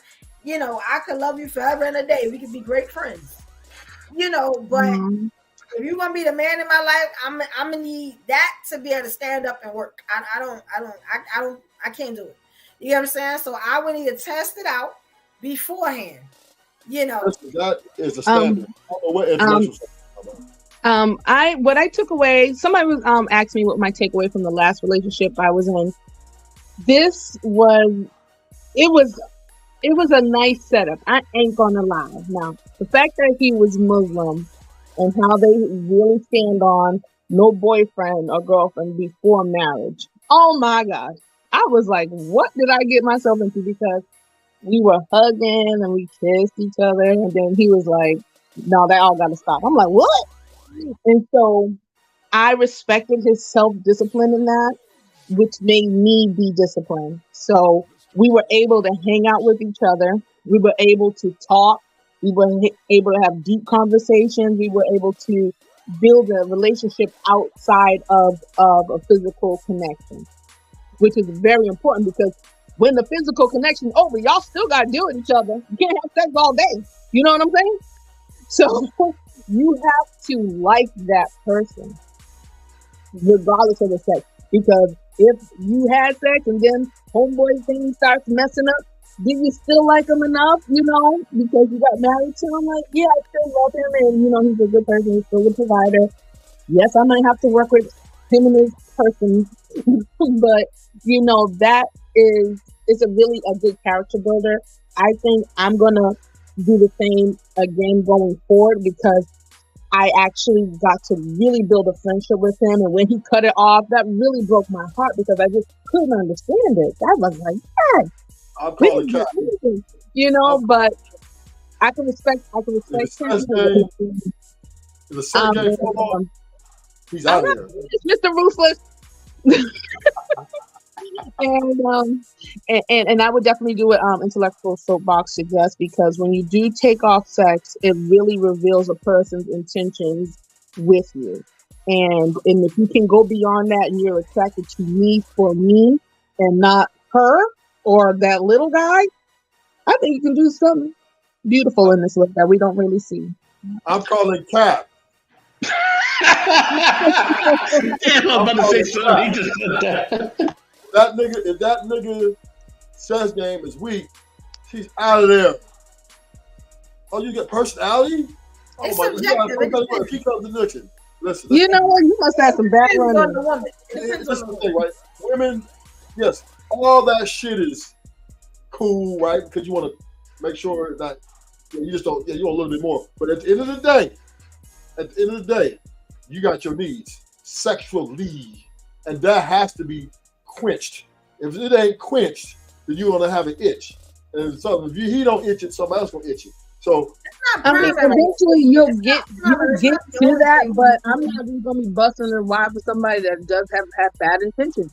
Because people be playing games out here.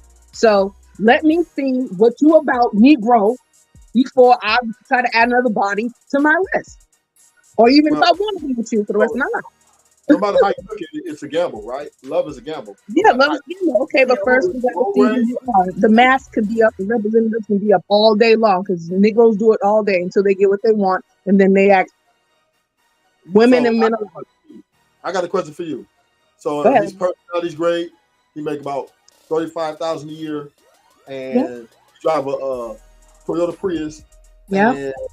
Great personality, great guy. Always will be there, but the sex game is lacking. So what is the chances? What is the chances of this man marrying you? What do you mean the sex game is lacking?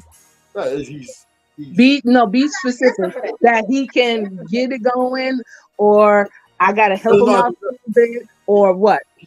Very bland, and 15 so seconds. Make a lot of money. Sex games whack. 50 seconds and finish. 50 seconds. Wow, you guys really extreme with this. I'm just saying, 15 seconds and done, right? And 15 seconds. Come on, that's extreme. Listen, I mean, if it didn't last that long, you can always teach somebody, because I'm gonna guarantee you didn't come knowing how to sling that thing right on day one. And you learn it through experience. You can always teach somebody something and help them out. But I think the point is, like, will you be willing to be patient enough to teach him through until he finally gets it, or at least he comes up to you guys' level, as far as like physical intimacy, emotional connections, and all that. Yeah, you can do that. Yeah, if you love the person, yes. Yeah, because there ain't a lot of good dudes out here. So sometimes because you basically putting that man in the virgin category. Now, if he stayed by the book and in his beliefs, and you meet him and he's virgin, so this is you basically trying to like poop on him at that point too. He don't know what he don't know. You still gotta know. It's always learning curve. Everybody don't know what to do. People have introduced certain things to us, certain tricks to us, and we be like, "Oh, I like that." Do that again. You know what I'm saying? So, you're gonna need a lot of work. That right there gonna need a touch of God. You know what I'm saying? He got a lot to do. Why they say all these bodies? And he works at Mickey D's. You know what? He can always upgrade. He can always upgrade the job. When the money will come, he can always trade that car. Well, here we go. Get a better car. Upgrade. Y'all can go to the couples sex thing. Y'all learn how to do this together. Like, there's so many things you can do. Like the fact that people can't be creative in that they run off and be creative with somebody else. That's where you're a loser at, and you didn't give your partner a chance. So you mean tell me? It took me a long time to figure out. I like that. My man might not make as much money as I make because, you know, I have a certain type of job, and then I also have a lot of side hustles. I got a business. So once I figured that out, I was like, okay, I'm gonna have to calm down a little bit, because the man that's making the type of money I'm making, I'm probably not gonna get. You get what I'm saying? As long as the man that comes into my life is not interfering with the money that I'm making, or not trying to stop my hustle or nothing like that, or competing with me when we both know it's not going to happen.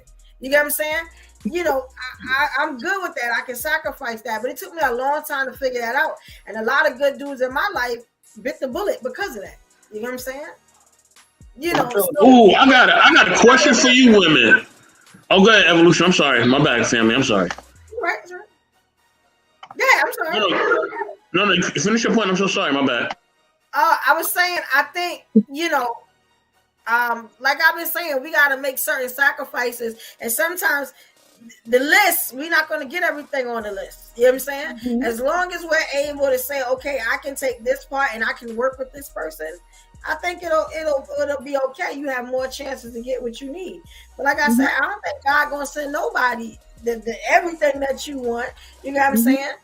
You know, that's just not how life works. You know what I'm saying? You should be like adapting to your person if you can stand them, you know, if you want to be with them. You know what I'm saying? Like if they have the good qualities, the personality, all this other stuff, all that material stuff can be upgraded. We can get there. You know what I'm saying? You can give them tips on how to get there, how to get a little bit better.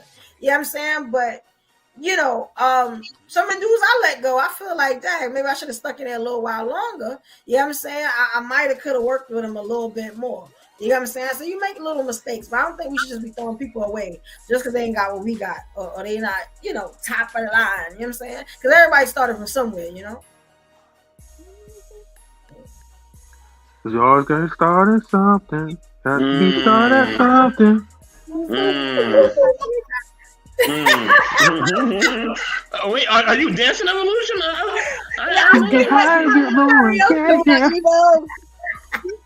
You got to remember, Evil do the DJ thing too. You know what I'm saying? Oh, White School Podcast breaking it down. I'm a little white, so I'm not. All right. So this is my question for the ladies, right?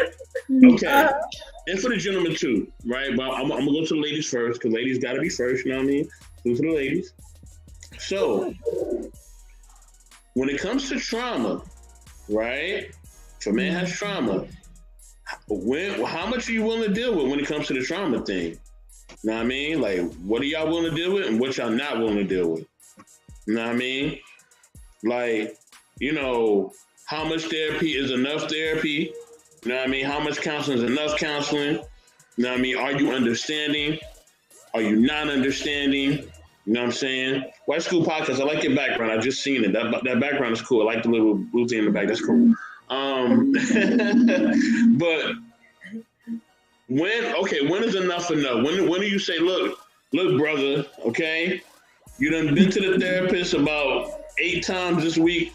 You know what I mean? You need to grow up. You know what I mean? Or is it never enough? Because sometimes when we dealing with trauma and things that bring us pain, we really can't control that. Let's be honest, right? We can't control it.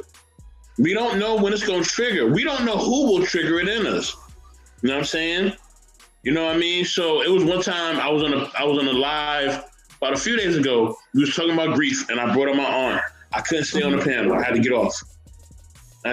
Because that woman meant everything to me. I was like, I'm out of here. I'll see y'all later. I'll come back.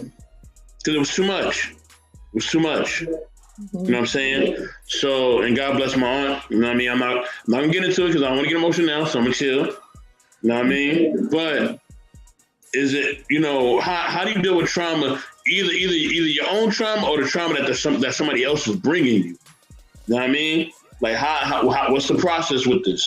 Talk to me.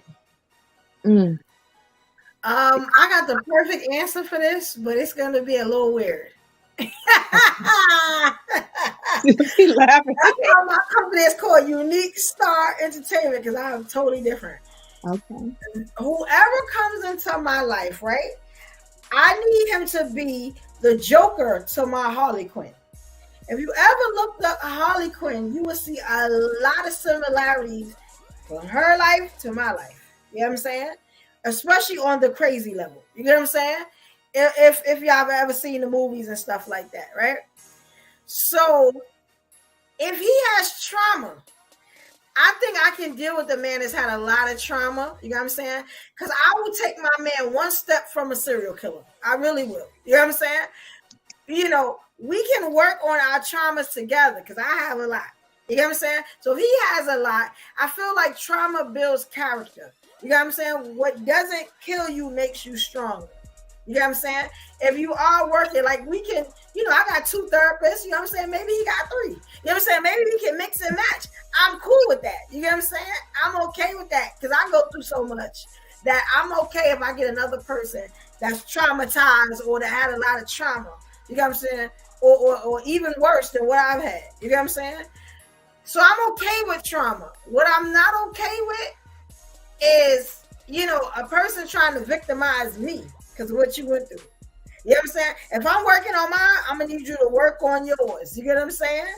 You know, I don't know if y'all understand what I'm saying with that. You know, your last relationship, you know what I'm saying? You used to punch her in the face every time she didn't know, you know what I'm saying, what color Kool-Aid, you know what I'm saying, you wanted it for that night. Like, yeah, that's not going to happen over here. That'll be your last meal. Like, you get what I'm saying? If you're not working on it, then you want to sit in your trauma. You get what I'm saying? Like that, I can't tolerate. But if you have trauma, I'm okay with that.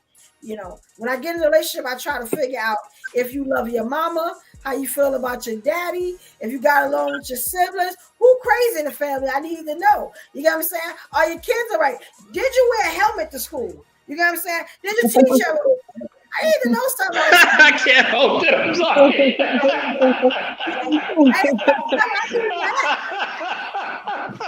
Oh man. Do you listen to R. Kelly? Now, what about Diddy? Is he your role model? Like, what we doing? Like, I'm gonna need to know some things. You know what I'm saying? And I'm gonna need you to want to answer these questions for me and be real about it. You know what I'm saying? Because I can read a room. Like certain things, I need to know some stuff. So you're not working on this trauma, then you can't deal with me. I got quite a lot of trauma, and I got quite a lot of mood swings, and I tell men that. You know what I'm saying? Sometimes it ain't about you, player. You may have said something that tick me off at the time. Give me an hour, I apologize. You know what I'm saying? But I'm working on my trauma. I'm in therapy 2 times a week. Like, you know what I'm saying? I need him to be on that level. The trauma is cool because nobody's perfect.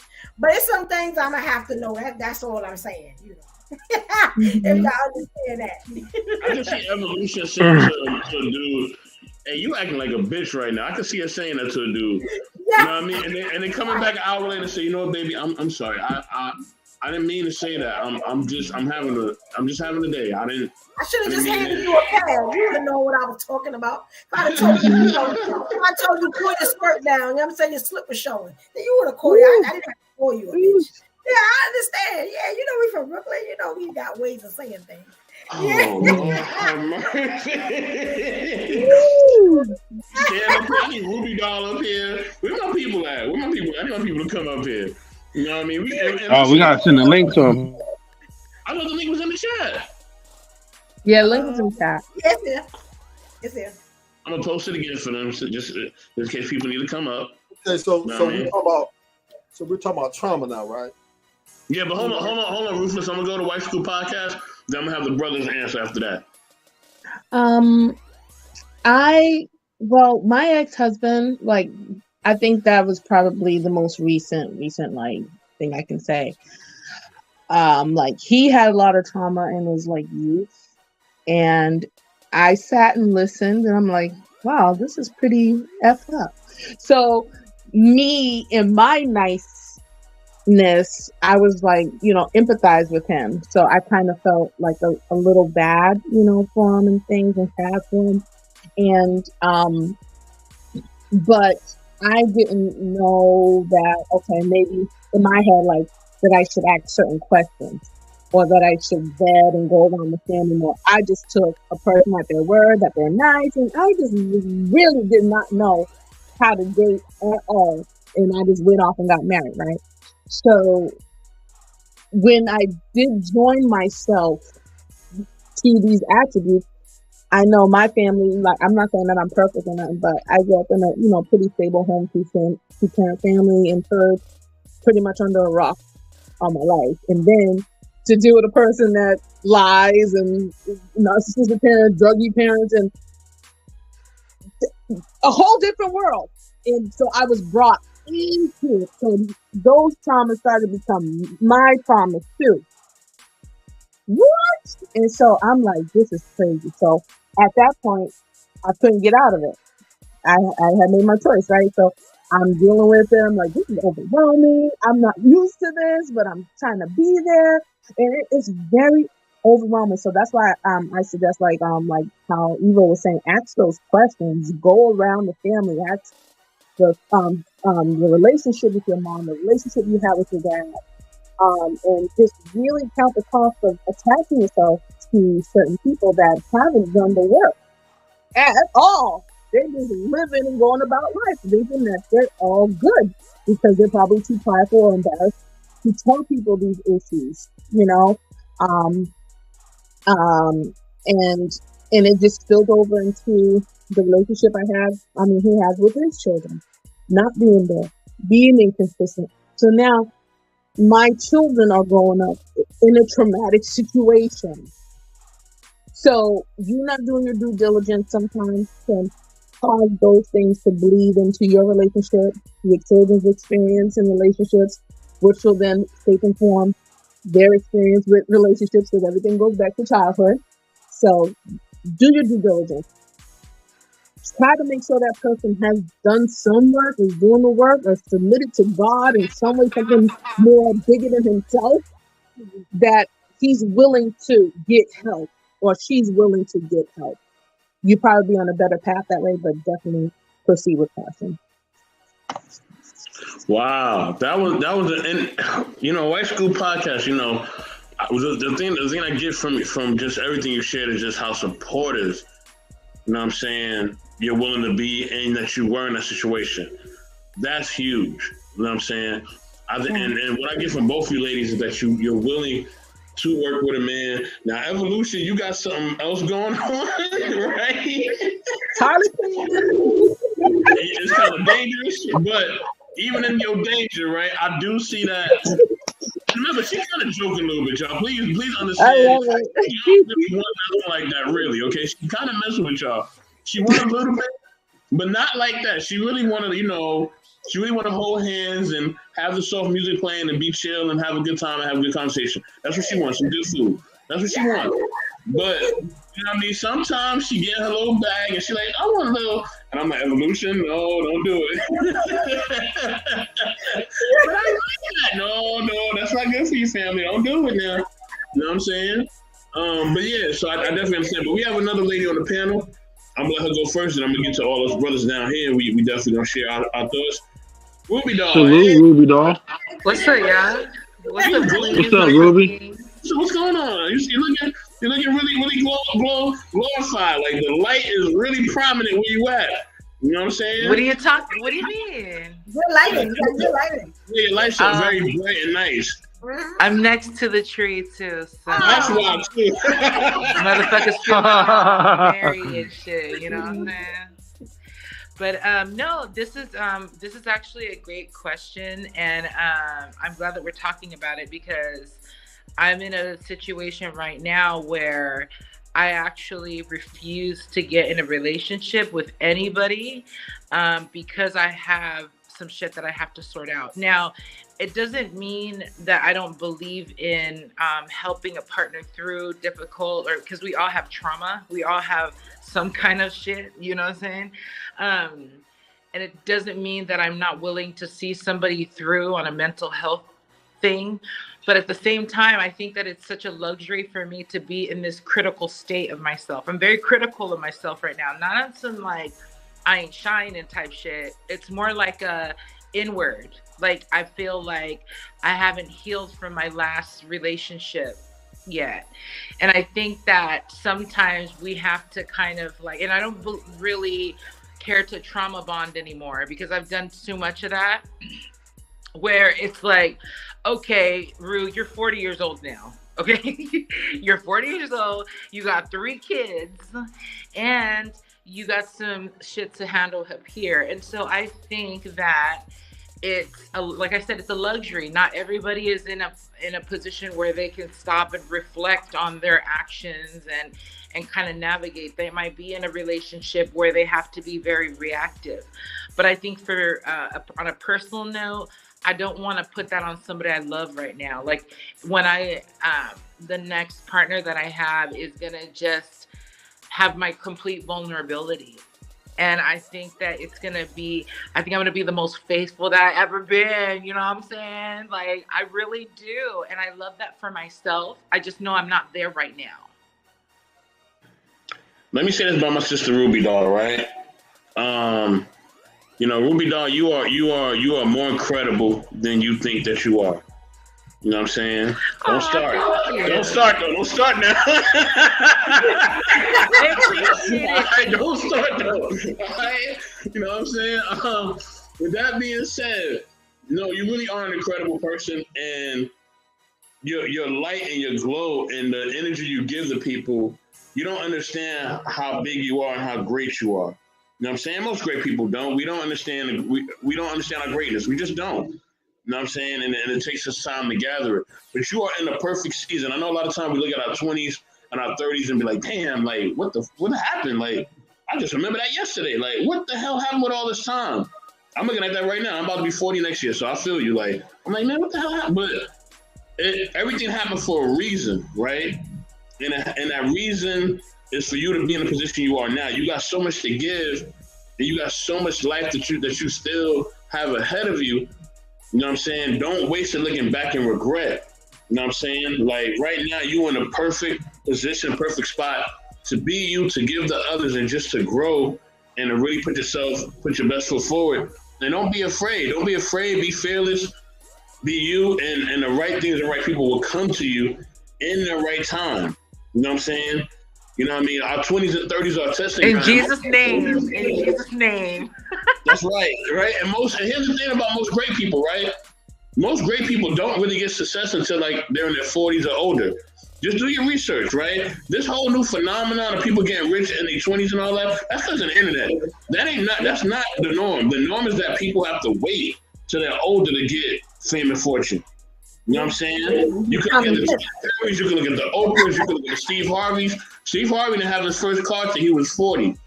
He said a story about that. And we know Steve Harvey got plenty of bread right now. More bread than a little bit. But it takes time. It's a process. You know what I mean? So don't let this new age fool you that you got to have it all together or you got to have this, that, and the third. You don't. You know what I mean? It's a process. Enjoy the process. Enjoy the ride. You know what I mean? And you are in the perfect season to be great. You know what I'm saying? So thank you. Definitely. Thank you, everybody. You're welcome. You know what I'm saying? I'm going to get to the brother. I'm going to get to Ruthless Shoe because I know he got a lot to say. And then I'm going to go to M3. Then I'm going to go to me. Hey, what's up? Trauma. So we talking about, are we really talking about this word? Yeah, like what trauma you want to put up with it? What trauma you like, I'm not dealing with it? I mean, like, oh my gosh, man. I think mostly common, just my life, word trauma is greatly used by two people, medical and women, right? So I don't really hear guys talk about, oh, I'm traumatized. I never really hear men talk about that.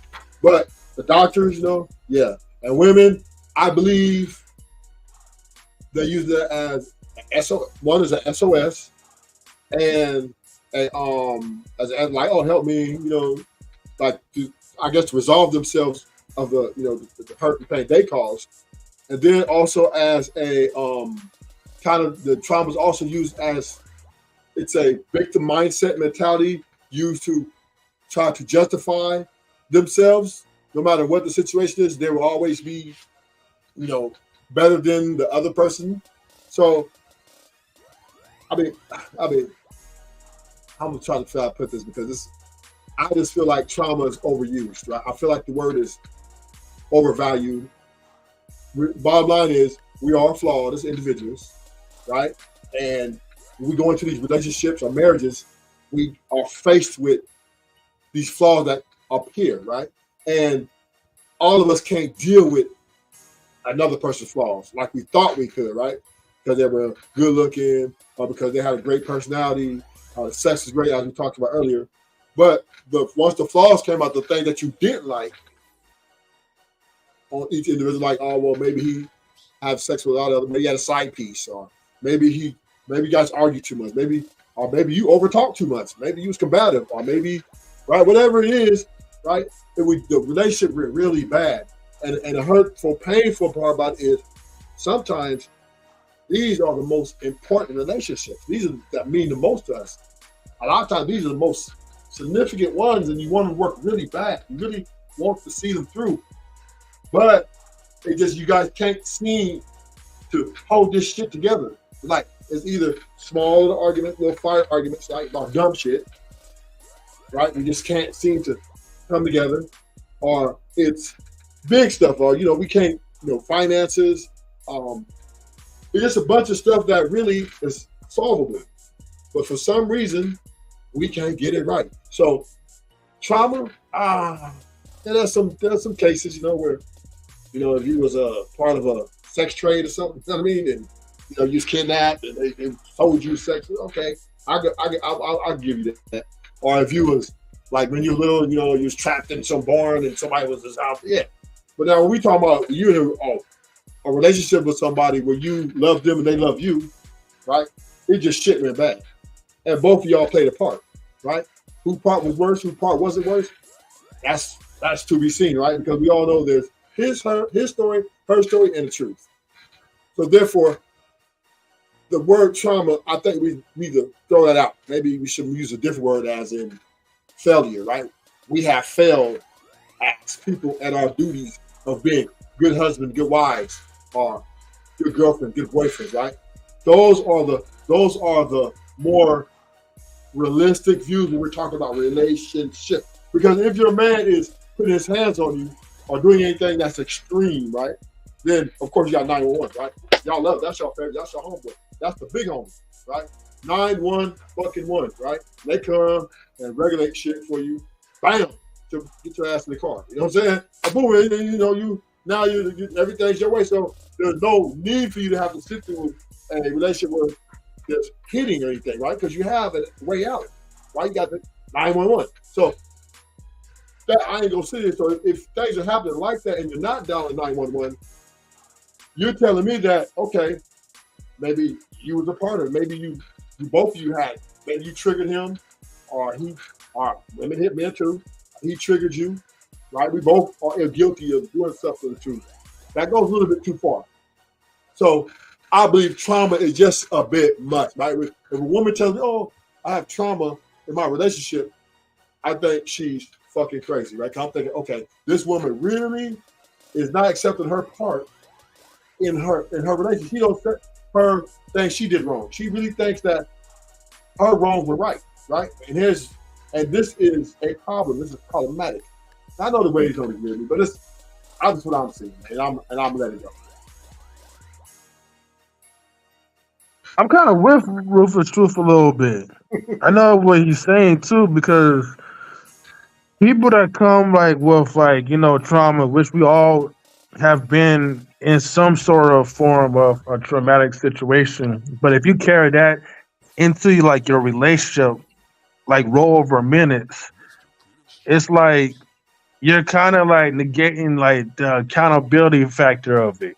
Like, what did you do within the relationship that contribute into being ending in a traumatic type of way, if you know what I mean?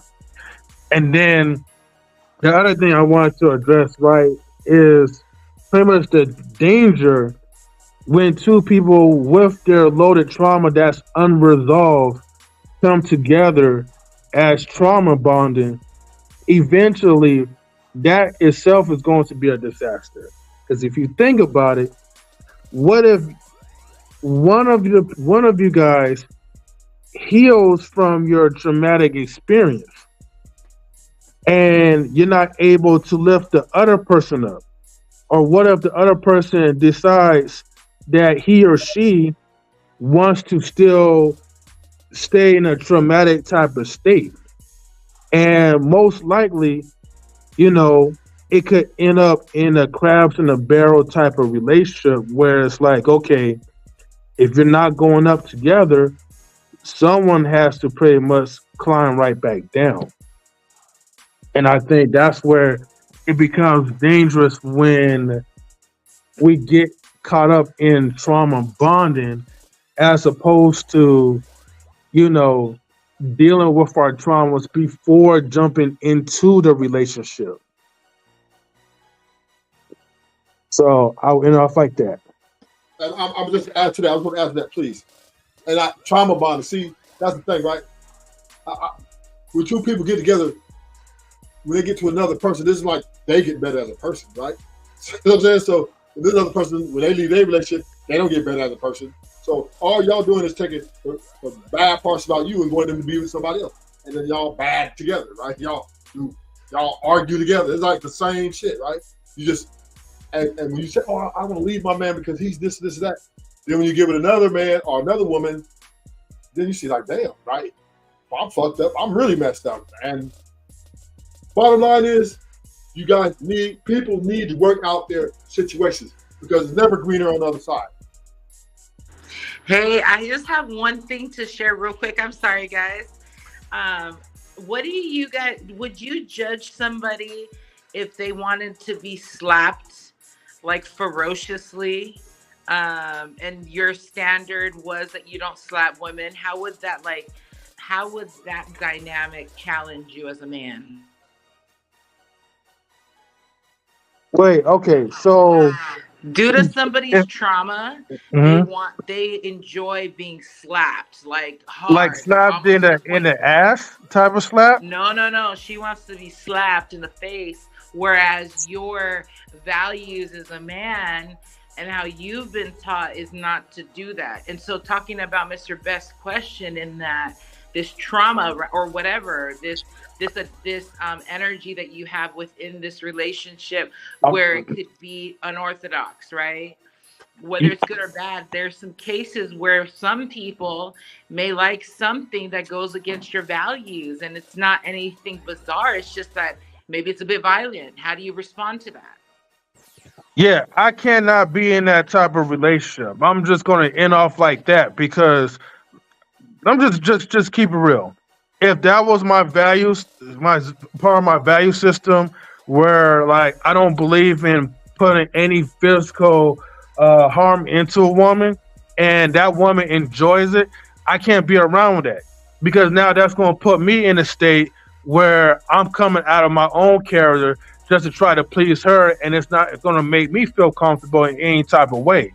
So I won't even put up with nobody that's like that. I'm like, look, I'll have to go over to Kevin Samuels round and just tell him like, look, you need therapy, go get some help, or you need to go get some counseling, go talk to a friend. I'll do it. I'll slap the shit out of you. You want me to? But if it was the ass though, like, I want to have a problem. But Yeah, in you did the that. face, You trauma no. bonded with her. She's So you pleading trauma with bonded you. with her. Like you She's just like, talked can about you not to please trauma provide bond this with people. I'll slap the shit out of you. You're like, baby, slap me. Okay. Pop. Don't worry, he's trauma bonded with you, girl. Hey, Because you somebody said make that no you back. equate that to love. That's not love.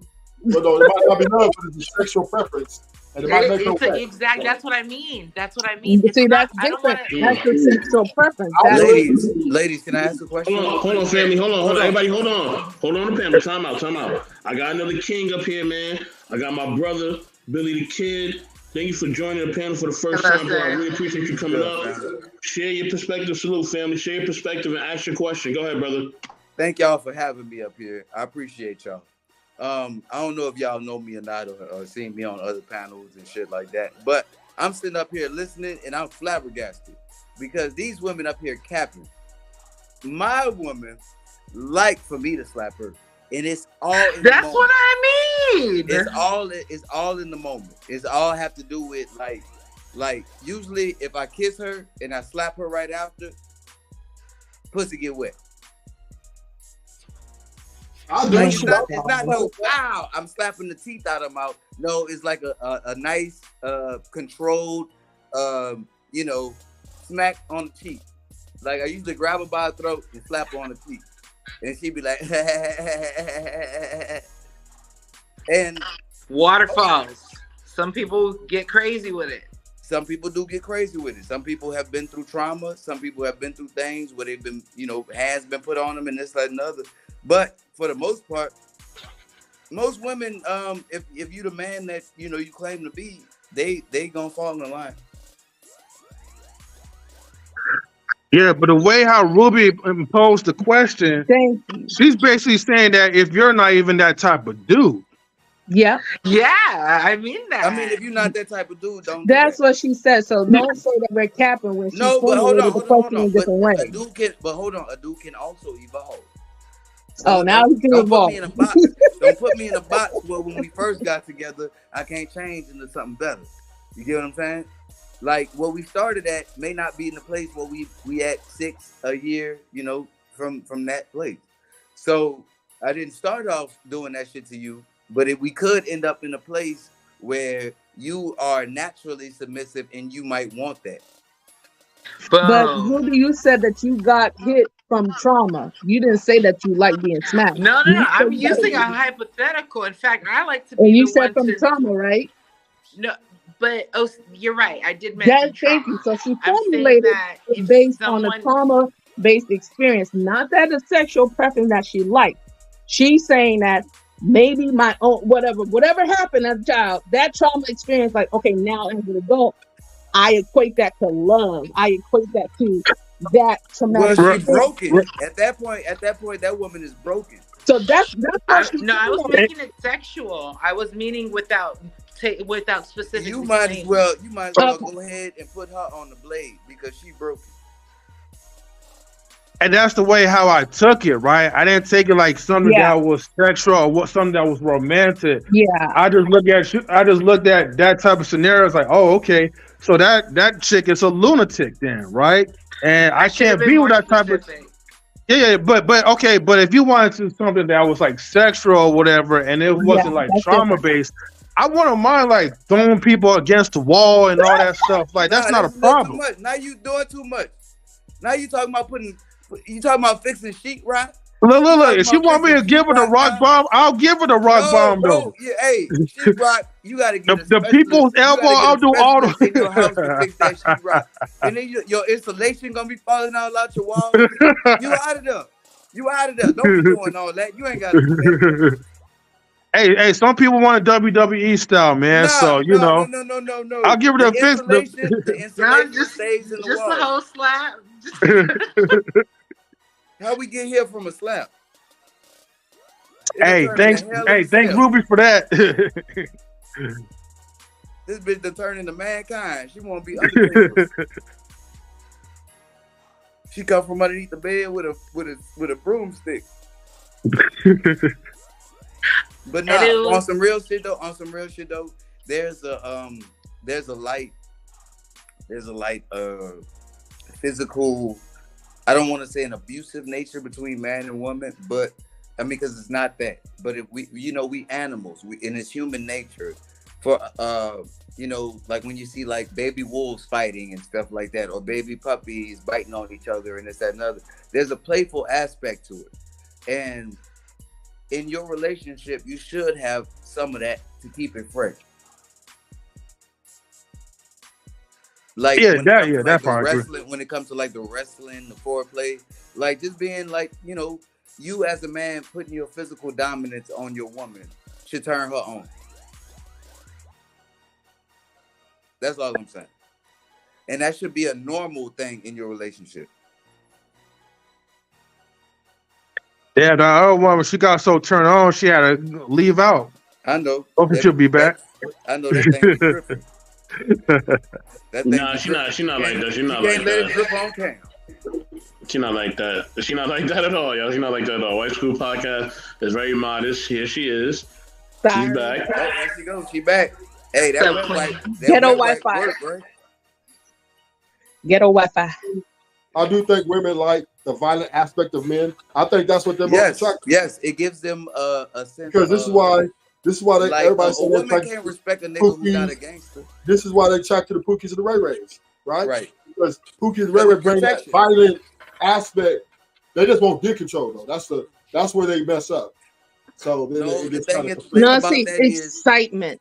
You can't say what we feeling, bro.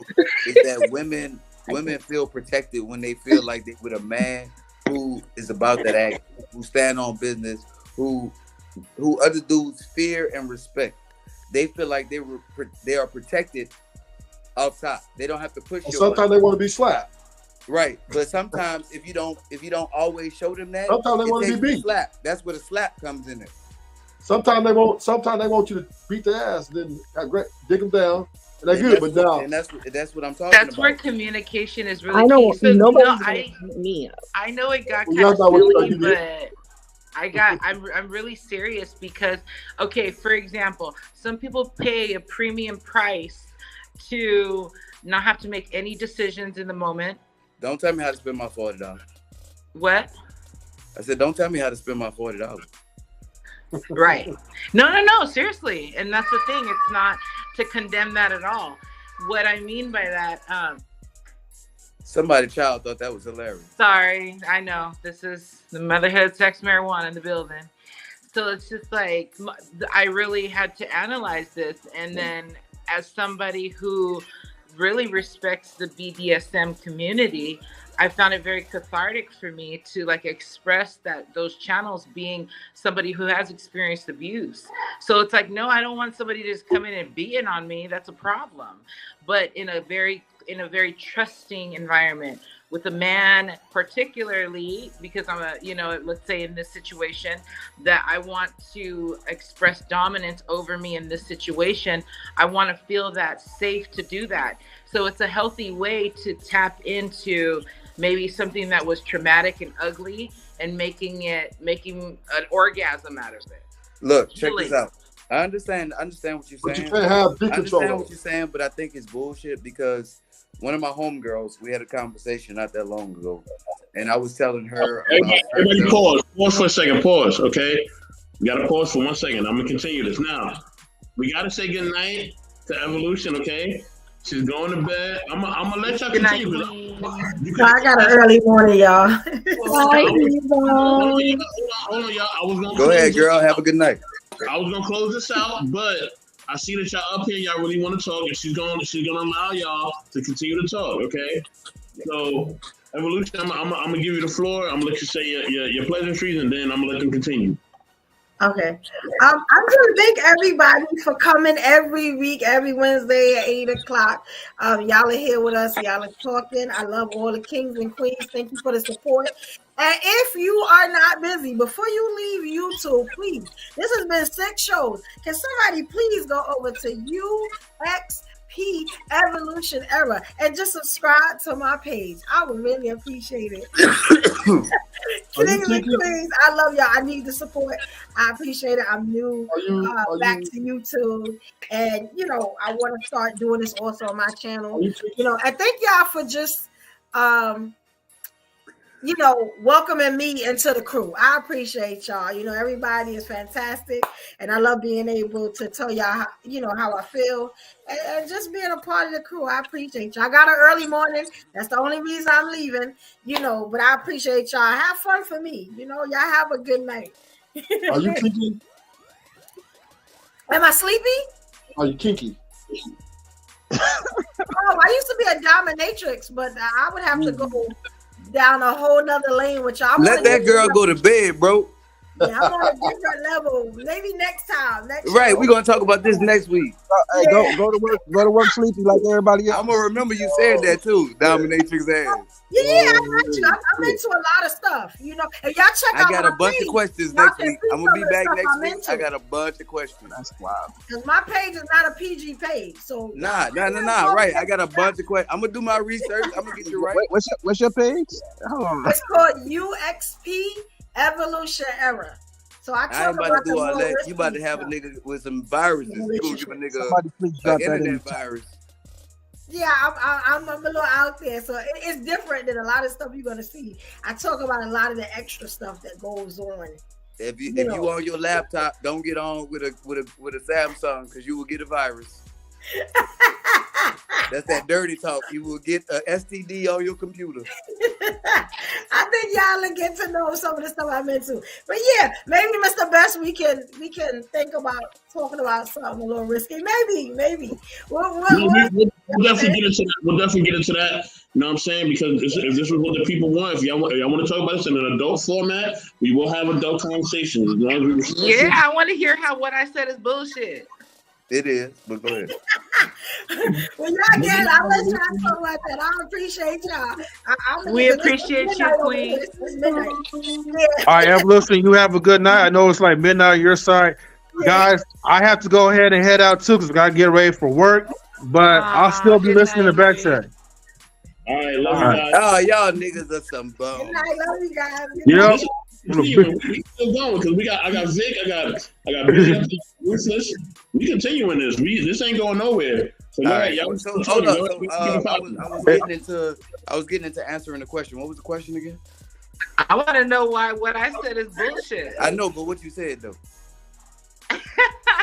I gotta utilizing the like, for instance, connecting your, I would say, your dark sexual tendencies that may be unorthodox or dark in a trusting environment could be healing towards your past sexual abuse. Okay, you a freak. So hold on. Like, so you saying that you embracing your freak might dissolve you from your past molestations or something like that? No, it makes her wet. She's saying is if she might in a safe environment, she wants you I to know, put I hands know, I know. I'm just trying to get an and understanding. then she gonna get wet. Nigga, how hard is that, nigga? No, I'm just trying to get an understanding of like Well, the, nigga, this like ain't the no psychology. scientist, nigga. She just wants you to, in a safe environment, under her control, she wants you to put hands on her. I get what you're saying, but that That's don't. what wet, and that's I it. get, I get what you're saying, but that Okay. don't resolve nothing. That That resolves do everything. nothing. She's sexually Like satisfied for that motherfucking night, and then right the for next day. that night, for that time. But I'm talking about forever. Right? Like that No, that don't equate to that. that's her fetish, though. But that don't got nothing to do with me. That's no, it's not. It wasn't to you. It was to the ones who wanted who to take her. She looking for her a kinky, certified kinker. Right, but I'm saying that anybody who is that is only gonna be a temporary thing. We talking about Oh, now, nigga, you looking for love, nigga? Go sit the G. No, I'm not talking about love. We talking What's her about name? fix. We talking about a fix. But isn't it like a form of projecting your trauma onto somebody else to fulfill what's wrong in you? Yes, that's exactly what that is. And that it's That's kind of exactly unfair to what the that is, person. because I've been in a relationship with somebody where they put it on me to make sure that everything about them, that basically that this woman never gets sad. That it's your job to keep me happy. Yeah, And that's not fair. impossible. That's impossible. I can't do that. I can't make, whenever you feeling sad, whatever traumas that you done been through, past, this, that, and the other, it's not my job to fix that. It's your job to fix that. It's my job to do what I have to do right by you. It's not my job to fix you or make you happy. I'm just here to do what I have to do and making this right by complicated. you. Yeah, because if she doesn't get what she wants, what then? You know what I'm saying? If the person doesn't Then get it's what they time to want in move that on, moment, because that's we going to act two cause more different. problems. Like, you're not satisfying me, or you know what I'm saying? Then you got to deal with that. Well, anytime anybody You says know, something that's- like that, just that's know tough. that that's a key word to breaking it. You're not satisfying me. I'm not satisfied in some kind of way. That's your cue to leave as the other person. Because it's not your job. Like, whatever you've been doing, if you know that you ain't been fucking her right, or you ain't been fucking him like you should be, you know that in your mind. But if you've been doing everything that you're supposed to do as a person, as a woman, as that other person, and they say they not satisfied, that's a tall tale sign that you might need to walk away, that it's not a good fit. Does anybody disagree? I don't know if I That's don't know if I'm losing it here, if I lost the topic, but okay, so if I'm correct, Mr. Best had talked about trauma and taking on somebody that you love's trauma. How And far will you go with what that? is that? How far will you go with Like, how far would you go, right? So my question posed was, if somebody had that, would you be willing to participate or even try it, even though it was against maybe what you're used to or what you think so? No, I would say no, because I'm setting my own. I'm when I was a younger person, yes. When I was in my 20s, I definitely would have tried. I would have pushed. But now that I'm in my mid to late 30s, I know what I like. I know what's good for me, and I know what I can do. I'm not trying to go over and beyond. I'm trying to work within my means. And if you're not happy by my means, then you don't work for me. Yo, I agree, and as far as the No matter phase- how much I want this to work, Hold on, if you're not happy with my means, if I'm going beyond my means to make you Hey, happy, hold on, let me make this point real quick, bro. He was correct. When you say, when you were younger, you would have tried it. You would have, probably experimented a little deeper. But as you mature in age and in situation and in mind, you kind of like figure out what you like, and you're not as pliable. right? I know what works for me. Exactly. So once you get in the groove, then it is really a matter of quickly getting to finding out if that person is compatible with you, and sexual compatibility is a thing. So I know, you can but it's push everything. that back all the way. Hang on for a second, brother. you could push that all the way back, you know what I mean, to the nether regions and say, oh, I'm gonna make him wait and he'll respect me. But in the process of you waiting, you wasn't telling them that you like to get choked and slapped.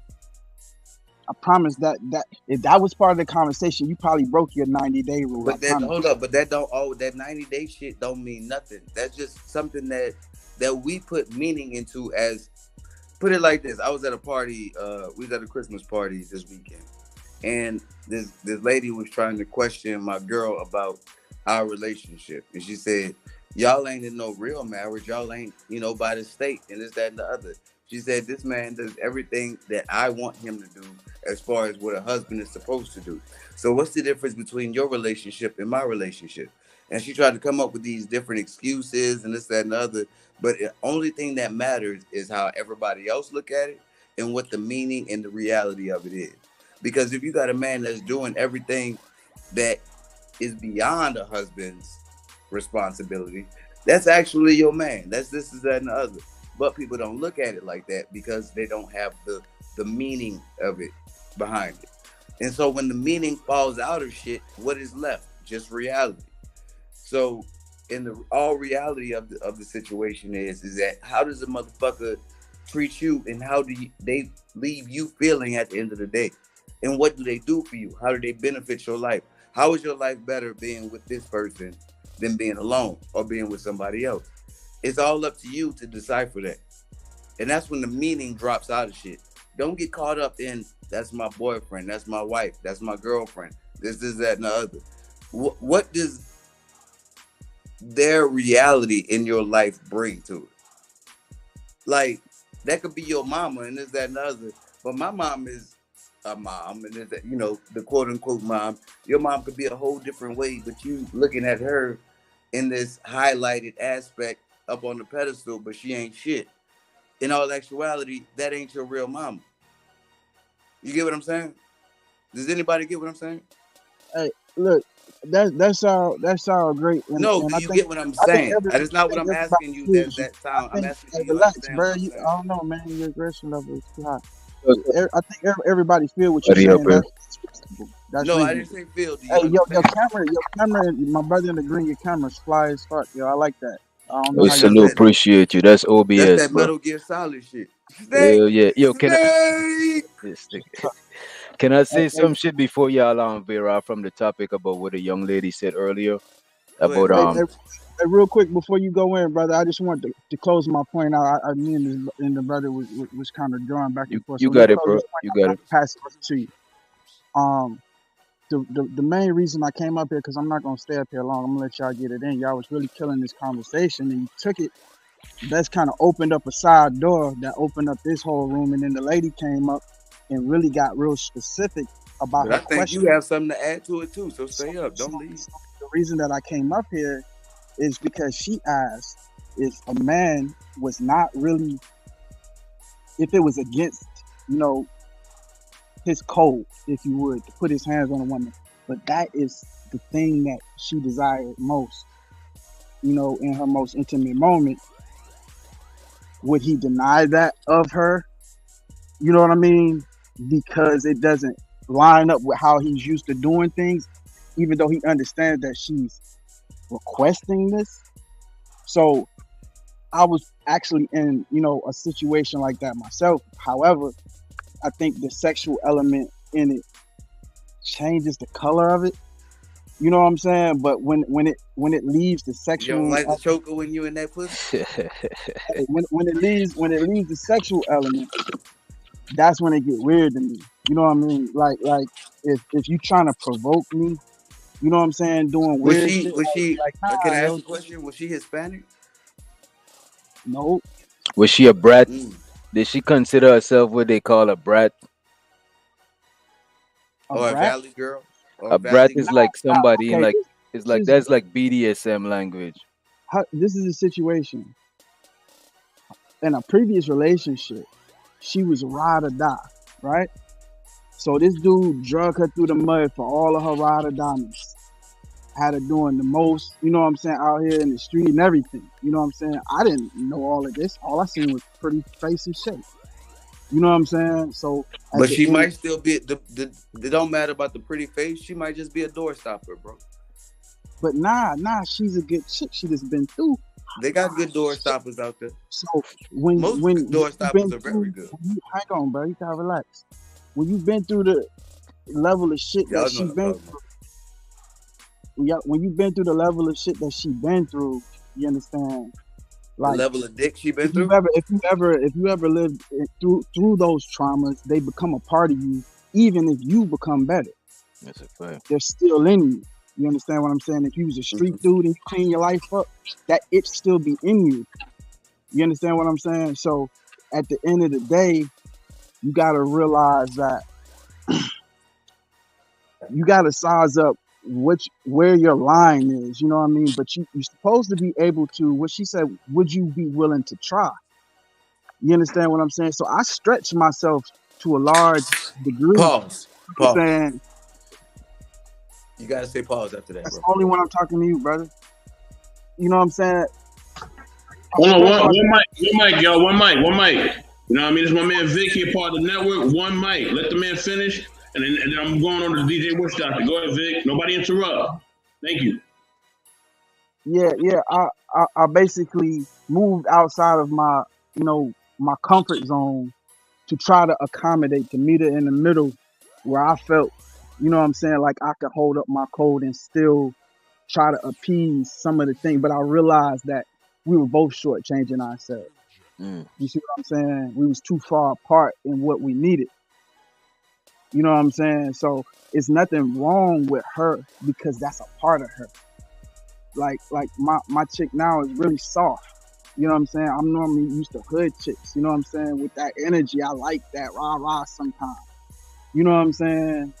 But I had to adjust myself to meet her in her softness, and she's sensitive, and I can't talk to her. I can't give it a rush. She don't want it like that. She don't want that. You know what I'm saying? So it's how far are you willing to move beyond your comfort zone, and does it still allow you to be yourself while doing it? Because a person will resent you eventually for making something else. That's a great question, my brother. That's a great question. And I'm going to say yes, and I'm going to say all the way. I'm going to say yes, you allow that woman to change you, and you're going to have to get all the way out your comfort zone. Like how you just did, how I explained to you earlier, when I was in my 20s, there were certain things that I went for, that I used to go for, like you just said, the hood chicks, the no good chicks. I had to realize that although that's what I liked, that wasn't my lane. That wasn't what was good for me. What was actually good for me was a softer woman, a woman who was more understanding, who was less out of the streets, who wasn't so, more India Irie and less Trina. You know what I'm saying? Like that's what I had to realize what was my style. But in the beginning, I didn't want that. I thought I had a specific type that I wanted, and life showed me terribly that I was wrong. What you was just saying just now, bro? Like I had a similar. As a matter of fact, my last relationship was similar to that shit. You know what I'm saying? Like my ex, I didn't know this about her from before, but I could tell that she was into some, like she had some abusive shit going on, because like the stuff she would want to do, like sexually, is like, like the BDSM stuff, you know what I'm saying? Like, and I'd mess with it before, you know what I'm saying, but not like in a relationship, you know what I'm saying, to see how the other person is. And I think like a lot of women who fuck with the BDSM, they had like traumatic past and shit. And BDSM is like a way to revisit your past and gain like pleasure from the situation instead of pain. You ever seen anybody ever seen the butterfly effect? Yeah. In the movie The Butterfly Effect, the nigga would travel back in time mentally and change something that would change the future. So he would try to have power over. Exactly. So they're going back in time mentally and changing some shit subconsciously in their mind to where like they could cope with shit more differently in the present, because they travel back It's kind of like shadow. That's It's kind deep, of like bro. That's something deep they call because look, shadow because work. when they did that in the movie, they fucked up the present. Sometimes it could fuck you up. It could fuck you up And so sometimes. that's You know what what I'm I'm saying? saying. Like Be a lot young of the and women who you talking desensitized about to doing shit. that type of shit, that they Mm. fucking up their own reality in the present, trying to fix some shit in the past. Oh, a lot of them do. To me, is a way. To me, like let's say a professional, like a therapist, could help you with that shit. Help you revisit your This past. nigga said therapist, my boy. Yeah, a therapist is a professional. They could actually help you revisit your past and you know what I'm saying, deal with shit in the present. But a lot of people use sex as a form of therapy. You know what I'm saying? Even we Yeah. do it. Sometimes you get a long day, you need to go home and you know what I'm saying, hit the You skins. from Trinidad or something? Not from not far from Trinidad, from GT, from Guyana, Georgetown. Oh, my boy, my Guyanese people. Hey, so look, the point you just made though, brother, that's a real good point. That you said the butterfly effect. Yep. There's a That was lot a of real deep answer. That was good. say for instance, right? A good girl who got a thing for bad boys, right? Now she get with the wrong bad boy, right? He give her a hard time, a little harder than she like it, and make a rough go of it. So they part ways. But she don't not want a good guy. A bad guy. She just want a different bad guy. You understand what I'm saying? Or rough guy, should I say?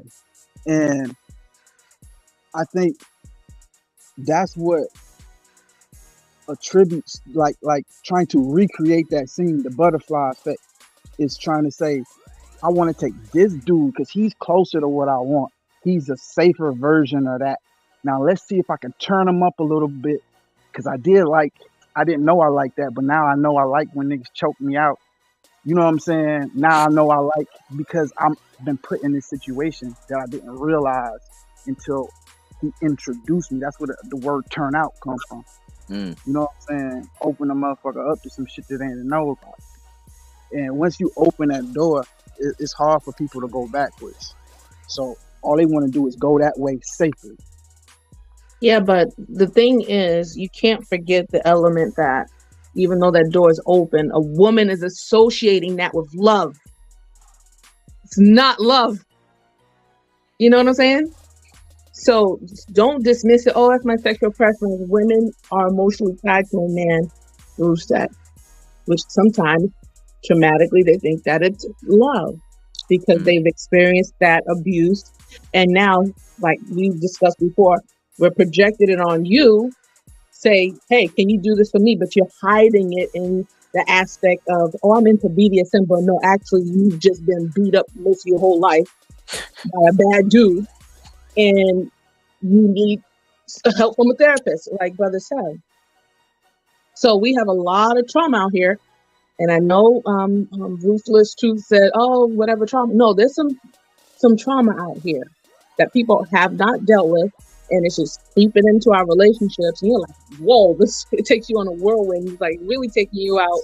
And now you want to people please. You want to please her. You want to keep her because she probably got a cute face, big booty, whatever.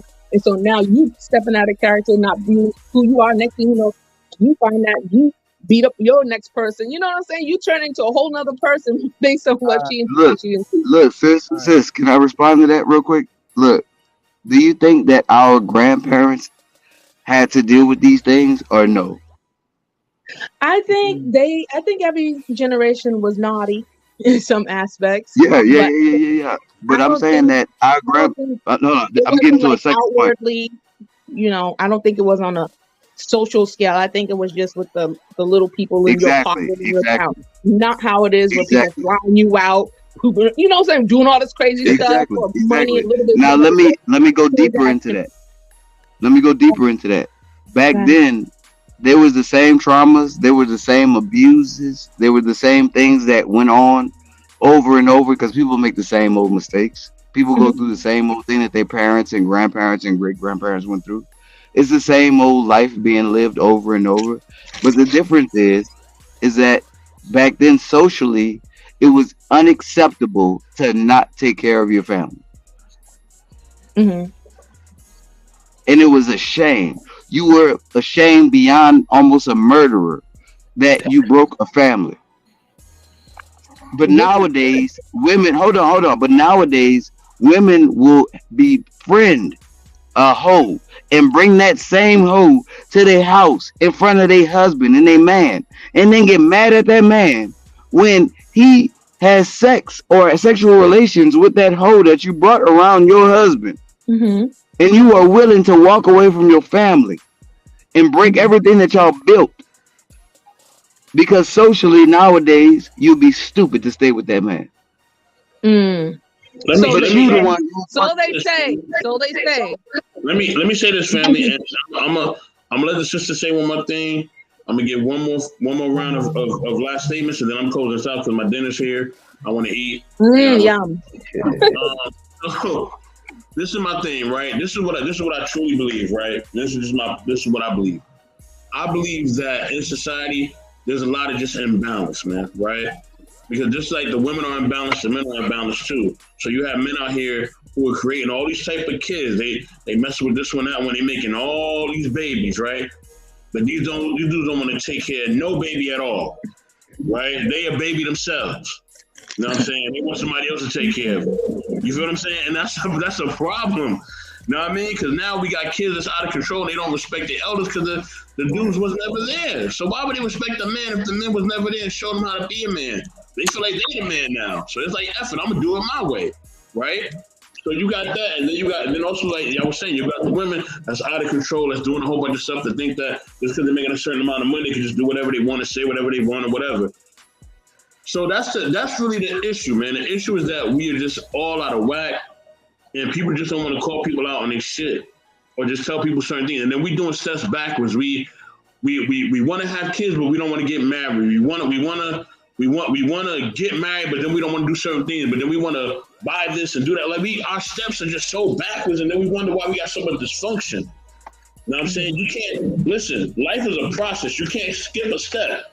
When you're going through things in life, you can't skip certain steps. You got to go through certain shit. That's just the truth behind it. You know what I mean? You can duck and dodge and think you can get away or whatever, but nah, you have to face that shit. Real talk. And if you don't, you're going to suffer the consequences. You cannot, life has no favoritism. All right? Now, if you're wealthy, you'll be able to dodge some shit because you're wealthy. You have a certain amount of money, that'll give you a certain amount of class. You're able to kind of, maneuver your way through certain things. But that can only last for a certain amount of time too, especially if you're a person of color. We see it right now. A lot of wealthy black men and black women are under the they're under the gun. You feel me? So that money thing can get you out of some stuff, but not completely.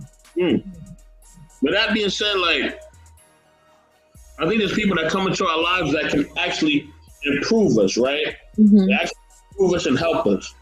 So a man could come in, and that's what a person's supposed to do. It's supposed to be a person, I believe, right? I think God is the savior, Jesus is the savior. I do believe that. Or for some who are Muslim, they believe that Allah is the savior. Cool. Y'all believe that? That's fine. Or Hindu or whatever you believe, right? And salute to DJ Witch Doctor. I'm glad you stopped in, bro. You know what I mean? Definitely. You know what I mean? Definitely come through whenever you can again, man. I definitely got to come on your panel too. But this is my thing. When a person steps into your life, they need to bring that savior element where they actually are elevating your life. You know what I mean? Because that's what we're supposed to do. If I step into a woman's life, I need to elevate her. I don't need to bring her down. If I'm bringing her down, I'm not adding value, right? If she comes into my life, she needs to elevate me. That's why when you see people who really love each other and bringing real value to their life, they be crying at that altar because it's a value that's being brought there, right? They found a person, and now Yo, look. Because there was a situation that I spoke on. I'm almost done. That you talking about? Hold on, bro. Hold on. Go ahead, land your plane. Let him play. Yeah, I'm landing my plane. Hold on. Now, with this being said, we that's why you see people crying at the altar because they're with somebody who actually has elevated them and have brought them to a certain spot. And that's what it needs to be about. And if you're not with somebody that's really doing that for you, you're wasting time. Being honest with you. You really waste your time. And I'm not, because that's a lifetime thing. You're going to make a lifetime decision, it's got to elevate your life. Straight up. That could be kids, marriage, whatever. It's got to elevate your life. If it don't elevate your life, it's a waste of time, and it's going to be a curse. Now, let me say this. There's a pastor Now I'm not a necessarily a Christian. I fuck with all religions, not just one. But there's this pastor in New Orleans called R.C. Blake, and he has a YouTube channel. And there's one video on his YouTube channel that I encourage you guys to look up, and it's called Friend Circles. Friend Circles. And it's about the 3 circles that people have in their lives. And one of the basic circles that you get from birth is called the prison circle. And these are people who love you the most, but will never allow you to grow or see you in any different light. Usually your parents.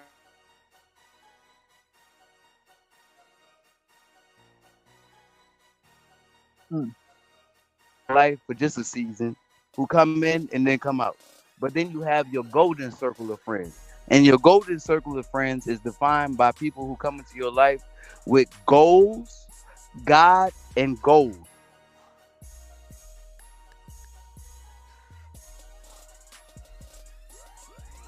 And then These Trying to goals. build that circle. You talk about God with each other. You talk about faith and religion and your belief systems with each other. And you also talk about how you plan on getting to the next level. Y'all bring, it's like networking, bringing ideas and money to the table. If y'all not doing that, he's a prisoner. This person is a prison. They're a hindrance to you. They hold you in a box that don't want to see you grow. And a lot of people in our lives, especially the ones who love us the most, keep us in a prison circle. And that's deep. yeah, I'm gonna say this, and I'm gonna say goodnight. This is a great conversation. Enough to stop me from what I'm doing, because I still got about another 2 hours worth of work to do after this before I can go to bed. But I like to say, sexual trauma is a different animal, and even if we don't tie it to the word trauma, association, in other words, the things that we bond to, and at the end of the day, we become the things that we love the most, the things that make us happy, our endorphins. So whether it's something that's healthy for us or something that's killing us, we'll still do it because we want to feel that feeling, whether it's nostalgia or whatever. And the only way to escape that thing that you keep reliving, good or bad, is to create new memories, to exceed that feeling, to reach a new level, so that there's no desire to look back for something that you feel was better, a better time, a better moment that you could possibly recapture in another. You know what I mean? So, take what's in front of you and make some new shit better than the old shit, I Peace would to even everybody. say embrace it. All right, y'all. Don't Look, run from it. Embrace it. Know that became you, and ain't nothing gonna change in this life. definitely. All right, y'all. Look, I'm about to eat my dinner. I'm about to go to bed. All right. You know what I mean? Wife School Podcast. Spaghettios, nigga, go ahead, do your thing. Thank you for pulling up. Thank you. No problem. Thank you for having me. We I'm gonna talk to you about some stuff that we could do on YouTube. You know what I mean? I think we could do some great stuff. So we'll definitely have a conversation. I'll reach out to you probably tomorrow. You know what I mean? Because I have some free time. Okay. Billy the Kid, thank you for coming up. Ruby Dog, thank you for sharing your perspective. Vic, you already know what's good, baby. You know what I mean? Hello. Salute to of course, Evolution. Me and Evolution had a great show tonight. Salute to M3, Ruthless Truth. Man, everybody that pulled up, man. Thank y'all for pulling up and showing love, man. If anybody tired. Hey, I'm gonna be here next week. Holla at your boy. If you ain't got me on Instagram or Facebook, holla at your boy. It's Billy the Kid, 6 for the B. On Instagram, holla at me on Facebook. I'll be here next week though. Definitely come through. But yeah, family, we definitely appreciate y'all for pulling up. Know what I mean? And definitely, man, y'all This have my a new good shit. This my new Wednesday shit. I appreciate that, bro. Love y'all, man. Good night.